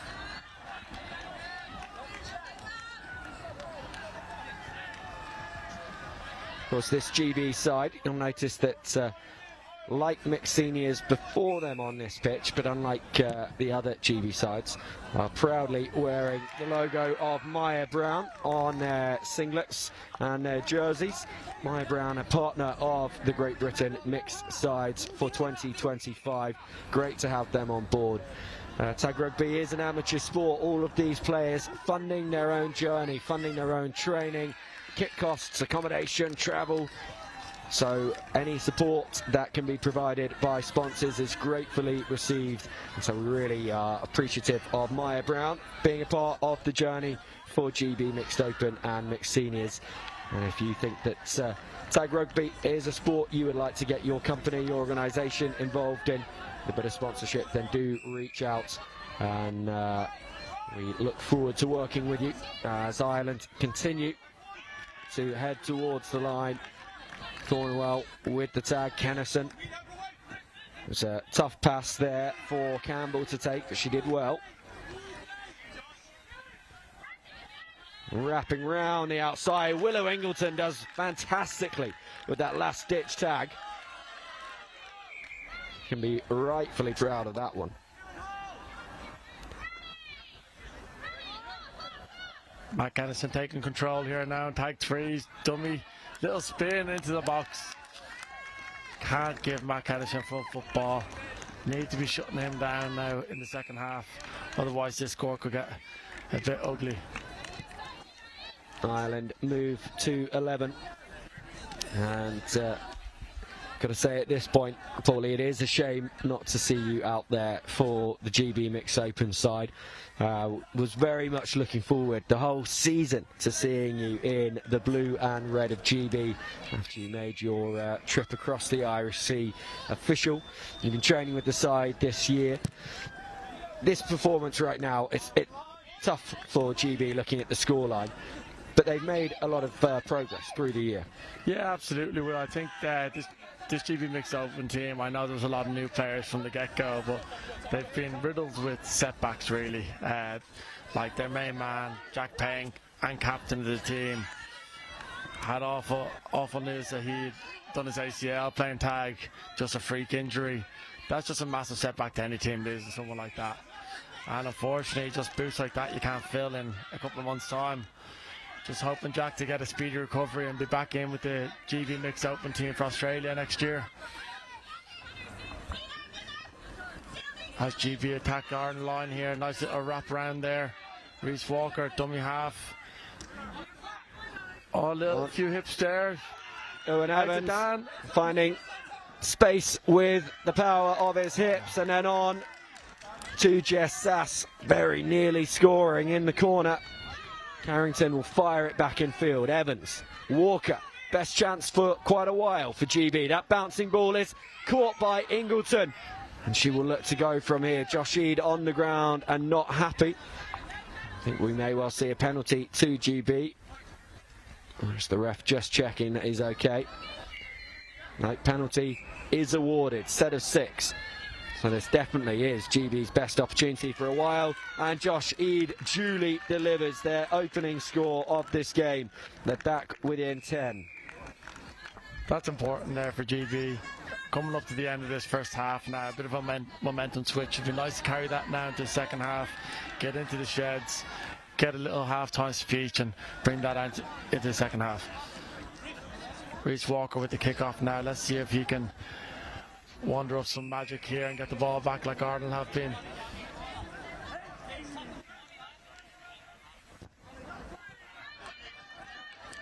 Hits it towards Kennison. Danger man. Oh, and that's worked really well for Ireland. The kick down the touchline is just going to beat both of them to the line, and that means that it's going to secure a 50-10 for Ireland. Wonderful piece of play from Leo Wire. He might tell you later on that he intended to do that, Will, but I think that was mainly a kick for himself. But a good kick gets good rewards. Michelle Claff, oh, it's crowded there in the middle there. Matt Kennison looks to go himself again. Oh, good tag there by Reece Walker. Matt Kennison just doing a bit of Hollywood here, just taking his time to get back there. Morgan Coughlin there for the corner. Oh, that's a good try, Morgan. Just out and out pace on the outside there. 11-point margin restored for Ireland. Got to say that all came from Wyer's breakdown the left flank and then managing to put in the 50-10. Whether it was accidental or not, the end result the same for Ireland, and they will take that 11-point lead into half-time. GB 1, Ireland 12. Lots for Ireland to be happy with. GB, they need to think about how they reset and find some positives in this second 20 to take into day 2 of the BNI.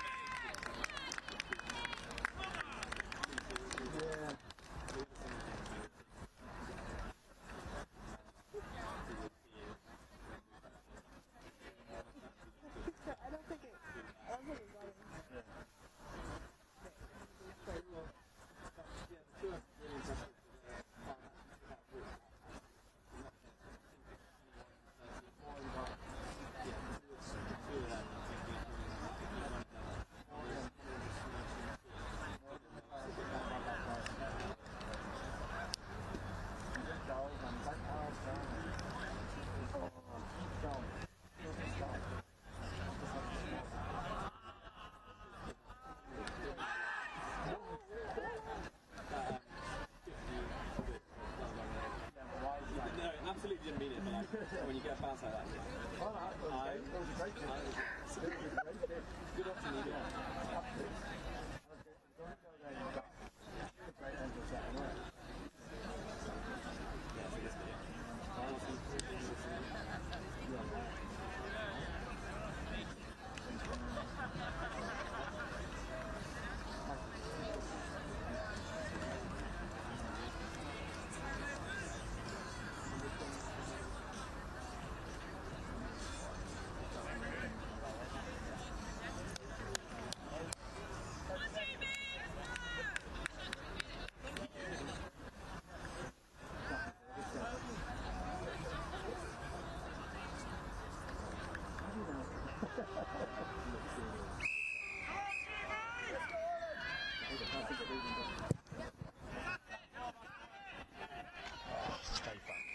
Back underway in the second half of this game 2. Clash between Great Britain Mixed Open and Ireland Mixed Open. And Ireland starting as they left off in the first half. A restart forcing GB into the dropout. Busby's drop kick though, providing much more ground for GB on that occasion than the last. And so Ireland just with a little bit further to go on this latest set. I think it's important, Will, that GB just put that half behind them now. It's about coming out onto the second half, starting the game all square again, and let's try win this half and come out with a win, and then go into tomorrow with a bit of momentum. That's a knock on there from Marcus Lampkin, giving Ireland a repeat set here. Louise Madigan to Conor Burke on a reload. Louise Madigan looking for Leo Wire, tries to go herself. Good tag there. Oh, the ref allows the little fumble there. Leo Wire back to Morgan Coughlin, back at the box. Fans it out to Conor Burke. Back into Maria. Oh, contact one way or the other here. Contact against Ireland there. Yeah. GB will be delighted with that. Decision was that Cairns ran into Newbold. Could have gone either way though. Newbold and Lampkin coming pretty close together, closing the gap. Could have been Nicole. Thompson now runs it up at Wyatt. He's been such a threat going forward for Ireland. Now they need him defensively. Newbold involved again, and Liv Lampkin will run in at dummy half and likely feed the ball to her brother. She does indeed. Both Olivia and Marcus, the Thames Valley region, involved with this mixed open side. Thornywell on to Busby. Busby with great ground here, and he finds Rongong, and this is going to be well, it should have been a great score for GB, but the referee has called it back. Such a harsh call there, Will. Busby's committed to his line, like the defender is shut up. There's no intent to make that tag there. I'd be awarding that try there. Matt Kennison with the step off the start there. Busby to make the tag. Good tag there by Busby. Easy yards there by Matt Kennison. Not happy about the march from Busby. Into Maria, out to Rebecca Conway. Rebecca Conway out the back to Michelle O'Driscoll. Little spin, great tag there, Reese. Wire out to Matt Kennison again, skips out, oh it's forward. Interception to Perrin. She's not going to have the pace with Leo Wire bearing down on her, but she's made some good ground to get into the Irish half, and Thornywell is there now, and she's so nearly past Keegan Bradley. The tag just dropping off as she went the other side of him, and on once again, this time through Courtney Robinson. Caught by her opposite number, Matt Kennison. Thompson picks and goes. Maybe forgetting who he's running at there. Almost impossible to get away from Kennison at that range. Liv Lampkin just holds on to this ball on the left wing. She tries to cut back inside. Thompson looking every stretch like the honey badger of old. And Walker decides to bring this one back into his own half. Last time he did this, he did get 50-10 as the ball ended up just trickling out, and he does on this occasion as well. So we'll have to bring that up with Kennison when he comes back on comms. That coaching point that he said absolutely never to do has worked out twice for Walker. Kids, look away. Don't try that unless you've got the skills of Walker. What a great Brian. Busby now, numbers to this left-hand side. Thompson cuts back in, still he goes. Maybe not the option that GB needed at that moment. Pick and go from Robinson towards the box, right on the corner of it now. Busby will play this to the right. He's got Walker with him. Walker, again, slow. Just the body language of someone disinterested in the game. The 50-10s have worked out for him, but GB need him to be putting the go forward in. He drops the ball to his boot, and in the end, the nonchalance pays off once again for Reese Walker. A try for GB. Great try there, Will. Moment of brilliance there twice from Reese. Quite a grey area in the game of tag at the moment. They tried to change that rule where players couldn't retreat purposely.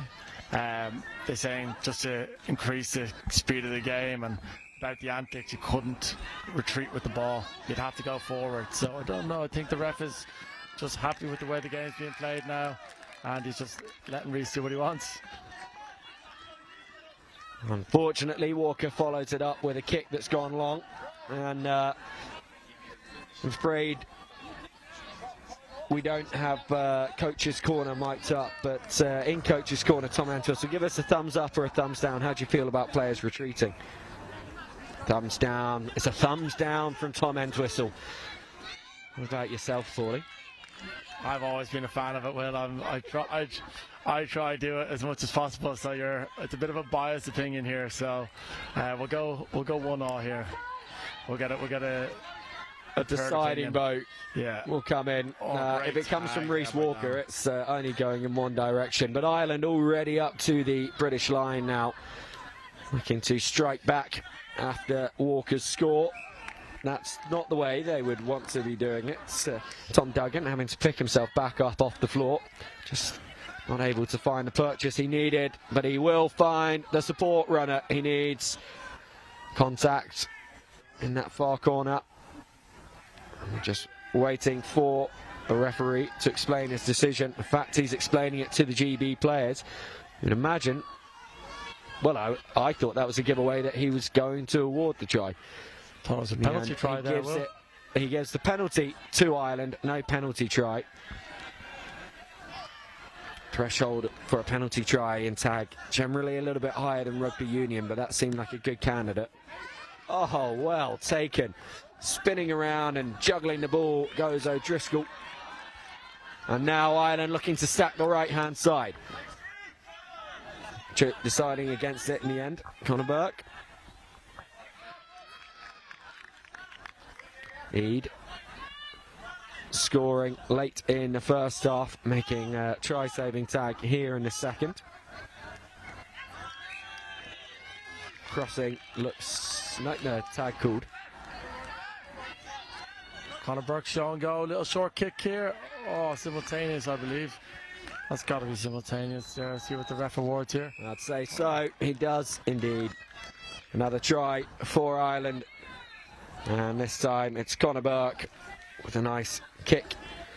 And Gather throwing himself over the line. Simultaneous tag called, as you said, Paulie. And Ireland 13-2 to the good.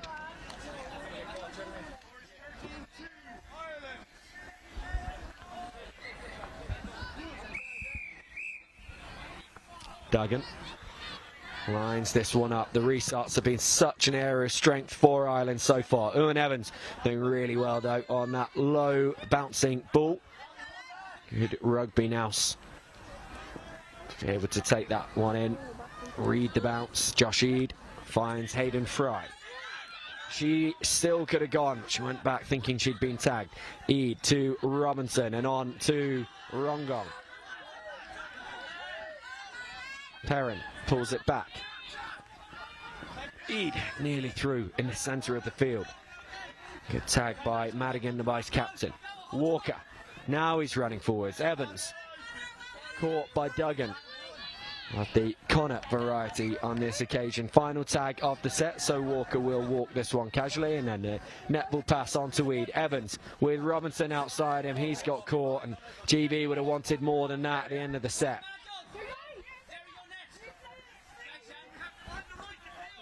Madigan brings it up to the 10-metre line there. Maddie goes to scrum half into Derry O'Donovan. Little backwards pass to Leo Wire. Leo Wire sets up a little kick again. Can he find a 50-10 again or regather it? Oh, he's regathered it, lost his cap. Great try there by Leo Wire again. Those little short kicks are working. He must have been watching Nick Wilkson over the last couple of years. Having a really good game here this evening, Leo Wire. 14-2 Ireland.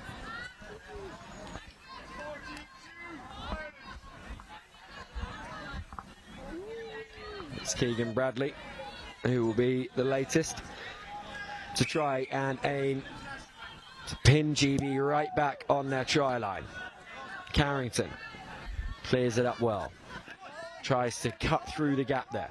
Thornywell at dummy half. On to Evans.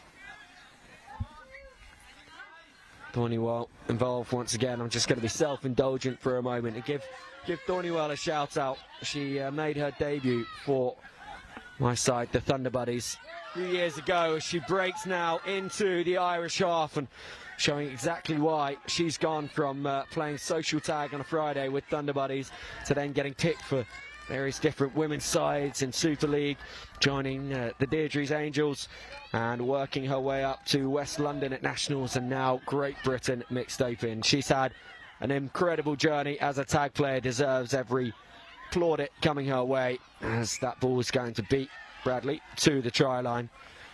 And yeah, great to see Thornywell and her Thunder Buddies and Deirdre's Angels teammates. Takeshi's Angels as well, I think Thornywell plays for. Great to see the two of them on the pitch together for GB Mixed Open. Robinson.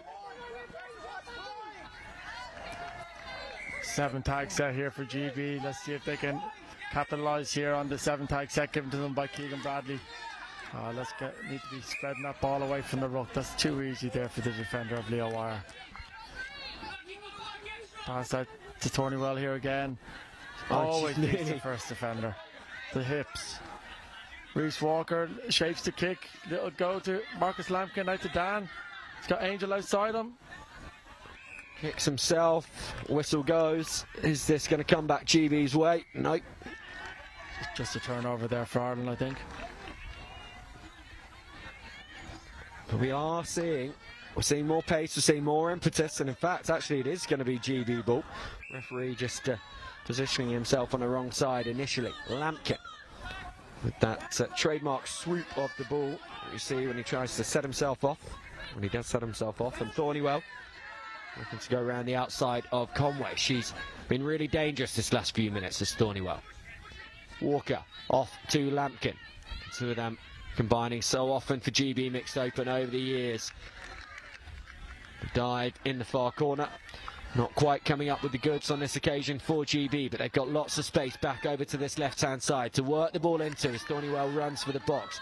Walker, options either side, takes a look both ways, decides that Lampkin is the man he wants to go with.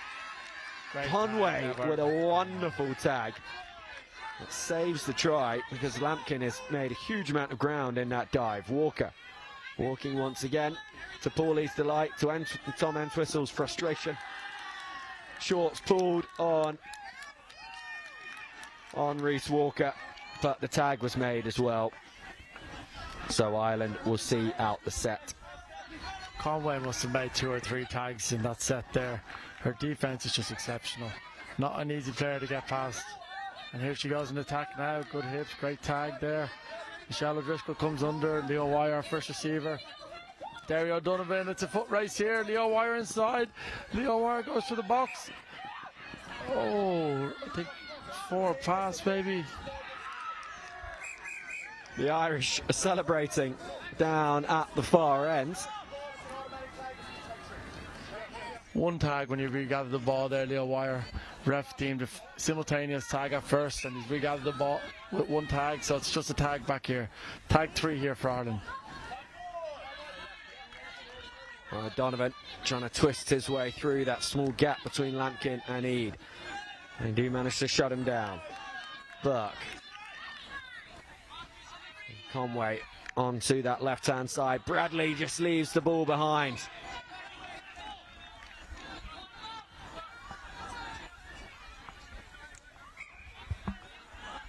Good little arm wrestle into this game now. Set for set now, these two teams are going at each other. Marcus Lampkin drives up in tag 1. Thornwell passes it on to Dan. Out to Jess Sass potentially. No, Keegan Bradley makes the tag first. Yeah, Sass has to scoot back and get in at dummy half. Thornywell with space. She's up against the sweeper. Tag made, but GB with the momentum. Sass picks and goes. Lampkin. He's got Busby to his right. Robinson to the left. They go left. And it's the pick and go from Lampkin. And then the offload towards Shannon Thompson. Just too much on it. Trying to go with the spear pass to Thompson. And something more sympathetic would have been the better option.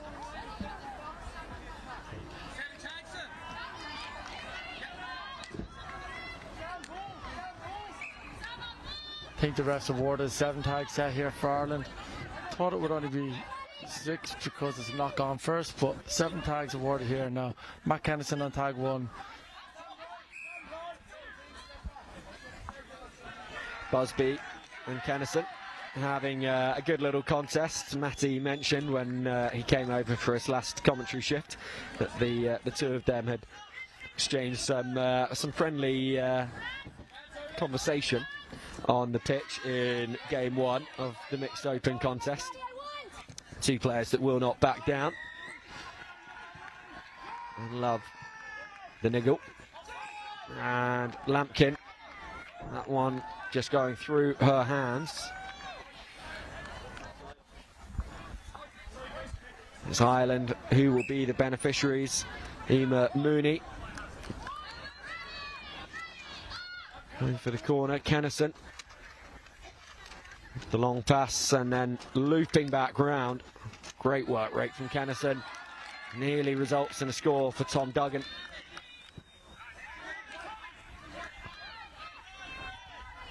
Kennison looks for Madigan and in the end goes instead for Coughlin. And the attack breaks down for Ireland. GB want the ball back. Busby goes to Thompson. Thompson nearly through. No, never onside, Ireland, so penalty for GB.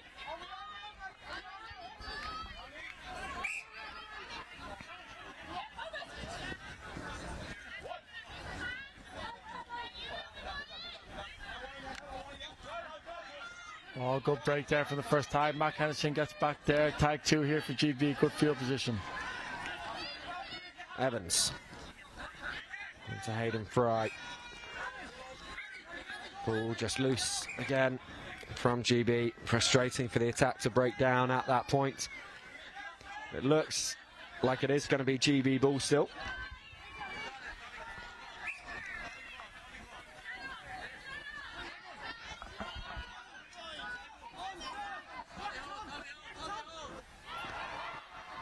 Busby. Thompson. Drops to the ground. Oh, great try. Robinson with the score. GB working so hard to get that result, and they will be really pleased with it. Big score.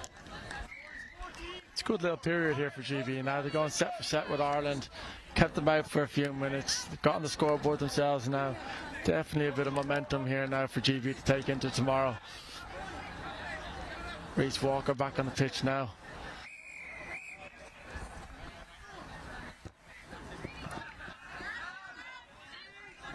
Good initial stop there by Sarah Scally, getting in front of the ball. Michelle O'Driscoll out to Conor Duggan here. Tag 1 here, back to Michelle O'Driscoll. Tag first there, tag 1 here for Ireland. Leah Wire, Rebecca Conway. Good little spin there by Rebecca. Sam Busby makes a good tag. Maddie kick on 2 here, he's got to find it. Great kick by Matt Kennison here. Oh. Bounce of a rugby boy, just can't predict it. So much momentum behind that kick from Kennison. Exactly the coaching points he was talking about earlier on commentary. GB do end up with the ball. They are right back on their own line. 10 points behind with another try in the bank.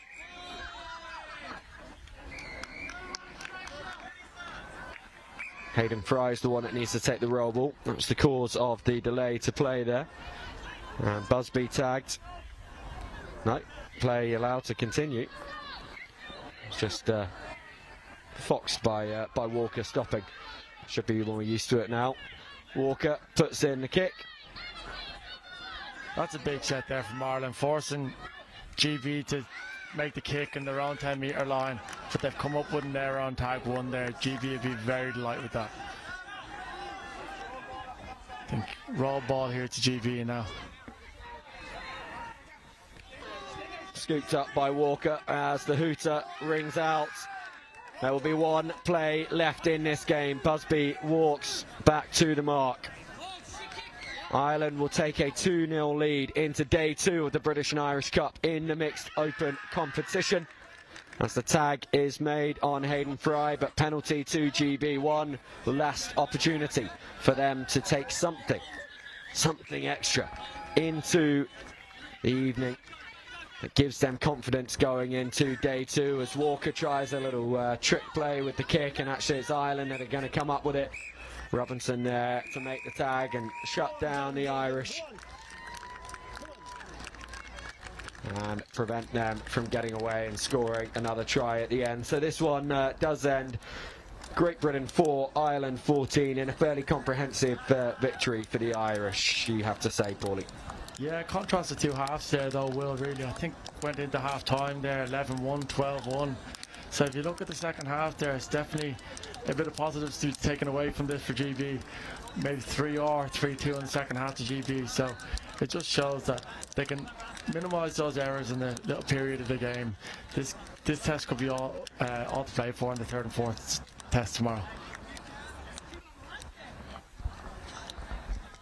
Good, we're just waiting for the score to come in, the result to come in from pitch 2, so that we can let you know the full state of play here at the end of day 1 of the British and Irish Cup.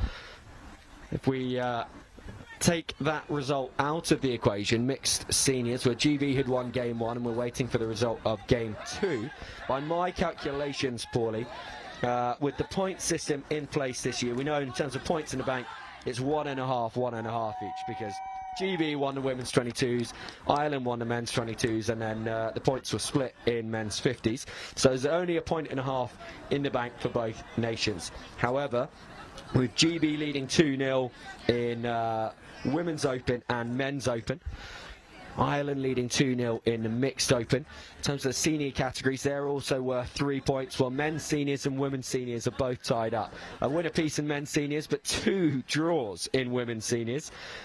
We're waiting for the result in mixed seniors, and then both the Masters categories tied up as well. That means that currently, with lots of points being split all over the place and the mixed seniors results not factored in, GB, as it stands, if it finished like this, would have 12.5 points to Ireland's 9.5 points. So Ireland, on that basis, would find themselves behind at the end of day 1, which is a rare position for them to be in. When we've done 2-day B&Is before, Ireland's always had the upper hand going into the evening of day 1. How do you think that, do you think for Ireland and all for GB as well, that actually factors into the players' overall thoughts as they go into the night, or are they just focused on their category and getting their result on day 2? Personally, from my experiences from before, I think it's something that we just focus on ourselves. Like, we're always intrigued to know how the other teams are doing, and we always wish them the best. But it's kind of, you worry about yourselves, worry about doing your own job, and the results will come afterwards. With GB going into day 2 with the lead this year, I think the last 2-3 years, will GB have come away with the BNI? Yeah, GB has won 23 and 24. First time that they won back-to-back B&Is in their history, and last year, first time to win away from home. So maybe that's something for Ireland to take away from it. The front runners aren't always the ones to come away with it, Will. So, as you said, there's a lot of close categories out there. Even if the Mixed Open here for Great Britain could get a win or 2, or even if Men's Open for Ireland could get a win or 2, if points are tied at the end, those wins are going to become big on the scoreboard. I'm starting to think, actually, as you talk there, Paulie, that my maths has got to be off, because I've just been told that mixed seniors, that game 2 went in favour of GB, which would mean they have a 2-0 lead going into the end of day 1. That means GB would be ahead in 3 3-point categories. So yeah, I was doubting myself there. But GB ahead in 3 of the 3-point categories. Ireland ahead in 1, Mixed Open, and then 2 of them tied up. Both Masters categories tied up, and points split evenly in the 1-point category. So it is very close, and this B&I could go either way. We do hope that all of you that have joined us today on the stream, whether that be on pitch 1, 2 or 3, will join us again tomorrow. We will be getting ourselves started half an hour earlier tomorrow. The first kickoff is at 10 o'clock. And for those of you joining us in the morning, pitch 1 will have men's Masters, pitch 2 men's Open, and pitch 3 men's seniors. That men's Masters game, followed by women's Masters at 10:50, will be our first opportunity to see the Masters categories on the show pitch here at the B&I. 2025, and the play will run through in the same way as it did today, finishing with a 5 o'clock kickoff, the final game of the mixed open category. So we do, as I say, hope you will join us again tomorrow, although sadly, Paulie, you won't be amongst the people here tomorrow as you'll be training with Ireland Rugby League. Yeah, no, unfortunately I won't make it here tomorrow, but I feel like I got the best talent on show today, and I'll be intrigued to find out what happens tomorrow. Definitely be watching a few of the games back tomorrow, so I'm excited to see what way this British and Irish Cup will go. Well, thank you for joining us today, Paulie. Thank you also to Matty, to Claire and to Tom for being alongside me on commentary. This has been a production from 24/7 and Cardiff Met. I've been Will Shepherd, and as I say, play gets underway at 10 a.m. tomorrow. Thank you for joining us. I do hope you've enjoyed the day one of the 2025 British and Irish Cup. Lots more tag to come your way tomorrow.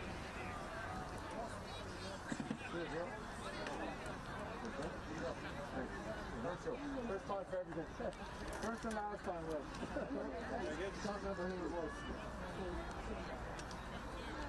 There you go.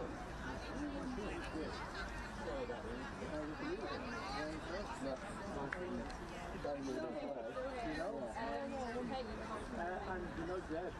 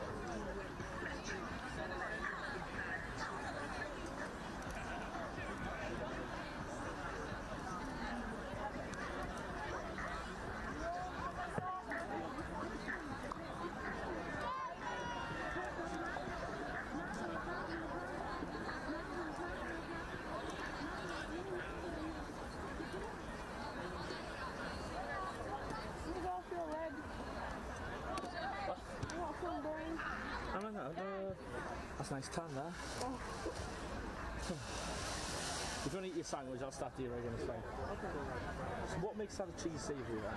They have in like onion and like cherries and stuff. Very fancy. Yeah. Is it cheese cakes? Is that like slices of cheese? Yeah. Chico was very happy with his cheese.